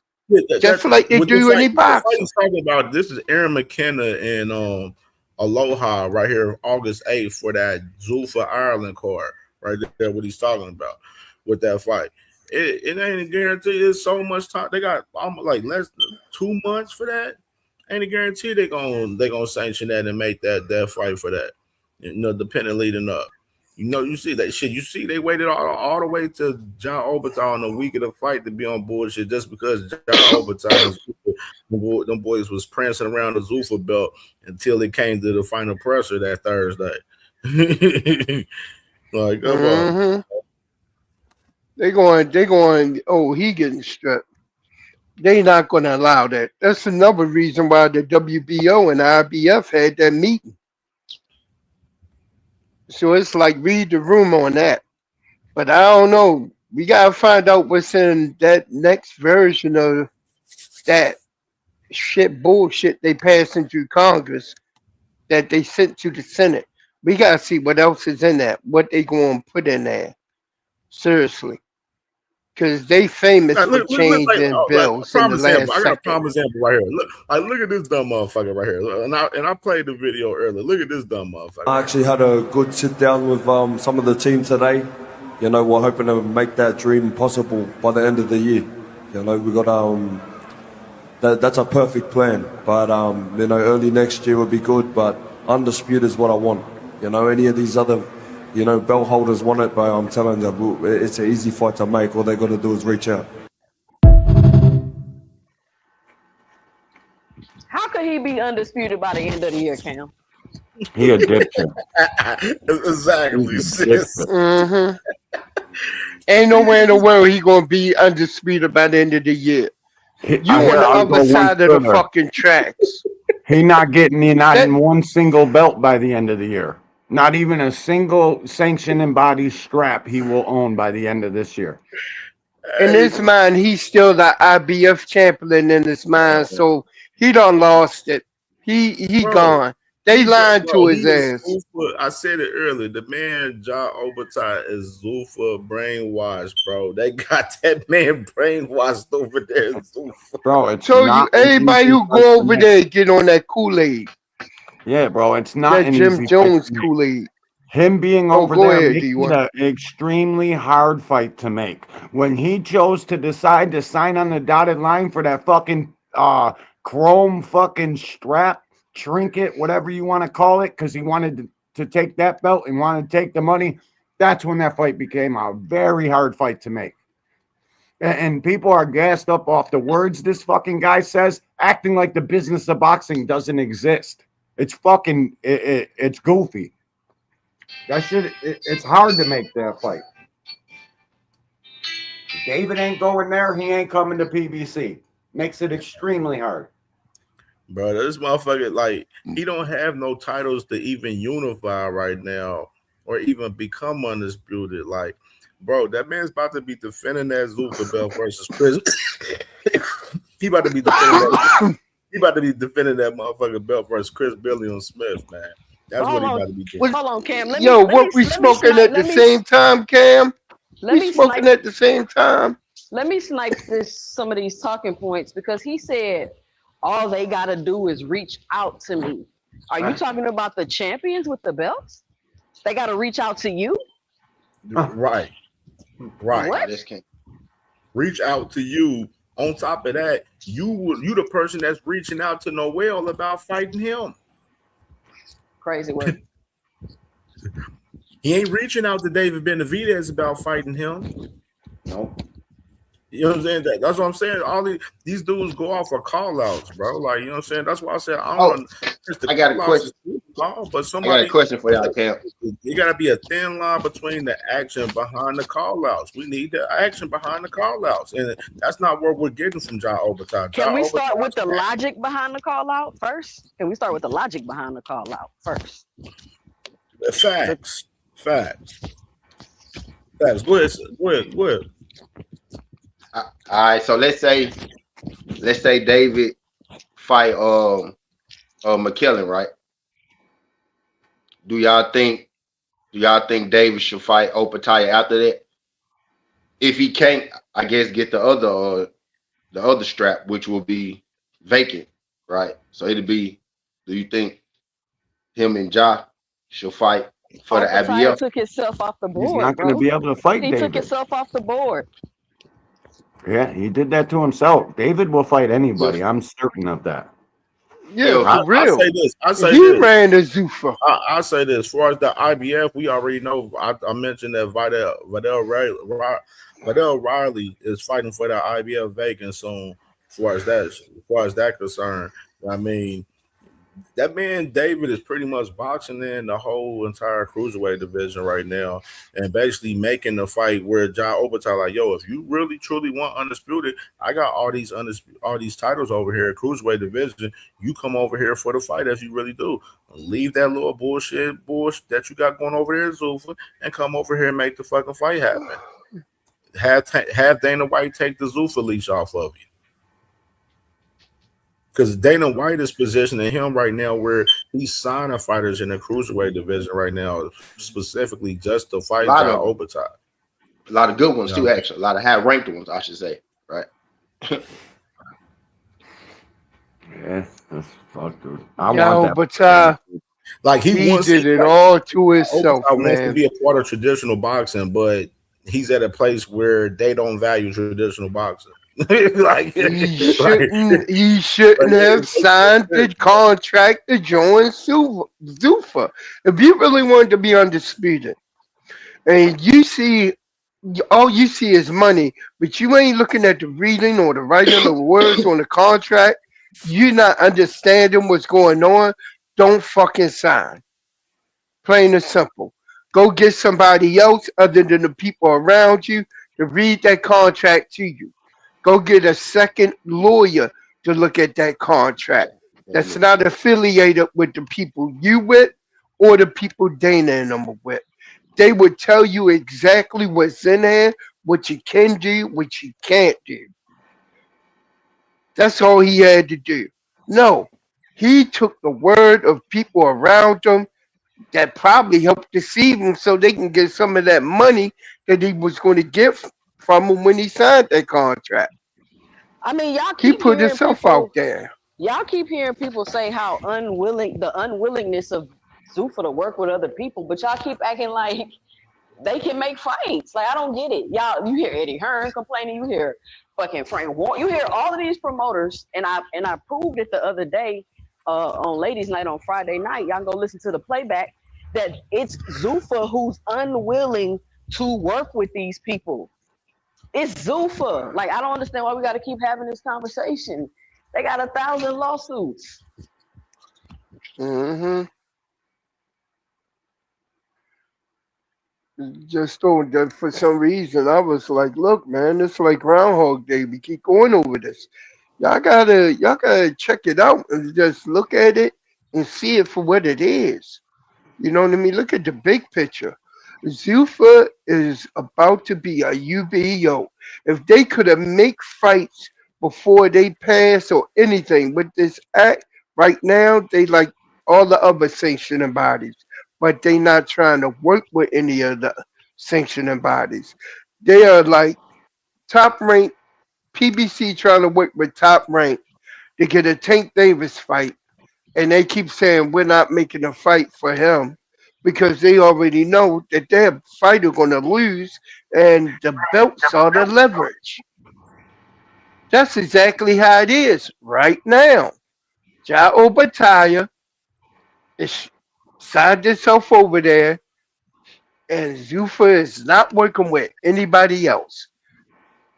And I don't care how they try to say it or twist it like they not the same. The ring and Riyadh season and Zuffa, they're one and the same. Whenever Turkey won a Zuffa fighter to be at Riyadh season, they can pull them whenever they want. And Y'all they'll don't be think over there fighting for the ring belt. OTB y'all was don't good, think bro. what's up with the Brody? What up with What the up, family? bro? Yo, what up? Y'all don't think Yes. y'all don't think he can be reinstated though now that they got an IBF sanction fight? Mm-mm. Yeah, but that's only Nah. news that we hear. We got to see that shit play out. The last Yeah. time they tried to put the IBF belt on there, they weren't having it with the Zuffa belt. So I got to see that. Just in my opinion, Right. I got to see that shit play out before I go matchmaking fucking champions and shit. If you haven't noticed, they're always saying things that's not even true. Like they're just like they keep announcing this Conor B and Ryan Garcia fight, and they got a whole cease and desist. So they always like Yep. making these promises and they're not even true. Like the shit just not even true. They don't even know or nothing. They probably just saying, "Oh, All it's a of our sanction favorite fight for fighters IBF." have done that though, sis. No, I'm talking about. Ben, nah, I'm Ben, talking about Ben is Zuffa and Ryan that. Mendo. No, listen. I'm Ben is talking Ryan about. Mendo. Hold on. I'm talking about Zuffa and the way they promote and do things. They'll come out and announce things that's not even done yet. So to say they're having a Okay, I got you. sanctioned IBF fight, we don't know that because Right. they've been promoting fucking Ryan Garcia and Conor Ben, and they got a whole cease and desist. They haven't even talked to Oscar De La Hoya. So Yep. it's hard to Stand on that. it's hard to stand on that. So it's like you gotta wait and see. And so far, OTB, every time we've seen a belt go to Zuffa, somehow that shit come on right on back. You right though, sis. I don't know, man. I'm just hopeful that we can get some inclusion. I think that could be a real that could be a big playing card for boxing if Zuffa can get some inclusion with the IBF sanctioning body, and then They you can don't get want some. to. They don't Like want it. just OTB. They don't think want about the inclusion. context of this. I got the context of this right here. With far as John Obertai, he got the lawsuit on the IBF and everything for stripping his title and everything. They took away the title, but they gave him his bread back, far as the sanctioning fee, bread and everything. And with that being said, how would it look for the IBF for doing all of that? They stripped the man, give his bread back, all of that extra shit for them to go back and give John Obertai the title back, and he's still over there as Zuffa. Like, it'll look stupid as hell for the IBF to make that stance and move like that. I mean, that's why I say I don't see that happening as far as the IBF and John Obertai happening again, because, I mean, it'll look stupid on their behalf to even move Bro, like that. these sanctioning bodies been looking stupid. They been moving stupid how they want. We just But saying, then goddamn it'll it, look Oscar stupid if Dana Duarte messing get with them, pulled though. out of fight and get a title fight in a whole nother sanctioning body. Facts, but then OTB, the thing is, it looks stupid on Dana's behalf because he's the one who's telling us that he ain't fucking with the sanctioned bodies. That's the thing. He's the one that put that in the atmosphere, saying that he ain't fucking with the sanctioned bodies. And we seen some of the fighters that he's brought over there that's champions. Where They ain't everybody, you might not say you want to play spades till you sit down and see that you need a spade to sit at the table. You feel me? I can understand. Like shit. That's how you look like jackasses Run a regardless to Boston. the fact. That's why Like I I say can they deal, I can deal with that. You feel me? Like okay, so you Run a ain't know what it took. Boston on them. Yeah, you ain't know what it took to sit at the table. No problem. Drop your Run a wallet. Boston. Give me all them books. Yeah, I'll run See, clubs down your throat. hey, I'm that's a gonna make you perfect cut them off. analogy. OTB, didn't you? Are you one of the fans that feel like it's too many belts? Actually, nah, sis, because I'm from Cincinnati, man. I seen Aaron Pryor be a mandatory for four years. Sugar Ray Yeah. Leonard, all of them duck Aaron Pryor Yep. and give him no title shot. So when they included, when Oh, we you're right. became before Bel Air, I mean, I'd never be an advocate that would allow these sanctioning bodies to put another fighter in that position. Yeah, true that. True that. Aaron Pryor was a beast, man. He used to knock motherfucking stick swings loose. Ain't no joke. Orchestrated Uh, pressure. Pride was man, yo. That's some fucked up shit. He never got that fight, but that just show you ain't nothing new to boxing, cause shit like that has happened before in the past. Talk that shit. Same shit that's happening right now. You know what I mean? For real. Look how these sanctioning bodies don't want to work with each other. But only a few of them has made agreements to work with each other. Come on now. Now, Yeah, but they work. not They to don't got no when choice but DR work. They take working well, together closer now. That's what they doing they now. They working together because of you motherfucking Dana White is they trying to got you. eliminate them. They don't have no Yeah, they choice. got you. You see the But new see Boots what's interview on YSM, Cam? What you say, Brody? You see the new Boots interview on YSM? Oh no! No, I'm gonna definitely react to that bitch tomorrow, though. no I'm definitely doubt. gonna react to that bitch tomorrow for sure. Cause I shit that. reacted to Booster on Nightcap earlier today. Yeah, I seen it. Yeah. I'm just so sick of talking about fucking Zuffa and this bullshit. We know what it is, bro. It's get down or lay down. Zuffa's here to try to take over boxing. They're not going to work with nobody else. They're going to fucking carve their own path and do their own shit. There ain't going to be cross promotions. We're not going to have fucking the Nope. Zuffa belt and the IBF belt and the WBC belt on the same table. It's not going to happen. You know what I'm saying? I get tired of it, bro. Have a great day. I got to go take care of some shit. Y'all have a good one. You already know the vibes, bro. You already know. You know it, bro. Yeah, man. Hey, I want to get your opinion, man, about this with Xander, man, because Xander had he had the interview with Last Stand podcast, and earlier he said that the man Boots was flat footed. He said Boots was flat footed, and what else he said? He said Boots was flat footed. And he says on that, I've been thinking about it, but let me get your opinion about that. Him saying that Boots was what I've realized. I'm a casual, yeah, so you know that you know how this boxing thing go. But you know what I've observed throughout my time watching boxing is some fighters talk shit and they mean that, and some fighters talk shit like they about to get their ass whooped. Xander, in my opinion, is talking shit like he about to get his ass whooped. Y'all remember how Regis was talking? Y'all remember how Regis was talking? Yeah. Before he fought Conor Ben? Yeah. And he knew he was about to get his ass whooped. He didn't even really want to go in the fight. Yeah. That's the kind of vibes that Xander is giving me, because the stuff he's saying it don't even make sense. It do though, sis. It do though, because How is another Boots thing. flat-footed, bro? Hold on, sis. Because he couldn't cut when you watch him and he couldn't cut the ring off. Bro. Yeah, I mean he never went. You ain't seen Boots get on them toes, and he take a lot of shots because he bring his back leg with him to absorb the shot, so he can give you a shot. Yeah, I mean I think that's what he was saying when he seen Boots being flat footed. I've seen Boots do that shit before. It's some. Yeah, I mean, and like I said, it That's was not somewhat. flat-footed though. That's not It's flat-footed not. though, So OTB. his digestion of what he seen was wrong. However, he did also say that Boots itch for that crowd punch, for that punch, those exchanges. He liked that, and he don't plan on giving him that. He think that it'll frustrate him, which told me Xander do his homework, and Xander plan on boxing Boots. He think he about to box him, take him off his front foot, and Boots just gonna, walk him down the whole fight, and Yeah, he gonna be that's able what to. he said. That's a He good said game he plan, flat but footed Xander and ain't the he's one to scared do of it. body shots. That's what he said. But Xander's what if not he the went one to there, he do flat this shit. footed? Not what you saying, OTB? Xander's not the one to do this. Xander, listen, I could sit down and look at all the nigga flaws. That don't mean I'm the one I can beat you. Yeah, I feel you, sis. I feel you. Yeah, I mean, but the fact that he did say some things that let me know that gave up his game plan But when I nothing watched that. about Boots is Like, flat-footed though. Nothing about Boots is flat-footed, bro. oh, I Do don't y'all know. He ain't do y'all know exactly what on them flat-footed toes. mean? Do y'all You know know, what Yeah, I flat-footed don't see mean? no flat foot OTB in sound like boots you got either. I ain't faith in gonna lie, Xander, bro. nigga.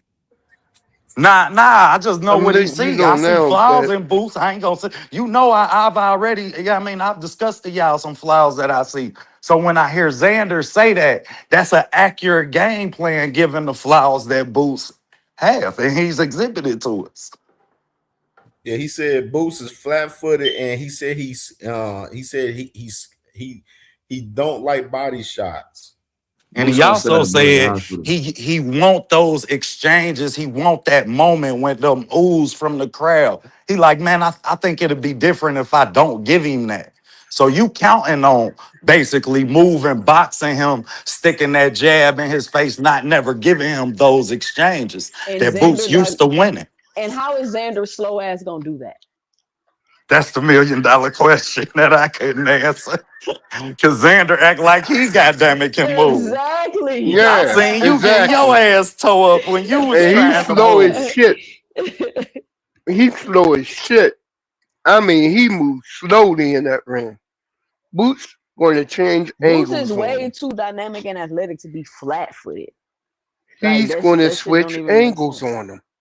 Watch, he's going to switch angles on him, right? And he's going to attack him. And he's going to tear him up. He's going to be open to the body. It's going to be body-head combinations. You want to switch it up, move around. Boots is going to get his boy a boxing lesson. I'm telling you. I'm not saying that Xander is not good at all at what he do, but the game plan, if he think Boot is flat-footed, he's going to be able to, excuse me, he's going to be able to take advantage of that. By the time he go ahead and try to implement anything he trying to do, Boots already looking to change. Well, That's the Boots has difference in his superior fights. head It's movement. the fact exactly, and at the same time, Boots has fight IQ. Xander is dependent on his corner to tell him what to do. Boots has fight IQ. He can change and do what he need to do in the ring And fight. on his own And and fight keep fighting. adjustments. Right. Exactly. You know what I mean? Xander got to wait till we get back to that corner to find out what do I do now. Boots like, oh, you gonna do that? I'm gonna do this. Oh, all right, bam, I'm gonna do this. Bop, bop, bop, That's what bop. I'm saying. What you want to do? How much adjusting do y'all think Xander can do? Because he's gonna have to do a lot of he's gonna have to do a lot of adjusting against Boots. How well do y'all think he's gonna be able to adjust? I don't think he's gonna be able to do it at all. Tell the truth. Well, once Because I every heard his time he game catch plan, on to then something, you go ahead, gotta OTB. given his game plan, he basically telling us I'm a box and then I'ma decide when we sit down and fight. Which is always a good game plan, but that shit draining on your legs. So now, yeah, I mean, I've seen Xander run out of gas before. We all have. Yeah, I mean, the fight on ESPN, he ran the fuck out of gas, and the boy just ran out of gas with him, and he able to pull the fight off. But it worried me, man, when I heard his game Man, plan. Like he that walking worried like me. he about to get his ass whooped. I'd rather you There's say no, you gonna go out there and just, yeah, I mean, fight and beat him at his fight. Like shit, I wouldn't be mad if you said you was gonna beat him at his fight, but because I think that Xander possibly can do that. Shit, Boots a bad motherfucker in the pocket, but when you get him on that front foot and you having to come for you, yeah, I mean, if you could create a hostile environment, then fighters create the same flaws that they've been having. Yeah, I mean, this is boxing, so shit, I would have felt better if that was your game plan rather than you saying, "Hey, I'm gonna move. I'm gonna take these ooh ah moments away from him. I don't want to exchange. I'm gonna go to his body, which means I'm gonna have to sit down with him and exchange to get the body punch off." Yeah. See, the thing is, Xander Zayas. I don't want to sound like I'm talking bad on Xander Zayas because he's a good young kid. He still got a lot to learn. But Xander Zayas, there is no adjustments that he can make because none. he's not a great inside fighter. He's not a Period. great Not inside at fighter. all. The only style Xander can do is box. He can try to move around the ring, throw shots here and there, and move around the ring. That's his game plan. That's what he does in every fight. If you watch Xander, you've seen all of Xander fights. And that's why he gas out too, free. Yeah, and that's what I was going to say. The thing is, Xander Zayas, he's got to hope that he can hurt Boots. That's the only chance that he got. If he can hurt Boots, then maybe he has a shot. But to go out there and try to outbox a better boxer, he's going to lose that match every single time because he doesn't have more power than Xander. I mean, than Boots. He's not faster than Boots. He doesn't have better footwork than Boots. He doesn't have better defense than Boots. So how can you outbox a guy that's better than you in every aspect? You can't. If you don't have better footwork, you don't have better defense, you don't have better boxing ability, how can you outbox a guy that's better than you in every aspect? There is no way outside of maybe hurting him. If you can hurt him, then you have a shot. Other than that, Xander has no shot. Period. You're right about that. True that. Dang, Xander just need to lay down then. He just needs to lay down. He need to walk out in the middle of the ring and just lay down and basically you go ahead. just say, hey man, It's boxing, man. Everybody still be more. Let me it's talk. Boxing. Let me be more. Everybody got their chance. Be more. Let me talk, bro. Go ahead. So thank you. So like I'm saying, he might as well just lay down, man. Shit, if everybody feels like that, he got no chance. He don't got a shot. No, I said he got a chance. If he can hurt. I mean, well, you know, but I don't think that it's going to be as severe as what you guys are saying. I think that this fight is going to be a little bit different, and I think Boots might go through some adversity. He might and he might not. I just think that being that Xander is bigger than him, and you know he is a boxer. He knows how to move. We're going to see what it is. Now, you know, it's not promised that he can beat him. It's not promised he can win. I mean, he can lose. So when it comes down to it, Boots is expected to win. But if Xander can go in there and stay on his A game and basically understand that the nutritionist that he has adopted, you see what I'm saying, with from Bud and Shakur, I think he might be able to pull something off. You never know. Why you ain't said that about Shakur and O'Shaki? Come on now, you just hating. That's a damn shame. Stop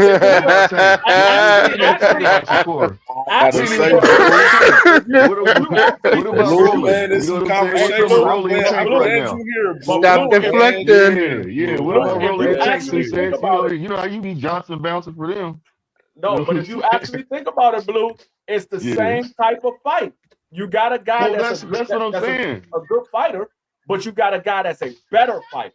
And the same situation with O'Shaki versus Ford is what we're seeing with Xander Zayas versus Jerome Bucilli. You got a good fighter, but he's going against a much better fighter.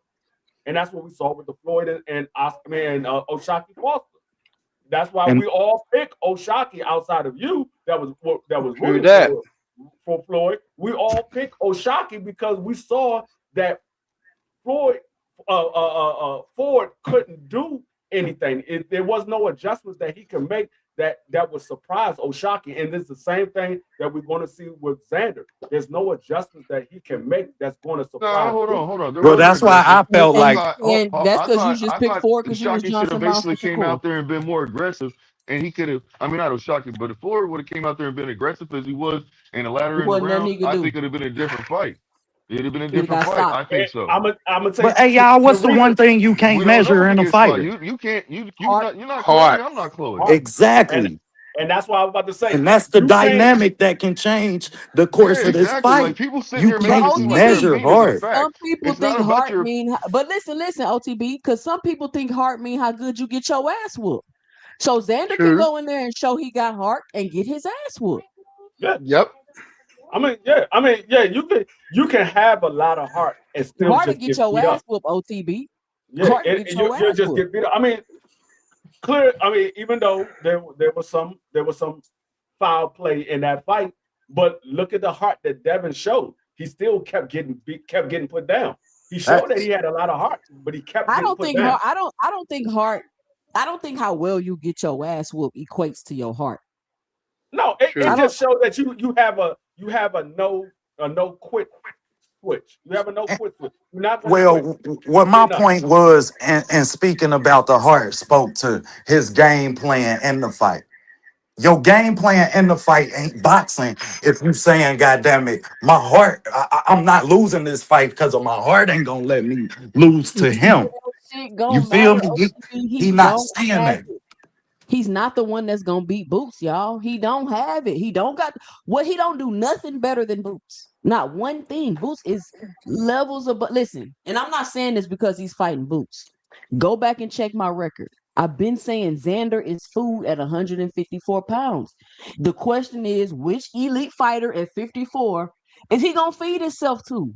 I thought it was gonna be Fundora. I don't understand. I don't see how Xander can beat Boots. And nobody can tell me how. Every time I ask that, they talk about the freaking Karen fight. Xander is not Karen. And Xander is slow. He got that bullshit ass jab. He don't get his head off the line. He pivot to the same way every time. Like he's not about to. I don't And see how Boots he's take gonna beat shots him. to land his. So you don't think that he capable of landing a shot that could hurt Boots in these exchanges that Boots so I mean, willingly to that's run in into? every fight, OTB. That's every fighter in every fight, OTB. But we talking Well, about I mean, Xander. hold on now. We're So talking about yeah, Xander right now. of course he possibly could land a shot to hurt him, of course. But if that's your shot to victory, that's what your shot to victory to hopefully land a shot that hurt. But if Xander's working on his conditioning, his endurance, he Why can you pull ain't say off the this same win. thing about Shakur and Oshaki? Man, what the fuck do you keep bringing these people up for? It's a dead subject. Leave it the fuck Oh alone. man. The same thing, and you up here You're saying something weird. Two completely cents. You're different. weird It's as the fuck. same You situation. keep bringing up Shakur, and then when Nigga, other stop people do the same crying, thing that nigga. you Stop do, no, crying, you nigga. Stop crying. You crying. bringing up shit that's irrelevant right now. Nigga, We're stop talking I about got a, I crying. got Xander a and question for Boots. all y'all. God damn, that's some weird I got a shit. question for all y'all, real quick. Real quick question. God damn. Every When time I y'all show up in some shit, boy. y'all think Yeah, Boots is gonna fight Slim. Xander the same Slim way he ain't gonna fights come everybody out. else, or he's gonna fight Xander more like he fought Villa, when he just basically was outboxing Villa until he decided to get him out of there? Yeah, I think that's how it's going to be. I think it's going to be similar to the way he fought Villa, similar to the way he fought Stanionis, similar to the way he fought Creighton. I think it's going to be that. I don't think it's going to be the way he fought Kern. I think what happened in the Kern fight, because he was in front of a home crowd, he was trying to get a knockout. He was trying too hard. Period.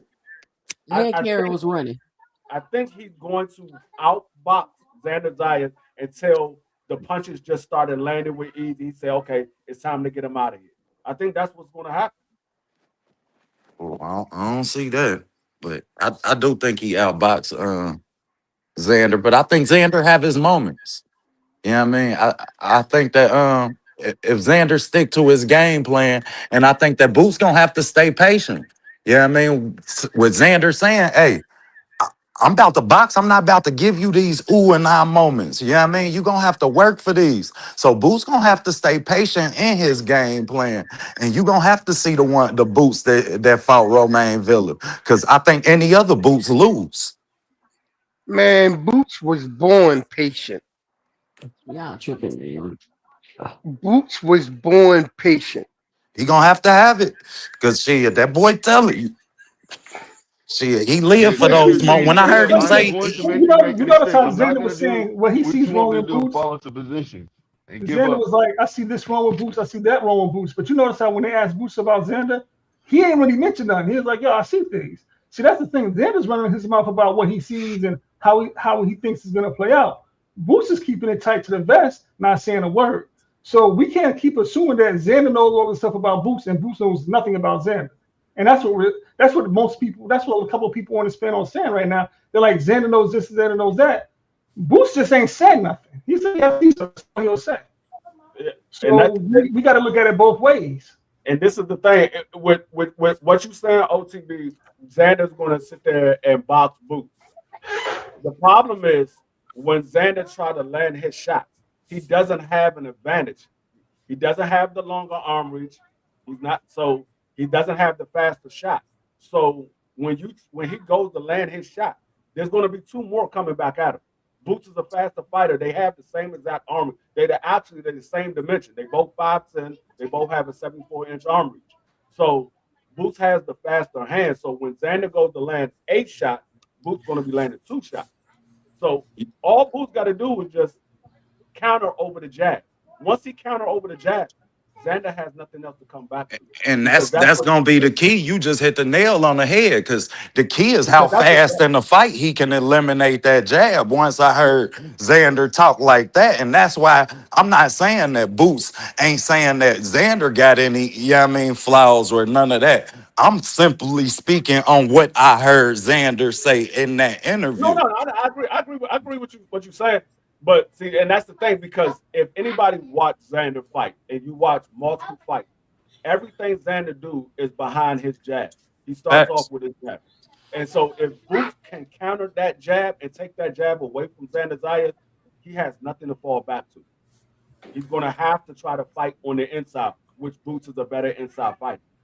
So But in that same moment, Free, Boots is a lot more willing to exchange too. He a lot more willing to take your punch, like you said, because he know that he gonna hit you with them too. Okay, the question is, he didn't do that with Villa or scoliosis. Man, when Boots take all these punches, but I don't be seeing this shit in the fight. No, he don't take a lot of punches. He rolls with a lot of shots. He turns with a lot of shots. This nigga Margarito or some shit. But see, the thing is, even in those moments when Boots is going to exchange with Xander Zayas, who's the more accurate puncher? Who has a better punch placement? That's what it's going to come down to. Who has the better punch placement? Who's the better accurate puncher? I think Boots is better at the punch placement and accuracy than Xander Zayas. I think Xander Zayas, when he gets into an exchange, his shots is more looping. I think Boots is more straight. Down the pipe. Yeah, Xander really lost his last fight to that brass dude. That Ray, he lost. Even one of the judges had to fight like, to him. Which one is Xander? And he was fooled on his front foot. Xander, and that fight though, which Xander fight did you see? That shit don't exist, bro. Which fight did you see? And you was like, damn, I know Xander gonna fuck Boots up. Like, which fight did you see to make you think that Xander just? I ain't never say that Xander just fuck Boots up. I'm saying that Boots got flaws. I ain't about to get up here and act like I don't see flaws in dude. I see flaws in every fighter that put on some gloves. That's what I see. That's but that's a part of the boxing. But what I'm asking is, basically figure out what fight did you see that makes you kind of feel like Xander could be the one to take advantage of him? It ain't what fight I seen Xander fight. It's the fact that I ain't seen Boots under that spotlight. I ain't seen Boots in there with nobody like Xander to know how he gonna respond and know that he not gonna buckle. So if Boots had Xander, if Boots had Xander resume, then you would feel like Boots had fought somebody? No, I don't feel like Xander fought nobody. Oh, well, I never made that point. No, I'm asking. Nah, I never stand on that. I feel like both of. That's why I'm so intrigued about the fight, because there's things that I still need to see out of both of these fighters for me to really sign off and say, all right, he it. I want to say Boots it, but I ain't one of them. You're not gonna get me at the bus stop beating up niggas in the back of the bus. You got beat up a nigga in the front of the bus for me to get yours. I'm gonna tell you saying the same thing you've been saying, OTB, because the whole time I feel the same way. This is a breakout fight for them to see if they, for proving themselves. Because right now, like with Xander, he's green. With Boots, he ain't fought nobody. You see what I'm saying? So right now, this is a breakout fight for them to see, like, I'm ready. I'm gonna tear the scene up now. So that's why I like need the a fight. shot to prove itself. But see, well, hold on. He ain't fight nobody still. Blows my mind. Saying? Schofield gonna knock his ass out.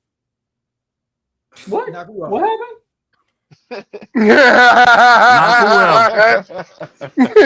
You Alex. Hey, I can play this game. I can be petty too. Look, I can be petty too. Get Austin is hot trash, dog. It don't matter. He's dead. Yeah. I mean, we can all agree that all fighters have flaws. We can all agree that all fighters have flaws. But he got to punch his chance, and Tank don't know the 5 styles of boxing. So shit, that man about to get carried. Oh, even his dad, like, damn, son, you gotta take. He might not make it out of line. We might not be able to spend this money together. Hey, he gonna clip him like he clipped Kevin. That nigga gonna need all 5 styles and 5 more plus that. That nigga gonna get knocked out worse than Rolly. Nah, he gonna get knocked out worse than Rolly. Good. Yeah, I He feel just bad for sit him. on. He just sit in a pocket too Hey, long. Like yo, the only shot that Kid Austin has is if he can hurt Tank Davis. That's the only shot that he has. if Tank come Well, you out, come know on what? now, Tank a slow We starter all know now. Tank should win the fight, though. Yo, We all know Hold Tank on, should really y'all. should Tank a win the slow fight. starter now. was Tank's Tank a Shit, slow Davis if starter now, Sco- but Tank That's do if why I things. said Schofield land that Schofield has a shot better early chance in the catching fight, hold. Okay, Exactly. now That's I'm what gonna I ask said. you. That's I'm what I'm gonna ask saying. you Come a on, question. y'all. Was Tank's, Tank Davis Tank's a a It's slow better boxing is starter. fighter? boxing, Two Tank's Cents. You got to recently admit been a that. slow starter. Two Tank Cents. has not Boxing is always We been a just boxing. slow ain't got this the starter. on biggest Devin and layoff he ever Shakur been too on? hard. No. Was Tank Yeah, Davis that's No, Nah, early. better he in was, the his market? lockout was the biggest layoff. no. 18 And I months been the guarantee you, longest. hey, look, Okay, that. But we I don't know how guarantee you, long it's Tank. gonna be before that fight happen, right? They said the fall Exactly. Because sometime. he's still going through the court. Hey, He's hey, still dealing with the OGB. courts. I'm Now, gonna play this listen. video. This video tells me everything I need to know before this fight right here. Wait, they saying that Roach is better than Kid. Like even if Kid didn't win, if Kid make it 12 rounds, his value go up. Even if he don't win, if he could make it 12 rounds with Tank, his value skyrocket. Everybody, So Tank knocked out dudes and their value went up. You know what I'm saying? They for became real, soft. And they For become going 12, it's definitely going to go up. That's Tank why. is Tank is the measuring stick. So for me, my goal is make sure my son make it out of there alive. That's the whole thing. My son haven't been hit by somebody explosive like Tank. Right. But that's the fun part of boxing. I think Tank should fight at 140. If that was me though. His biggest fights is at 140. Like with the Shakur and all of them. But it's on Tank. Tank is a businessman. He gonna make the right decision and everybody gonna move when he decide to move.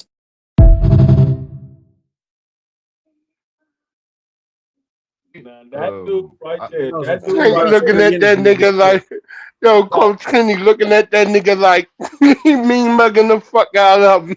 But no. my That's why he thing, had to I'm do gonna speak tell on you it y'all that something think couple though. his of times. son Like he was checked like, him about that Tank shit? knocked people out, their volume went up. No, Like this that's a good dude I fight right don't to here. get think off. After so. he get knocked out, his stock gonna go up too. That's Schofield's father. crazy. Schofield's father, dog. He's the one dude that I say he's the scariest dude in all of boxing. Out of all of the coaches, he's the scariest dude. This dude would say something on somebody's platform when nobody's around. As soon as they pull up, his whole attitude changed. Remember what he was saying? Yep. Oh, they're gonna whoop Shakur. They're gonna do this to Shakur. Shakur pulled up. That man was like, I mean, Shakur, you're the best guy. We always got respect for you, Shakur. We always got. This man always do. Yep. When they not around, he talk a bunch of trash. As soon as they come around, he's the most respectful guy in the world. Yep. Hey, That's look, I got to say Schofield. one thing about That's crazy. Senior. Where they from? That Senior basically, no matter what, Senior basically, no matter what, Jersey. he has They from stayed consistent. Cincinnati. They from Cincinnati.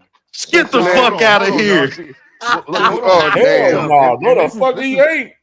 No the Hold fuck. on, he has. Hold on, let me finish. Let me finish. He has because he's always said, no matter what, that if his son, That was cold, he's not D3. scared to No let That the his was fuck son. he cold, not. Hey, D3. y'all, dang, you gotta That was react to cold, what I'm D3. saying. I ain't had a chance to finish it. Let me finish, please.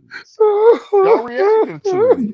What I'm trying to say is this: his D Free his just hit me senior with a has been, 5-year uppercut. I was like, Damn. hey, but now, hey, hey, look. OGB, I'm over here So eating he Five-year some had, fucking, uppercut. I'm over here eating some so he has motherfucking been chips over here. consistent, I'm and like, how he's what the been fuck going consistent. on? He not.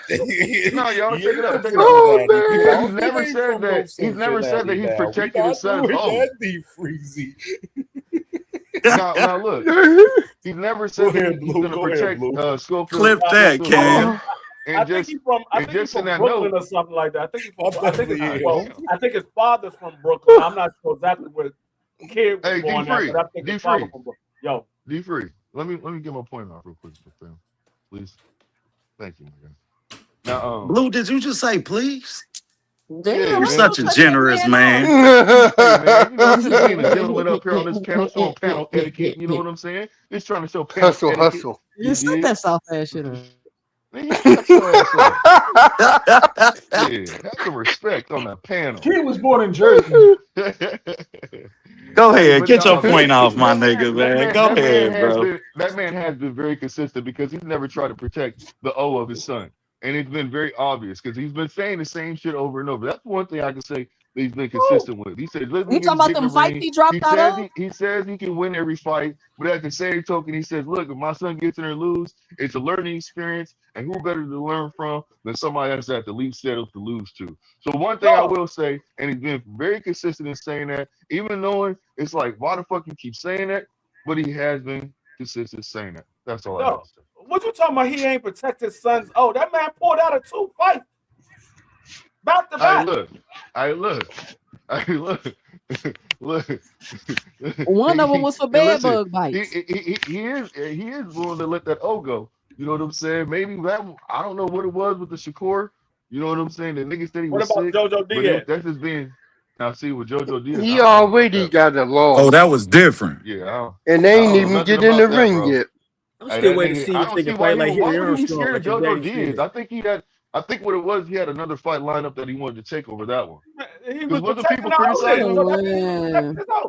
Wasn't people criticizing him about that fight? But didn't he end up fighting like Tevin Farmer next?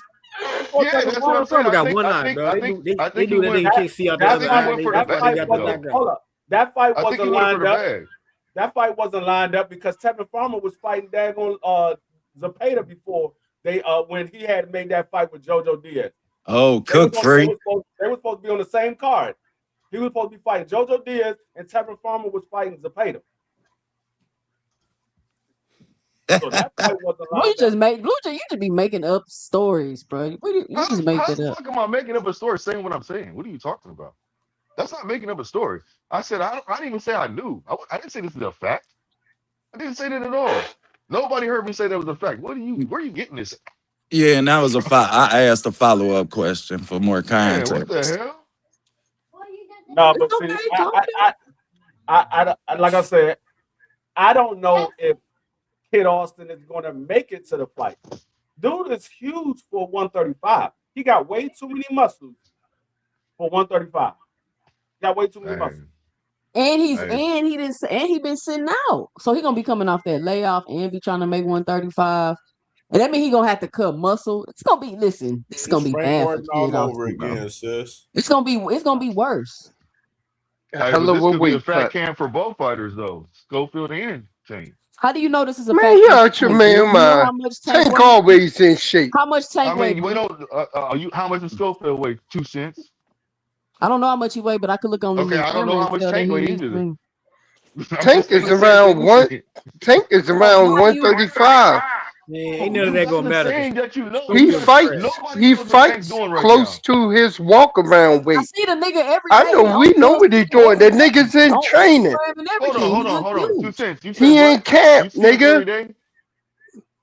He's in camp. Damn near. He's training. That's where he at. He posts on his Instagram, bro. Social media. Yeah, he's training. He's been training with my guy down at he is training with Kevin Cunningham. Yeah, Cunningham. So Schofield is just sitting at the house. Now everybody, no, hold on, y'all. Now OTV, you know this just like I know this. Now everybody praises and says that Schofield is always working out, doing what he got to do. Am I right or wrong? Yeah, he do get praised for being in the gym. So what I'm saying, yeah, he is sort of a gym rat. And y'all ain't paying attention to what's really going on behind the scenes then. No, I'm not saying nothing about what's going on behind the scenes. What I'm saying if you're talking about him not working out, you don't know. That's what I'm saying. I didn't say nothing about him not working out. What I said was he's huge for 135. Is what I said. And then I understand that. A lot of people say that he got sick trying to cut weight for the Shakur fight, which is why he had to pull out in the first place because they had to that's the narrative and all this extra shit. That's one of the rumors. So that nigga probably needs to move up to 140 while Auntie Sco up there trying to talk about Tank. I think he do need to move up to 140. He's ready for 140. Like they sat around and plotted and planned a scheme to try to get this title shot, and it's just Kid Austin hasn't been doing anything to prepare himself for this level of competition. He hasn't even been fighting. Like, you just gonna throw him in there? Like, that shit man, okay. Y'all can say Tank coming off a long layoff. He got legal issues. That's not Kid Austin is not even the fighter to even take advantage of that. Like everybody think. Kid Austin is not Do y'all watch Kid Austin fight? Do y'all watch the sparring footage of Kid Austin? Like I don't even understand what we talking about for real. They My boy never seen Abdullah him. beat the fuck out of That's why I ain't commented in a while, to Mm-hmm. be honest, because he just sit in His the dad did a pocket good too job promoting long, Kid He y'all. Austin. To be seen the fuck footage. like Tank gonna man, tear his His you dad ass did up, a talking good about man. job Tank? Stop at the sparring. bus station. This He the final lunged stop in of the for Kid Austin shots. train. And that's what I'm saying. That's his auntie go sit up there all day, pick apart everybody's flaws and what he know and this and that. But that don't mean just because you can pick apart everybody's flaws does not mean you can take advantage of that. Man, Because sis, they're not picking anything. They're not watching no film. They're listening to what y'all saying, and then they're regurgitating it and hype and using these points to hype up they fighters. That's why they have no context after they do it. And I say this to everybody because I hear a lot of people regurgitating facts that they hear other people say. If you ain't got the context to go back and to support that and to validate your fact, then you shouldn't say it. Just leave it alone, man. that's why I All keep asking, facts. All that's facts. why I keep asking about Xander and what is it that Xander is going to do to overcome like D Free he faster. What you said, D Free, run it down again. We're gonna He's do it one at a faster. time. We're gonna do it one. Okay, he's faster. What is Xander gonna do about Boots being faster? How is he gonna overcome that? Okay. I mean, only We're only gonna thing you take can it one by one, D Free. We're gonna dissect it. the So, only the only thing he can overcome that is by having better timing. That's the only time. way. Facts. Like Facts. how is Meaning Xander timing? yep, he can. He can outtime him. He can time his weight transition from his back foot to his front foot and keep Boots What on that back foot. The didn't you problem just say is, he got beat up on the front foot? yeah, yeah, I seen Yeah, him look like food on the have front you foot. seen him do that? Have you seen him do what he needs to do to No, I've overcome? never seen him Okay, orchestrate that game plan successfully for okay, 10, 12 rounds. okay. What's next, D Free? Footwork. Footwork. Okay. What is Xander gonna do to overcome Boots' footwork? Xander got okay footwork, in my opinion, but what do y'all rate Xander's footwork? No, I think it's okay. I don't think it's great. I think it's okay for It's all Xander right. Myers. His flaws is more with his head on his back foot. On his front foot, he's slick if What's he's the moving. line? Like if he's moving laterally around, yeah, I mean, where he could jab and move, yeah, I mean, in a radius, but straightforward, if he got to walk you down, yeah, I mean, and jab on that front foot, he fool. Okay, okay. So we saying he can contend with Boots' footwork because we got to remember Boots a switch hitter now, so he got to do the southpaw thing and he gonna have to do the orthodox thing. Is he gonna be able to make those adjustments as quickly as he needs to within the rounds during the fight? No, because Boots do it in mid punch. He do it in between his Facts. punches while he switch hitting. So But the Xander Myers problem, he gotta know when Boots is gonna switch hit. Mm. That's the only way he can overcome that. He gotta know when he's gonna do it. And or he being able could to up his punch output. Then he gonna get countered more. He could up his punch output and up his pressure rate. He gonna get hit more. that means he gotta be on the front foot. That's tailor made for Boots on your front foot coming forward. He for Oh sure gonna get picked shit. apart. That means he gotta be He on the for front foot to sure up gonna get picked apart. his punch output. He gotta be on the front foot. He can't be on the back foot up in his punch output. Damn. Okay. He don't really fight off the back foot. He fight on the front foot He most of the damn time. sure don't. But when you see him get caught, it's because he gets stagnant in the pocket, sitting on the back foot. In these exchanges, you are watching. He's damn near staying straight up. Like I done seen this him get punched chin in the air, all that, looking straight at the glove hitting. Like Mm-hmm. Mm-hmm. Okay, so that's two that he can't. Okay, what's next, D Free? Defense.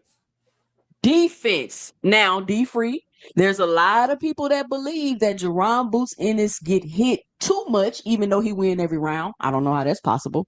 What do you mean when you say defense, especially for those people that believe he gets hit too much? Um, Being able to roll with the shot, being able to avoid shots, and being able to block shots. So like Xander Zayas, he doesn't roll with any punch. He doesn't roll with any punch. When he get hit He flush. damn sure don't. He don't slip a punch either.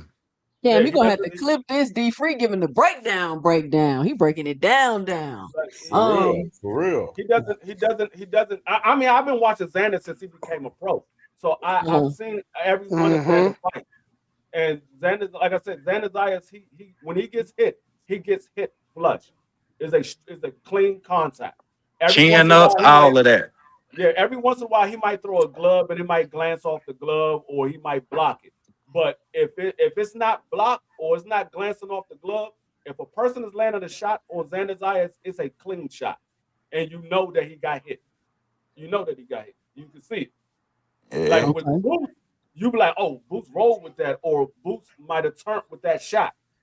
So it's not a clean we very seldom see Boots get hit with a clean shot. He does get hit with them, but it's very seldom that he gets hit with a clean shot. And it's usually when he's going in for the kill and his opponent's trying to throw something back. Yep. That's accurate. That's accurate. So Boots got the better defense, and you're saying, contrary to popular belief, Xander gets hit a lot more with clean shots versus Boots, who, even though it looks like he's more so rolling with the shots. Yeah, that's what I see every time. Yeah, because he putting got himself rocked in, by because Boots always in position to that dude counter. that Roy Jones trained rocked Xander. That Russian, whatever the fuck that dude with Roy Jones was trained, they get rocked fucking Xander, dog. Rocked him. Yeah. And what was next, D Free? Boxing ability. IQ. Now, some people believe that Xander has the better IQ and is the better boxer. What say you? Better IQ and they I think they refer to Xander as the better boxer because they believe, looking at the Karen fight, Xander will be able to come out and box and move with his footwork like Karen did, and that Boots cannot cut off the ring. Chat, let me know, is that the sentiment? Let me know if I'm correct in saying that. I don't want to misquote y'all. And that Boots can't cut off the ring. So if Xander gets in there and move and box, and since Boots can't cut off the ring and ain't got no IQ, that's gonna give him trouble. But you're saying Boots is the better boxer. So you saying Xander don't pure boxer? Yeah, he's a better pure boxer. Okay, but what do you say? Okay, what about Xander's boxing? What do you think about Xander's boxing? Like, we want to talk about Xander. What do you think about his boxing? I think everything that I see with Xander is okay. It's like C level.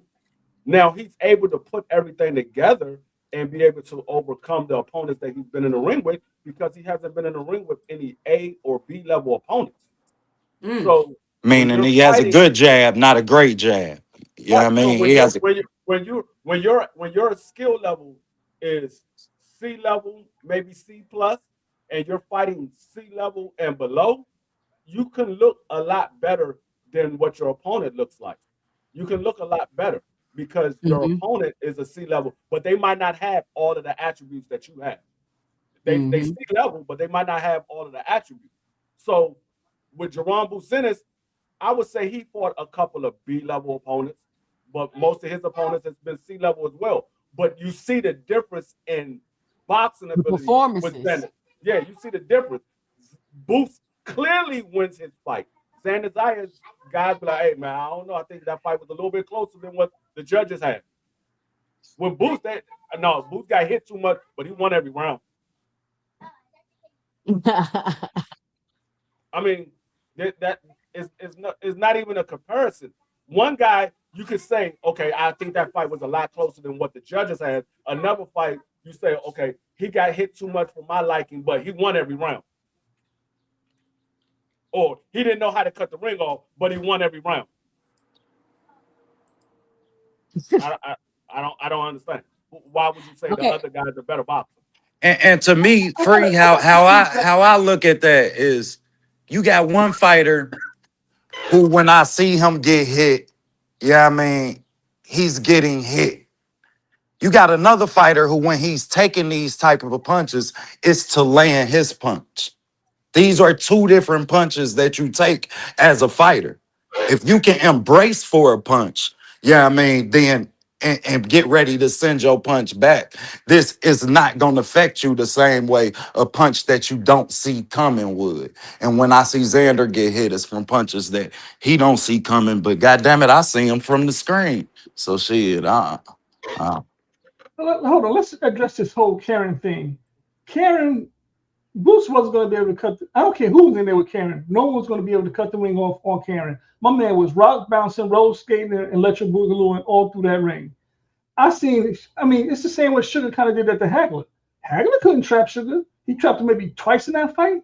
If you don't want to engage at all, you don't have to in the ring. I don't care how much a person says, "Well, cut the ring off, cut the ring off." If a person doesn't want to engage, they ain't got to engage. With the Sugar so Ray don't thing, we? So can you not cut the ring off with hooks? He had stopped and He could have cut the ring off with hooks. That was my problem with Boots in that fight. I've never. I watched Karen jab himself out of every corner in the goddamn ring, and I never watched Boots shoot three hooks and say, "Stay in front of me." Well, okay. Everybody had this criticism on Boots because he didn't cut the ring off with Karen. But let's not forget, there was another guy that couldn't cut the ring off, and he said, "Man," his grandfather told him, "Hey, man, all you gotta do is step to the left." Well, when I step to the left, he steps to the right. Y'all forget about that, but y'all say he's one of the best defensive fighters since Floyd Mayweather. But he couldn't cut the ring off neither. I don't hear people saying he don't have great boxing ability. He don't have a great IQ. So we just forget about cut the ring off of Karen. He won every round. Listen, Karen footwork was immaculate. How did Karen lose every round? Karen jabbed his way out of every corner in that damn ring. Look at that man's footwork, bro. Go look at that man's footwork. He still lost the round, and his footwork was immaculate in that fight. I studied Karen's footwork in that fight, bro. His footwork was crazy in that fight. He clearly only worked on his footwork during camp. He clearly only worked on running around the ring during his camp. And if Xander thinks he's finna get in there and run around like Karen did, he gonna be sadly mistaken, because one, his footwork ain't like that, and two, his stamina ain't like that. So even if he go in there moving around, how long y'all think that's gonna last? He gonna be moving around and getting punched on? I want fries and Daniel nuggets. 4 to 6 Yeah, he also fries instead of nuggets too. Somebody wants some fries and nuggets. Get that baby something to eat. Yeah. You giving out food? Okay, well, I got to see what D Free say next so we can break that down. Cam, what you think? What you think, Cam? What you got? You sitting quiet? Quiet? Cam, you done? Yeah, I was just enjoying y'all cook right here. That shit, y'all been cooking for real, man. Y'all been cooking. Yeah. I want to break it down, because it's just every time I ask somebody, they like the carrot. Like, what does that have to do with anything? There's another guy that had a problem with cutting the ring off too. And I don't hear people talk about his ring IQ. When Canelo fought the dude William Skull. Yeah. Beevil too. Shit, Beevil too. Yeah, Beevil too. Beevil too. Talk about their ring IQ, their boxing ability. It's like y'all see one fight that Boots somewhat didn't get a knockout. Right, basically didn't get a knockout. Didn't get a knockout, somewhat had an issue, and y'all said, "Oh, Boots don't have a great ring IQ." But we see Boots go in there and outclass his opponents every single time he gets in the ring. Well, I give him the credit because I seen him fix the problem. I did see, and Karen ain't come out, and it wasn't against Karen. You know what I mean? That I seen him fix the problem cutting off the ring. Against who? Peril. Peril. What was it? Wasn't that dude name? And that's Peril for 140. He fought David Abenise, and he fought Lima, and then he fought Lima. It was the Lima fight. My bad. The Lima fight. Lima. Yeah, I say Lima ain't no move. I seen him fix it in Lima, but I seen Lima go to move early in the fight, and I seen Boots cut that bitch off and meet him there, and that's when I knew, like, oh yeah, okay. Yeah. Man, I seen you know Lima don't got no good footwork, fam. Come on. I seen OTB, Boots fight in know slow that, motion, fam. bro. I don't know. If that ain't IQ, I don't know what is. I Yeah, you seen a can't do nigga that fight. slow motion. He walked up to him in slow motion. He slipped the punch in slow motion, punched him, slipped again, and punched him again. Like what? That is crazy reflexes. That's and that's another thing that D-Free didn't even mention. His reflexes is crazy. Like it's crazy. Like how Ryan got them stupid reflexes. He got the reflexes with the skill though. He's gonna be hard to beat. Man, Like I don't know what everybody's talking about, but man, he gonna do some be tough to poses beat. on Okay, what else Xander. you got? D-Free was boxing the last one. Yeah, that was it. That was it. Because I did forget about reflex. So just made the last one reflex. One thing I will say is that this man, I believe that the only way this man does like really lose to Xander is because he's overlooking him. So I don't think he's overlooking him. So I think I don't think I ain't underestimating no he Puerto Rican's heart. Nah, he about to make that's an what I'm saying. example. Like He about to Puerto make Rican's an heart he's been different. talking down He on about him. to make a He's been statement. talking down on him so much. It's like pathetic. Like every about? chance he gets, he's like, "Nah, he ain't this. He ain't that. He Talking ain't about this. He Papi. can't do this." And then, he just. I don't know. I just hope Every he's not race of people overlooking have him. people with no heart. Every race. I've never seen a race of people that didn't have people with no heart. And I grew up around Puerto Ricans. You can't just say, well, yeah, maybe he's a fighter. We know they got heart. Hell yeah, we know he got heart. He wouldn't. Hey, listen, he got heart because of the way he took the fight. Come on now, we know that. He has heart because he's a fighter. When you say Puerto Rican heart in boxing, That man it's got credited to the Puerto.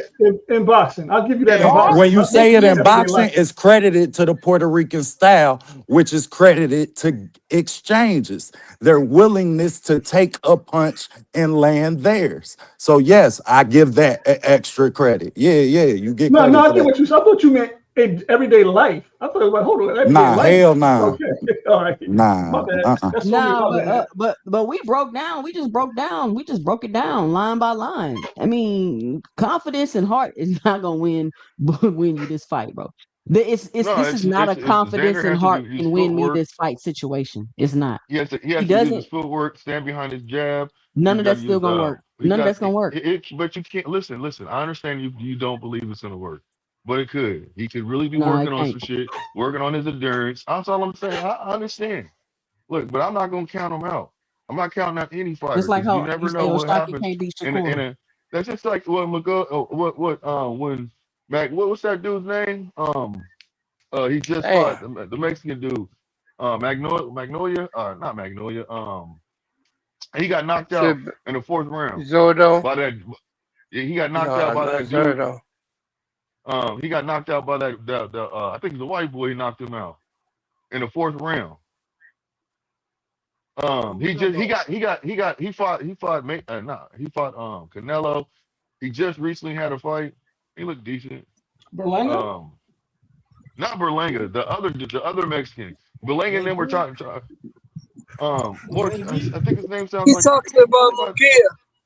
Yeah, Munguia. Oh yeah, McGee. Yeah, I get them. I get Berlanga and McGee mixed up. Mr. Shelton about to tell us how Xander ain't shit. Who said Xander ain't shit? I do. I'm looking at Benavidez right now. Mr. Shelton, that's what I don't know why Mr. people hype this nigga up. What I said was this. No, this is what I said. I said Xander ain't fought no goddamn body, and Boots ain't fought no goddamn body. So they get to prove themselves against each other. Facts, double fact. That's what I've been saying. I said that earlier. It ain't but 5 elite fighters in all of boxing. Let's be real. It's only like 5 elite fighters in all of boxing. So this whole narrative, they ain't fought nobody. No, they fought people who they had to fight. So what does that have to do with what I said? No, I'm saying, I ain't got nothing to do with what I said. If everybody's fighting nobodies, then everybody's fighting not. According to you, if everybody's fighting nobodies, then everybody is fighting nobody. These dudes ain't fought nobody of note. He beat nobody that we actually give a shit about. Neither one of these dudes have fought anybody like that. He beat Sergey Who the fuck is that? Nobody gives a fuck about that guy. Had trouble with this nigga. Nobody gives a fuck about that guy, bro. Now y'all gotta give a long time ago. Sergey Lipton gets landed a clean shot. Trouble with that guy, then he wouldn't be where he at today. Shit, I got film of Sergey Lipinets leaning a clean ass shot. Okay. But he has got knocked off his feet. Oh, It wasn't getting rolled or none of that other shit neither. It's clean. And you got God damn it. pictures of got Sergio knocked Lipinets off getting laid his the fuck feet. out Oh, too. He Lipinets got got stretched. knocked off his feet. That nigga got stretched. Sergey got That nigga, stretched. I've never seen If he somebody can get land it, knocked off Xander his can He got land it. stretched. If he can land it, Xander can land it. I just don't But think here's the neither problem. one of This them is what I'm hurt. saying. Shit. Sure, Hold on, Boots I making want to say hit. something. You guys know But how people what when is people he? say But that. what does Ennis do? Hold on. Boots making hit. But what does Ennis do after he gets hit? What's he do after he gets hit? Land 3 or 4. That's what you gotta ask yourself. He gets hit. Damn But what does he combination. do after he gets hit? How's Xander get rocked by that bum Roy Jones train? Scoomer. Well, had wobbled, stanky leg, everything. So, you know, watch Xander fight, bro. You don't even be watching boxing, bro. I remember one of my favorite fighters back in the 90s was Tito Trinidad. And Tito Trinidad fell down, got knocked down in every goddamn fight, didn't he? Hey, Shell Damn, boy, this what cuz you did. see what your boy Nose Candy Bill said about Boots, man. And said, But what did Tito Trinidad do when he got up? Knock motherfuckers out. He Which ended one of the. the, who is Xander T.O. Trinidad? Nah. Nah. Now, what did Nose Candy Bill say? That man said, he said Boots is the most difficult fighter on the Haney hit list. And that his style is more difficult than Shakur's with Boots being the switch hitter. If Fedora ass cheeks, dog. Yeah, I got David. Okay, where's the lie at? That's accurate. I think that's accurate. Where's the lie at? And Boots got a power dynamic Yeah, too. where's the There. lie at? Shit, he hit hard. Goddamn it, Boots can crack. And you know what else I like about Ennis, though? I'm gonna tell you something else I like about Ennis. Ennis is fucking mean, man. Ennis is mean in it. He gonna hurt Xander, man. Ennis is trying to get the fuck up out of there. You know why I know it's gonna be a landslide for Boots because of what he said in that interview with Shed Shirt, where he was like, I'm not gonna sit here and say that he gonna go beat Xander up though. Xander ain't no punk. I don't see that. The Karen shit. The first fight with Karen, you watch tape on Karen. This nigga don't run. This nigga, you wouldn't even know he could even do the shit he did. So you ain't prepared for that shit. The second fight, he thinking Karen about to run. So now I got. I think this is the fight he needs. People ain't looking at it that way, but I think this is the fight the nigga needs to bring that real dog up out of him. I think this is the fight. Xander in the camp. Somebody who boxed way better than Xander. It ain't shit Xander gonna be able to do, bro. Get on to sleep.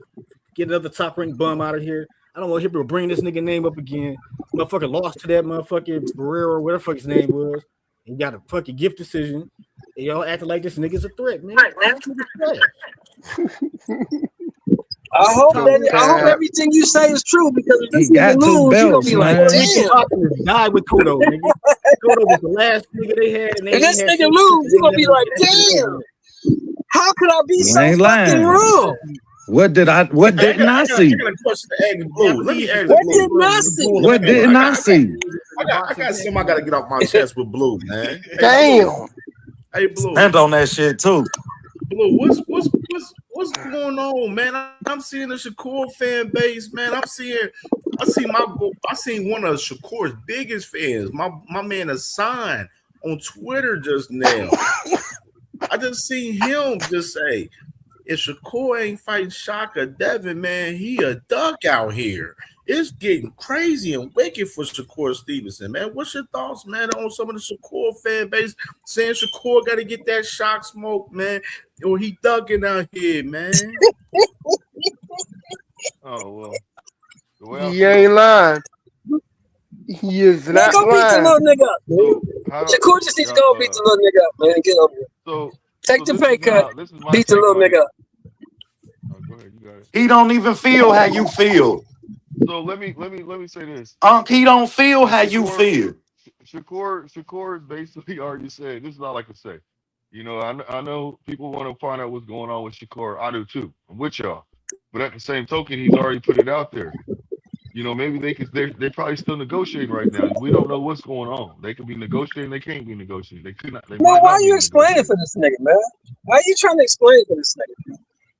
Hey, look, I know, bro. They keep asking questions that they got the Stop answer to, but explaining for this nigga, they man. want to Let that sit there, nigga, they want to that sit there nigga needs to and act shoot like Shakur or ducking get off and the all this pot, kind of shit man. when he ain't ducking. That nigga needs to shoot or get off the pot.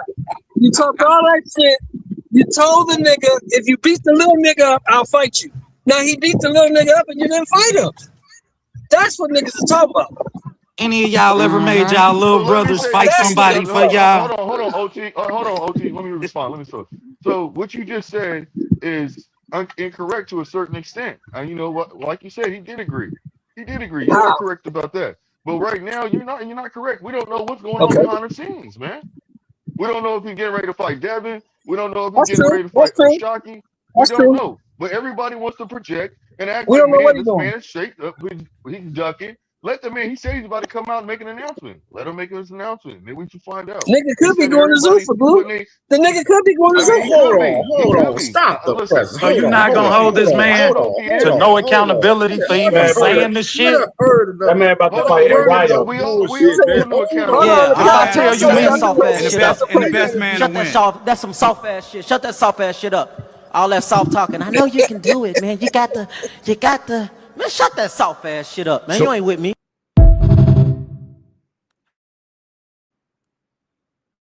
Have something on the table that he's already I'm not planned out. jacking this whole.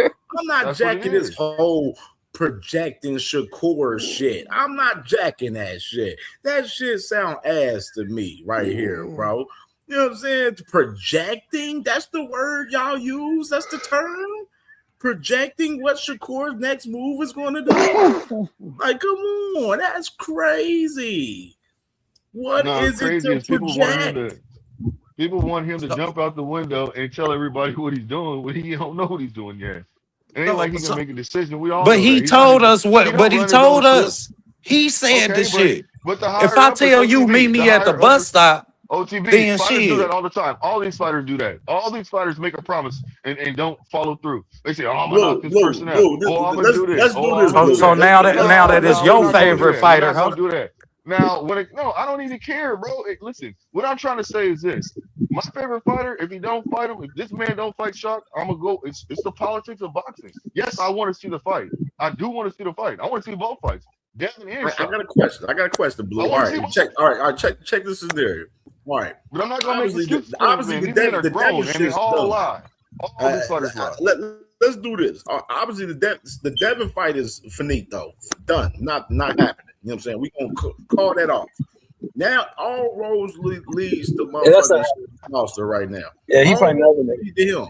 If he don't fight Shock Foster, which is he's the current best available guy, if he don't fight this man, and is this man Shakur Duggan Blue? I need to get Blue's answer on this.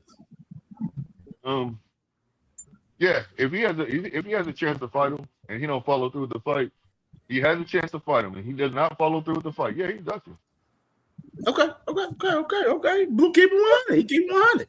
All Hey, right. That's But how we then he wanted to doesn't have hear, a chance bro. in the higher That's uppers. some And listen, if dialogue. the We got higher some uppers dialogue from is Blue today. but listen, if the higher uppers is basically narrating it like that, they usually are, then it is what it is. Can't do shit about it. that's where the disconnect comes, Blue. You can't say the politics of boxing when the man is a free agent.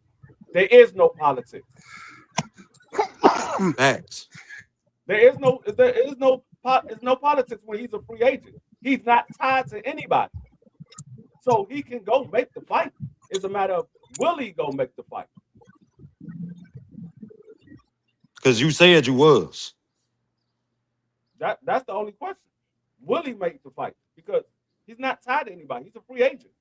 So we can't use now if somebody signs to a promoter, yeah, you can say politics. But when a guy is not signed to anybody, there is no politics involved. Oshaki is willing to fight him at 140 if Shakur wants to fight at 140 because Shakur said, "Oh, you got to come to 140." Oshaki said, "I'll go to 140." So if Shaki is willing to go to 140, you need to fight him. You're not fighting Devin. You're not fighting Antoine. You're not fighting none of the other champions at 40. Go fight the guy that you said you will fight if he beats your little man. That's the only thing I see. If he ain't fighting Devin, he's not fighting none of the other champions. He needs to go fight O'Shaquie.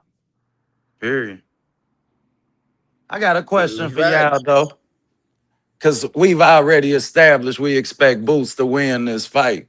When he do win, that microphone get put in his face. What name do he say?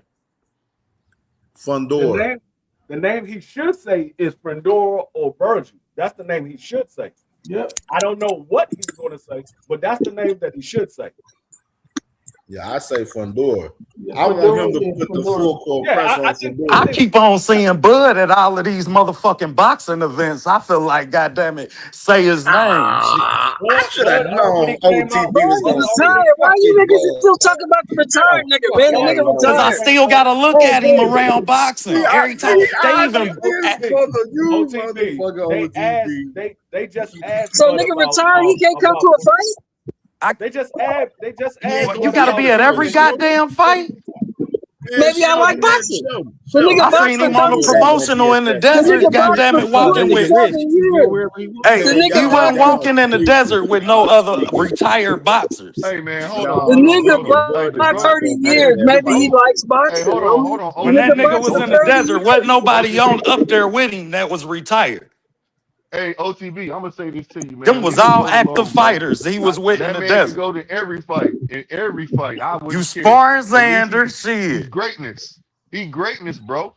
Hey, he's representing, showing up to support these fighters, man. He's doing. What's wrong with that? He's supporting. So y'all think? Hold on. So let me get this straight. Y'all think Bud gonna be at the fight next week? That's what y'all said.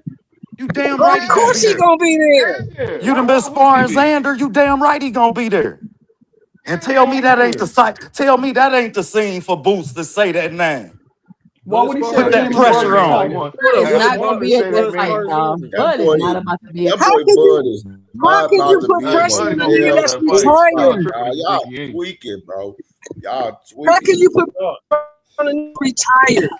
The nigga just said, I seen the nigga say he ain't never say my name. He tell him say my name. I'm gonna tell you where Bud gonna be at next week. I'm about to tell y'all where Bud gonna be at, y'all. Where Bud gonna be at? He's happy to retire. He literally just had an interview and said he's happy to retire. I'm about to tell y'all. I'm about to tell y'all where Bud gonna be at. Bud gonna be over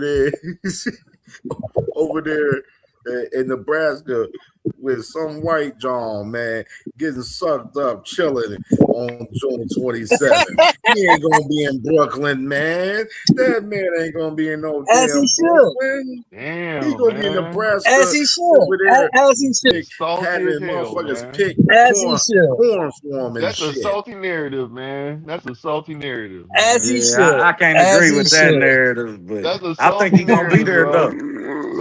That's a salty ass narrative, bro. Stop. I think he gonna be there. Per usual. She doing that. Cam's still a little salty about that ass whooping, but that's okay. Yeah, you can tell. Hold on. Stop the press. Stop the press. When people say comments like that, narrative like that, you know what it is. This ain't got nothing to do with. We talk about. Y'all talking about Boots Ennis gonna be at. That talking about Bud gonna be at Boots Ennis fight June 27th, bro. He might. I think he might. He was helping Xander Zayas in camp. Hold on, let me ask this: has Bud been at any of Boots fights? He was just helping Xander Zayas in camp. I didn't see him in camp. Now, that was a rumor, but that wasn't true. I know Tiger was in camp with him, Tiger Johnson, but I don't think Bud. I think that rumor was cat. Bud, I've never seen Bud at any of Boots fights. That's what I'm saying. I don't see Bud being at Boots fight next week. You know what I mean? I don't.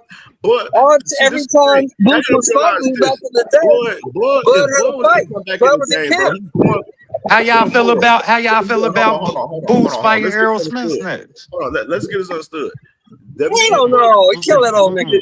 We remember that man on the Pivot podcast. That man was on the Pivot podcast. Said no, he wouldn't come back to fight for $100 million. He ain't selling his soul, so he need to be a man of his word and sit his ass the fuck back.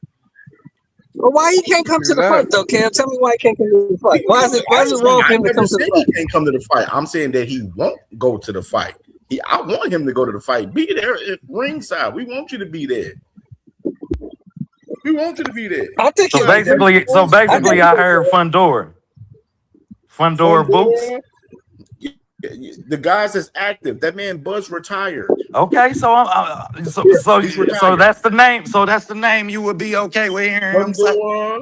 He said he'd spin the block on Virgil. Virgil, get out of this arbitration bullshit with Golden Boy. So, I wouldn't even mention Virgil, the Virgil on the shelf right now. We're talking about active Virgil on the guys, shelf not right the now. guys. All right, Cam, we established that already. Don't keep repeating the same shit. We established that already. ODB, we're talking about active guys, not the retired guys that's just popping shit from the sideline. They can keep their ass on the sideline and pop their shit and sit their ass down somewhere. You know what I mean? And watch the real niggas do their thing right now. That's active. Fundora. The next nigga he needs to be fighting is Fundora. We heard you, nigga. Hold on, Cam. You say the shit again. Pushback on what you just said, Cam. Gotta give you some pushback. First of all, the real nigga is retired, and if the real nigga comes out of retirement, he gonna have all these niggas out here. Man, you wishing behind you. That's what it is. It's the biggest fight in boxing. He come out. Bud didn't fight fighters in their prime. Bud did not fight fighters in their prime when he was active. Why y'all think he gonna come out of retirement and fight somebody in their prime? That don't even make sense. That ain't the biggest fight in boxing if he do.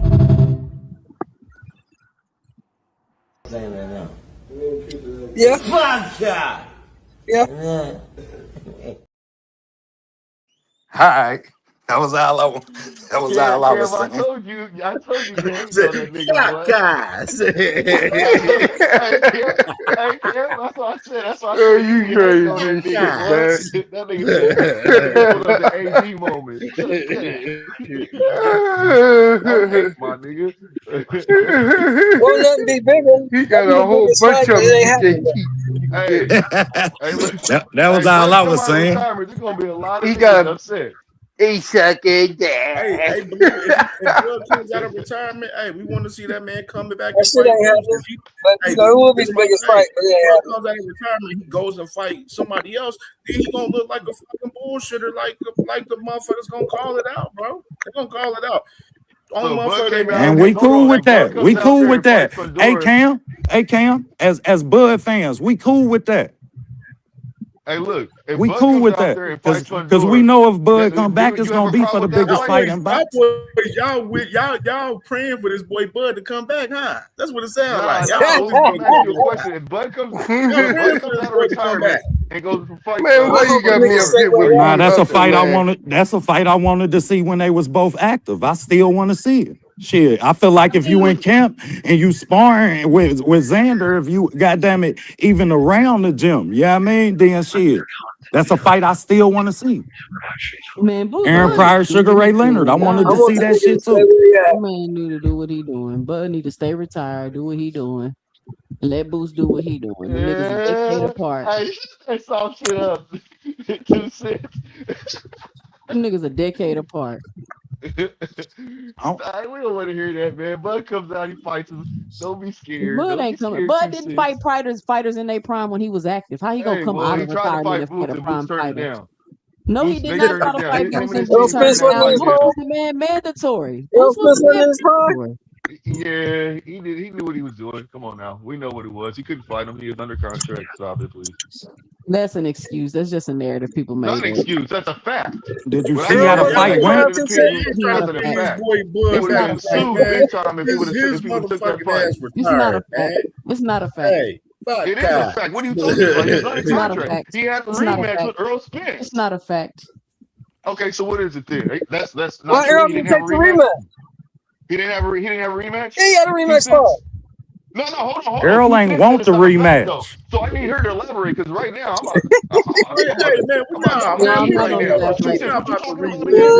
know the right answer. You know. Ass man, fuck him. Cuz tell his bitch ass to come out and fight. If he ain't come out the fight, and tell his bitch ass false narratives, man. Cut it out. You know what I'm saying? That's just the fact of the matter, man. That man Bud need to put up or shut up. Come back and fight or shut the fuck up. That's where I'm at with it. You know what I'm saying? That's where you do Boots beat Fundora? Cam, are you okay with him coming back and fighting Fundora if that was to take place? His first fight coming back. You Hell talking about nah. who? Boots coming back to fight Fernando? I'm talking about Bud coming back to fight Fernando? Hell nah. Talking about Blue. If he come back, Is that if okay? he come back, I Just want to fight see him asking that fight. question. He come back, I want to see him fight. Goddamn it, Boots, and that's it. No, I understand, but if he comes back and has that fight with Pandora, would everybody be upset with that? Would y'all be okay? I mean, I would think Bud would come back to fight at 60 for one. I don't even think he would come to 54. No, yeah, that is true. That is true. That's some dreamland shit when I think about it. I didn't think about 154. You know, I was I just thinking don't about the want fight to see that itself. shit anyway. But Yeah, I do got a question. yeah. Do Boots? I don't Do want to y'all see it think either when Boots I think beat about it. Not Fundora? 154. I do. I think he does.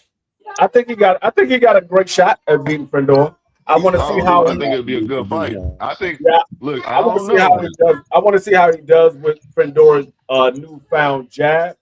You did? Yeah, because with Fendor That, using that jab now, that's he's a different. he's a different type of fighter now. The Fendor of old, I think Boots beat him easily. But now that Fendor is using that jab and using his reach and keeping that distance, I want to see how Boots can get around that. I think Boots has the best chance of getting around that over everybody at 54. I think Hell other yeah, guys can't. with that head movement, shit. I think he has the best chance. I think other guys can get around it too, but I think Boots has the best chance of getting around it. I think Boots got the head movement to negate that jab. Now, But I would say that's more of a 50-50 fight than Boots versus Zayas, Xander Zayas. Boots versus Fendor is more of a 50-50 fight.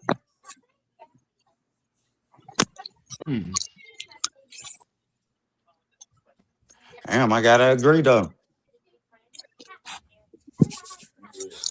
Shit, And Earl Spence got Tim Tszyu coming up, man. This is gonna be fire, man. Shit coming up. Oh yeah. He got an interview supposed to drop with Andre Ward. I'm waiting for that shit to drop. Hopefully it drop by tomorrow so I can react to it tomorrow on the show tomorrow, man. But Hey, I don't know how Earl looked in this fight.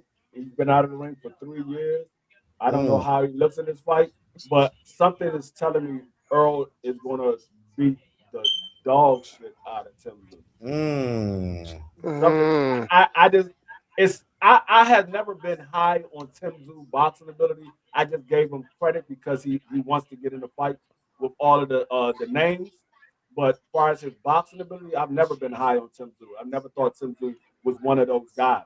But I gave him credit because he did want to get in there with those guys.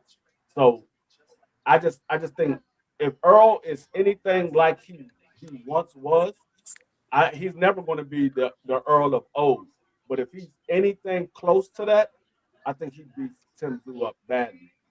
give me a ceiling for Earl Spence.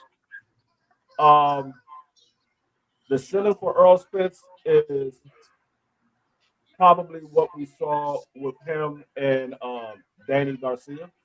That's probably the best that we will see of Earl Spence. Earl Spence was able to use footwork. He was able to use the jab, get in and out of shots.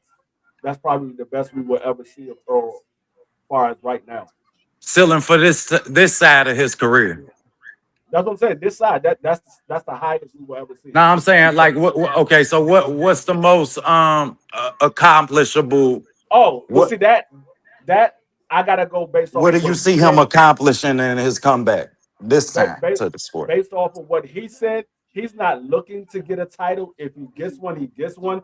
He's just trying to get the names. He's taking it one fight at a time. He's just trying to get the name. So I can't say I'm looking for him to be a champion again because he's not looking to do that. He's just looking to get the names. If he gets a title, he gets a title. At 154, do y'all think that's accomplishable for him? With the guys that's holding the title, I don't know. I don't think Earl's chasing titles right now. He's not. Yeah, he's not chasing them. He's not chasing them, but I think he could beat Josh Kelly. I think he could beat Josh Kelly. Now, Boots and Sebastian, I don't know. I don't want to see him fight none of the younger guys, bro. I'm gonna be real. I do not want to see Earl fight none of the younger guys, man. I want to see him fight Jamel. They said Jamel's in talks to fight the winner of Earl and Tim Tszyu. I'm for that fight 100%, man. Jamel and Earl for sure, man. Yeah, I Real would love shit. to see that. I would love to see that. I would love to see out of the old guys and they on their way out. Let's finally get a Keith Thurman and Earl Spence. I mean, if you're not going for none of the younger guys and trying to get a title, why not get a Keith Thurman and Earl Spence now? Get that fight over and done with. I think Earl beats Keith Thurman, but let's get it. Earl and Keith Thurman. You would want to see that shit free. I mean, if he's willing to get in the ring with him, I always wanted to see it, but Earl said he wasn't going to give Keith Thurman an opportunity because Keith Thurman didn't give him an opportunity. So Facts. I can't be mad at the guy, but I've always wanted to see the fight. That's why I'm at with that D Free. I think Earl, Keith, Jamel, like those guys from that era should be fighting each other, man. I don't want to see them guys fight none of the younger guys, man, for real. That's just me. Hey, I wanted to point this out. I want to get your opinion too. I heard Xander Zayas, he said the loser of that fight, as far as Tim Tszyu and Earl, should retire. What's y'all thoughts about that? With Xander Zayas saying that right there. I think the loser of that fight will retire. I think whoever loses in that fight, they will retire.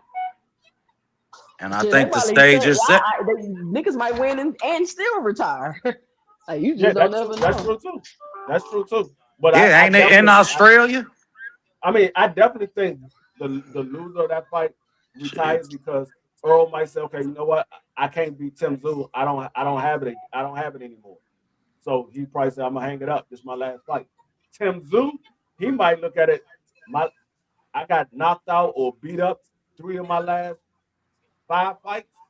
I'm done. Going out with a win. Shit. I just don't want to see it. Given Errol Spence and Errol Spence he's always exhibited. Shit, dude he ain't quitting. He wasn't gonna quit in a Crawford fight. Shit, Errol would still be getting knocked the fuck down if that fight ain't get stopped. So I don't know that I want to see Tim I Tszyu don't really know beat about him. that. But Tim Tszyu OTB. only I lost. think, hey, Tim Tszyu lost what, 2 OTB. or 3 fights?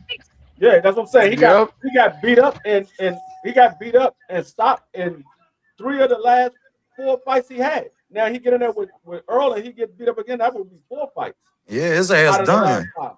5. His ass Hey, done. hey, It's a tune hey, up for Earl. OTB. I think if it comes down to it, if he would have continued on, the ref wouldn't have stopped that fight. I think he would have been knocked out, like for real, cold. You know he But was working. I do agree with Exactly. So that what ain't a Sam said. fighter who exactly you not gonna have to stop from himself. You know what I mean? Yeah. Giving But I do agree. I agree with Xander. I think whoever loses this fight will retire. I just don't. Yeah, I Tim don't. Tszyu will be tired because he gonna be fucked up at Earl about Yeah, the that's what I'm saying. body bag. Yeah, and I think if Earl loses this fight to Tim Tszyu, I think he might look at him like, you know what? I can't even beat Tim Tszyu. He ain't losing this I'm fight done. to Tim Tszyu. I don't think he is. I don't think he is neither. But I'm just saying, if it was to happen, I think Earl would look at us and like, you know what? I've done enough in the sport. I'm not gonna sit here and put my body, put my family through this, and I'm done. I mean, Earl, he said, I came back because I wanted to come back. He said, I didn't have to come back. He chose to come back. Mm-hmm. Yo, salute to my Yeah, boy Earl beat D everybody Lynch. at 54. Salute to my boy D Lynch with the $4 banger in the Cash App. I need one more person to sponsor this cook up today, man, and we good to go for the day, man. For sure, man. Go ahead, continue. This is a great conversation. Earl Spence, man, that motherfucker. I think he coming in for vengeance, man. Like this fight with him and Tim Tszyu just remind me of what like up, the now? fight. Like, you know what I'm saying? You know what I'm saying? It reminds me of that Kell Brooks shit, man. And salute to my brother KO, man. What's your thoughts about that? What was your question? Yeah, I ain't hear you. My bad. Earl Smith. Like, do y'all got the vibes for us, Earl Smith, for us like Kell Brook, like him going to enemy territory, into this fight? That same type of vibes. Of course, it's giving those same type of vibes because that's the kind of vibes he wanted to create for his fight. Yeah. But it's a question mark fight. It's a question mark. Everybody just want to see, I mean, I don't really have those vibes of the Kell Brook because when he was going to fight Kell Brook, he was a young, hungry lion, and he was going to take the title. Right now, it's nothing really on the line, and nobody really cares about Tim Tszyu like that. Like Kell Brook, he had people behind him. I mean, yeah, Australia likes Tim Tszyu, but they not really behind Tim Tszyu like that. He ain't no real big draw like that. So I don't have that same type of energy that I had with when Earl was fighting Kell Brook. It was more of a more exciting fight.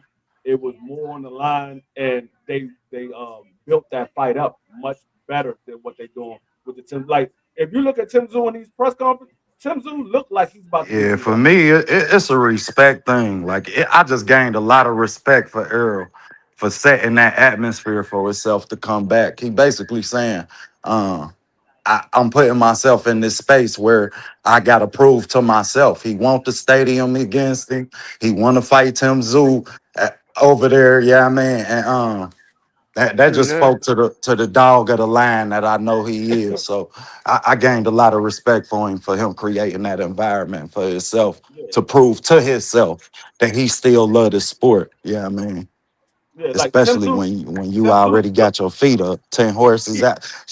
Tim Shit. Tszyu looked like he about to get. He looked like he's about to Shit, get people beat up. lose their Yo, life in that ring. You gotta really love to do this shit.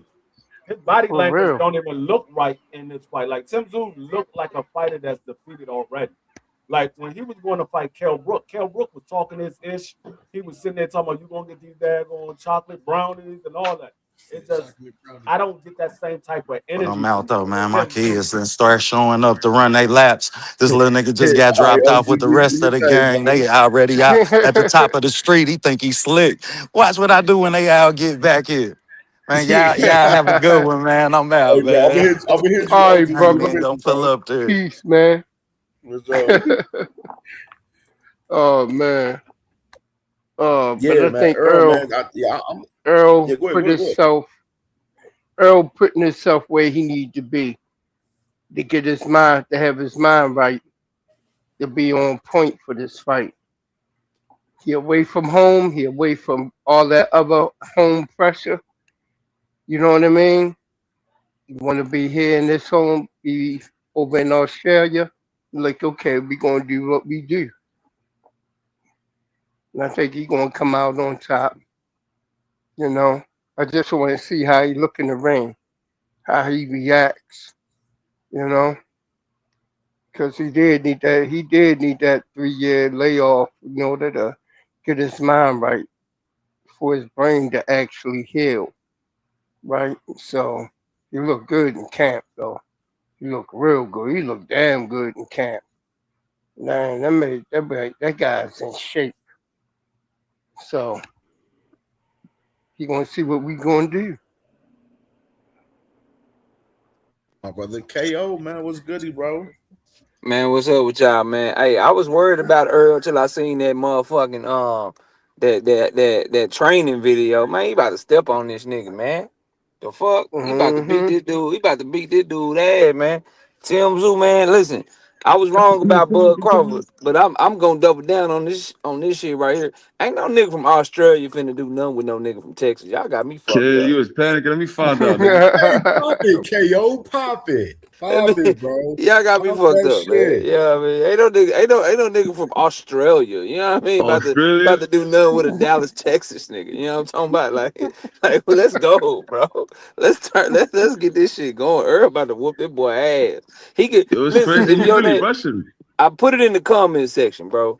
The only niggas at 154, out Boots, fuck no, Fundora, no. Virgil No. Ortiz, no. Anybody else, nigga, run Nah, that he need to shit. stay away from Bakram too, though, nigga.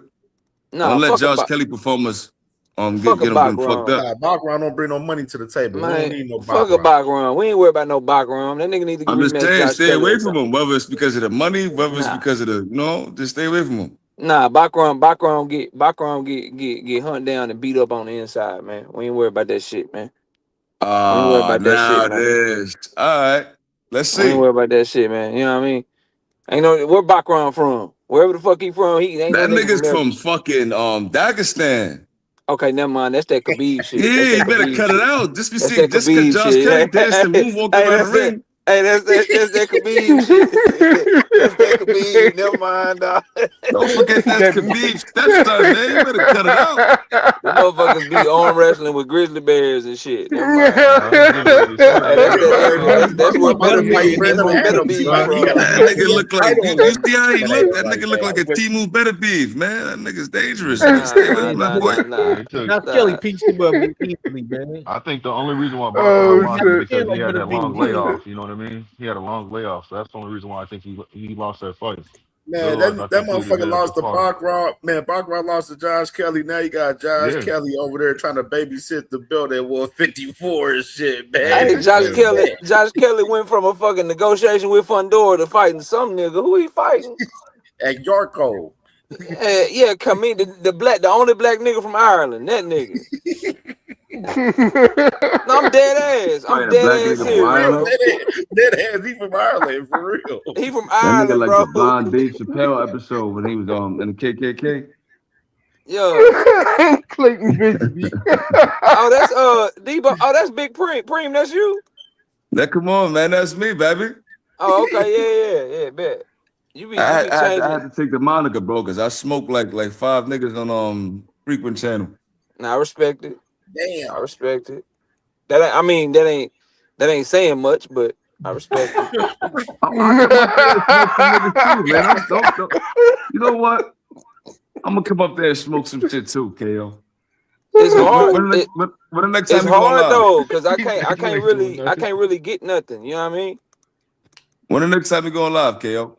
Or Wednesday, you know the schedule. I'm gonna pop out. Yeah, but it's gonna be hard though, because it's gonna be hard because niggas don't really come around me, bro. Hey, man, he live right feeling now. like Errol and Camp right now, man. I'm looking like Errol and Camp. You hear me, KO? I don't know if he got a call or so. He might. He said you're looking at. He said he's looking at Earl and Camp. I'm looking like Errol and Camp. I'm ready to step on some looking shit. like. Niggas get stepped on, folks. I'm telling you. All them talking points, they ain't gonna work with me.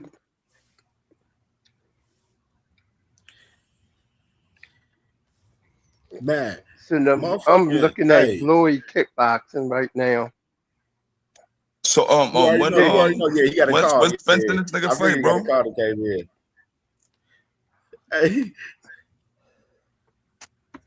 Hey, bro, and then this is another one I wanted to touch on this too, man. Look at Conor being dumbass right here. Look at this dumb motherfucker yesterday. Too. Yeah, I mean the goal for me is to get the WBC World Title. It's a belt that I've dreamed of achieving since I was a kid. It's the belt my dad won. That belt's mine, and Ryan, I'm taking it, and there's nothing you can do about it, bro.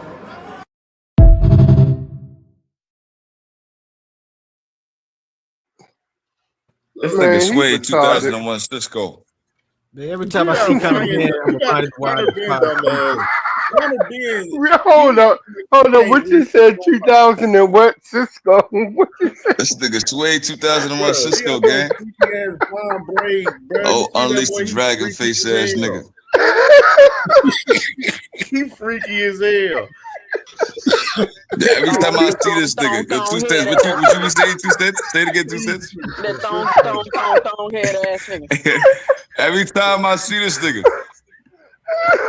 in my head I'm like, baby. Let me ask you a question, Cam. Do you think that they're being lied to, or do you think they're lying? I think it's a little bit of both, but it's more so they being lied to. Facts. I think they're being lied to. I think Dana is telling them boys, yeah, Conor, we're gonna promise you to get you the Ryan fight, but no, we really want you to be fighting under Zunner at all costs. We don't give a fuck if you get, get the Ryan fight once we got you signed on. You know what I mean? I think that's where it's at as far as that man, Dana, as far as Conor's concerned, because I think they promised Conor the Ryan fight. But if he can't deliver that shit, then where does Conor go right there? Is he gonna stay there? what is he gonna do? He looking like he Radio Conor Ben right now too. That's Radio Conor Ben. We might as well give him the tag too, Radio Conor Ben, because he a dumb motherfucker too. It look like right now. But I think What I want to know is when did this nigga turn into like a big ticket seller? Like what? Now, Overtime was lied to. He was lied to. He's still thinking he fighting for undisputed right now. He said he gonna fight for undisputed. No, I'm not gonna lie. Appetite gotta be punch drunk, bro. Like, why he ain't gonna get undisputed by the end of the year? How that gonna work? They being lied to, Bree. That nigga is crazy, bro. I heard that. I said, this nigga high. It's like a punch drunk. Yo, I believe they got some fucking shit they did these motherfuckers. And the next thing you know, they like the niggas got a Zuffa camp where they brainwashing these niggas. Hell yeah, yo. They gotta be brainwashing the fuck out of these motherfuckers. Yo, They come call on, this yo. nigga Dana Dr. Zuffa. Bro, So delusional. Dead ass, bro. This man John, like he moving like he talking like this man still got the IBF belt. Still like, man, yeah, we're gonna go for undisputed soon. Those fights is easy to make. They just gotta reach out. Like, shut your bitch ass up, bro. Like, I think it's Brandon Glenn. That nigga get that nigga on TTE or something, bro. I think they just told that nigga to say that shit. They was like, "This the script." When they asked you, that's what I They think. told him to say it, right? They had a teleprompter in the background, right? That's why I'm like, I fought any one of these guys. I'm gonna be undisputed. It pisses me off how dumb he is, What the bro. fuck? It really pisses me off how dumb John Overtime So is. think about how they campaign on the ring belt being better than the WBC belt because it don't got no sanctioning fees. Now all of a sudden the Zuffa fighters gonna want the belts to pay the sanctioning fees? It don't make sense. It don't make sense. They ran this whole campaign against the WBC. Where's the money going? Having people pull up. Y'all remember that? Yep. And everybody was like, they was talking about how it's because they corrupt, blah, blah, blah, blah, blah. And it's like, okay. So clearly that had something to do with Turkey and what they had going on. They waged a war against the WBC. And then now all of a sudden it's like, oh, we cool. Yeah, no, we cool. Oh, you remember what happened? Nah, I was tripping. We cool now. And it's like, no. For some reason, they keep acting like they cool in public, but behind the scenes, I don't really think they cool for real. This is a political game these people are playing. And What you saying that Job Atai looked like he was kidnapped? I don't know if y'all are y'all familiar with politics at all, but it's a lot of saying what you don't be doing. Like that's politics. So Dana White is clearly showing he don't want to work with promoters by trying to take their fighters, having them sign contracts behind their back and all this other fugazi stuff and lawsuits and all this stuff Dana White got going on with these promoters. Eddie Hearn keep coming out. Frank Warren keep coming out. They keep coming out and saying that these people are unwilling to work with other people. So they're obviously trying to cause this confusion on purpose. Because I feel like there's no way these fighters don't know what's really going on. There's no way Conor Ben's still talking about this WBC belt and Oscar done sent the cease and desist. Y'all won't even talk to Oscar. Like I don't. Right. It's weird. Mm-hmm. So why Conor Ben think he gonna fight Ryan? See, this the shit That I fight hate. not Like, happening. y'all was running here talking about the belts don't matter, and now y'all team belts. Like I'm not hey, team Flyer. belts. I'm My sorry opinion that- has not changed at I'm all. sorry, but not sorry, Flyer, that you're 70 years old and you have the comprehension level of a fucking second grader. Like, bro, the fucking belts is y'all talking point. Y'all guys is the guys that's talking about going to Zuffa. I and might be shit. fourth grader, bro. And y'all Seventh guys, grader. favorite fighters, put themselves at risk of getting their titles stripped. Like, come What on. does our opinion Read about the belts fucking got to do with room, this bro. conversation? Not one thing. Whether we care about the belts or not, what does that have to do with the conversation? It doesn't, sis. What does that have to do with the conversation? We're talking about sanctioning bodies working with Zuffa. So because of our opinion about the belts, we can't talk about the sanctioning bodies working with Zuffa? Is that what you're saying?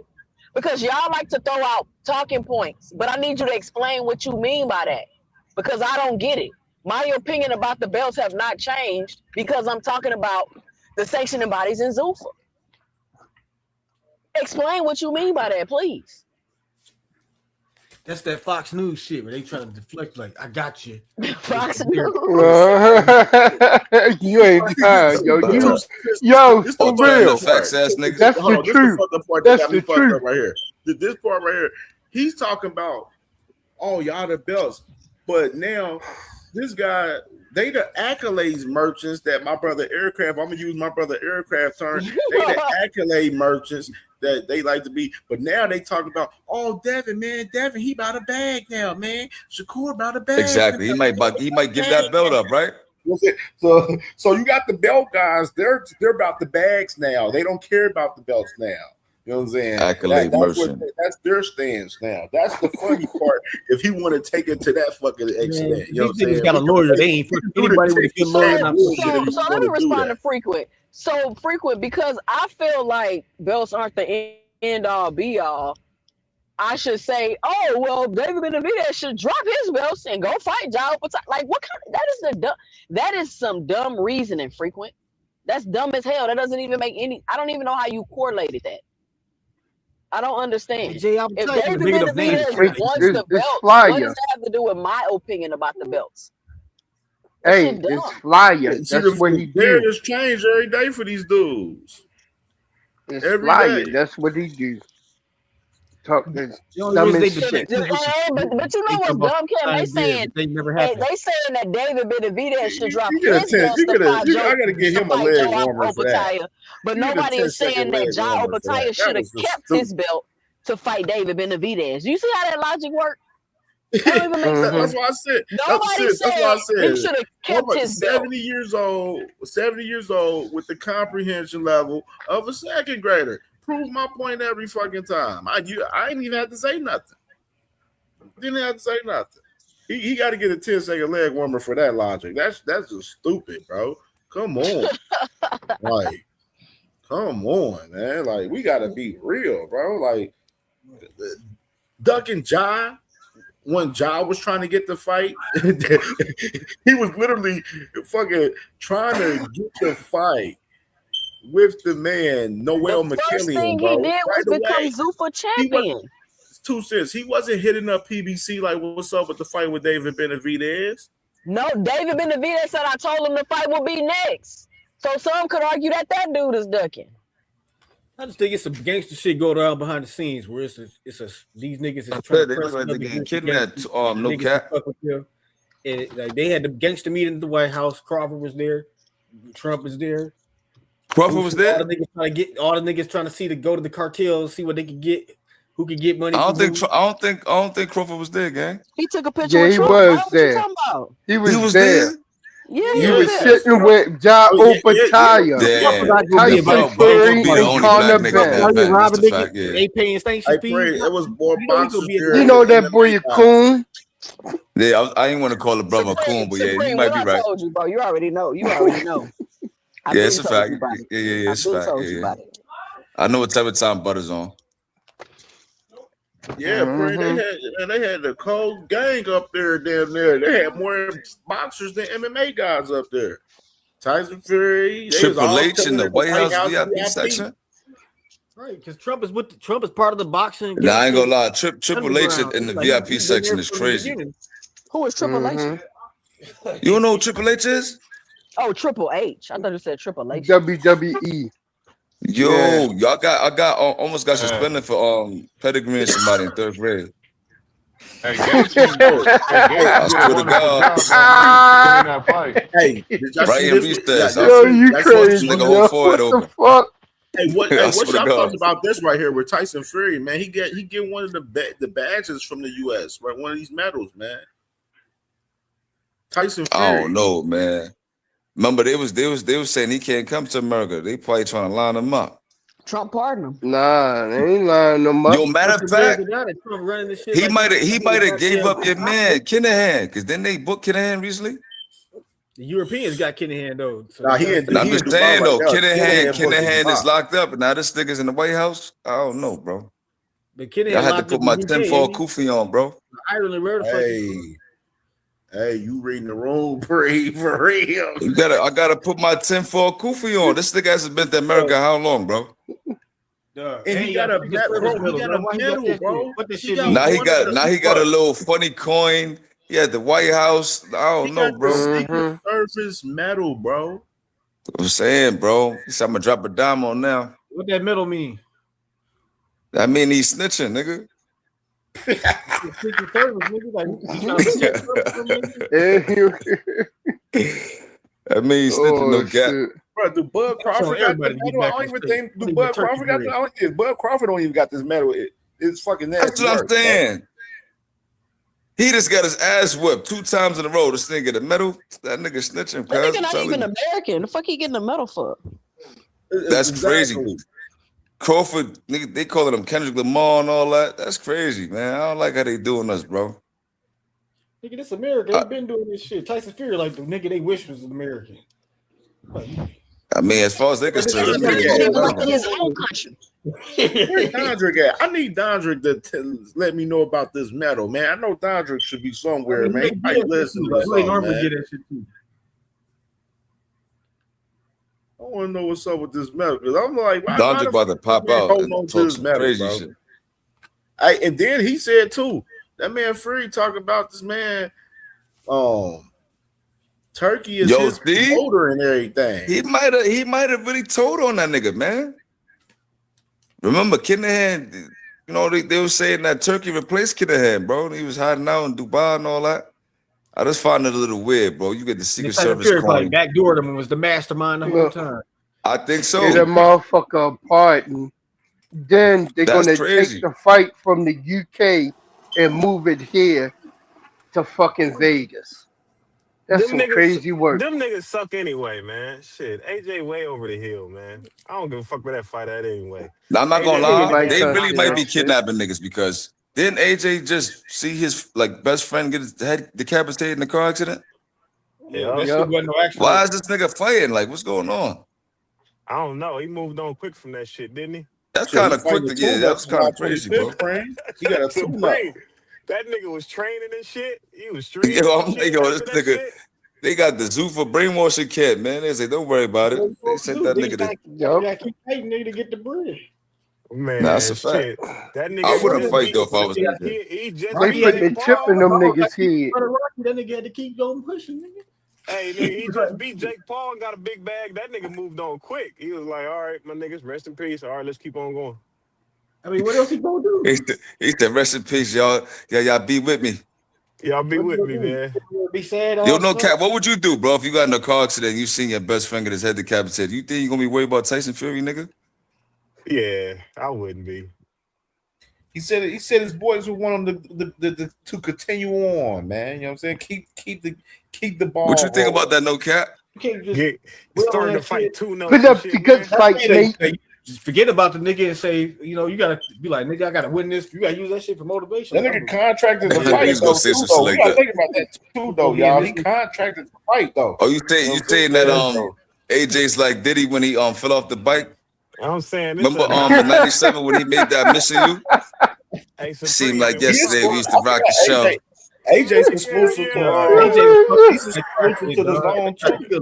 That was a hit on AJ, nigga. They sent him a You message. talking about a 9-figure nigga? Why would Oh, he give a fuck? Hey, we gotta remember AJ. That nigga Anthony AJ Johnson was Diddy in the exclusive to '97 the video, zone, man. y'all. Nigga fell off the bike and got back up, started rapping. Man, I feel like Tyson Fury them trying to push this fight with AJ because of what he just went through. Like they trying to catch him. I can't believe he getting back in the ring so soon. To be honest with y'all, Yeah, it's crazy. Yo, remember that B-Ball? Yeah, I remember that shit, yo. When Diddy fell off the bike, I should be crying when I was a little kid. Nigga Since got kid up like and yesterday, start he used to rapping. rock I the was show. like, You rock the show. That's AJ right now. Move hey, on yo. quick, huh? Just Nigga move moved Yo, on. yo. He said, missing Yo. you. Hey, look at them GC crazy. video. GC, they was telling on themselves in them videos, yo, back in the day. That's Oh, why yeah. they was moving them so quickly. Oh, You yeah. go back and look at them frame by frame, you be seeing trannies in the background, all Nasty work. types of crazy shit, yo. The big I ass was like, eye. yo, especially Love them especially trannies that with the big Juicy ass eye, video. man. I was like, damn, yo, what the hell? You talking about one more chance? You talking about that video? Yeah, no, Juicy Fruit. Juicy. Juicy Okay. Fruit and One More Chance. Yeah, Both I of was them. I was a little kid. I ain't had a keen eyes for that, man. I ain't watched that Hey, video in so long. yo. I always know how this shit go. Yo, I Nah, can't too even much. play Biggie no more, yo. I'm Hey, Big Supreme, traumatized. I got a bone to pick I with you, can't Big play no more Supreme. Yeah, Biggie I had a bone to Smalls. pick with you too, Stance. Let me hear what you got to say, because I got Why smoke for you. you over there? Why you over there at Johnson Bound Central trying to have It's intelligent not political called Johnson Beach conversations? Central. Nah, it's Damn. fake. It's Johnson Bound Central, but at the same Damn. time, right? It is not They be having these called that. random ass characters up there, right? So like, That's what I'm saying. I'm like, this ain't. they Come be on, bro. trolling You up me, there? and I just be cooking them. I don't mean to bring up like, they just be They be getting getting cooked. they be getting irritated. As soon as you start talking They about some real comments, That's everybody be what in I'm there saying. smacking their They lips and bring mad. up a real People subject and start think I'm like gonna be stuck.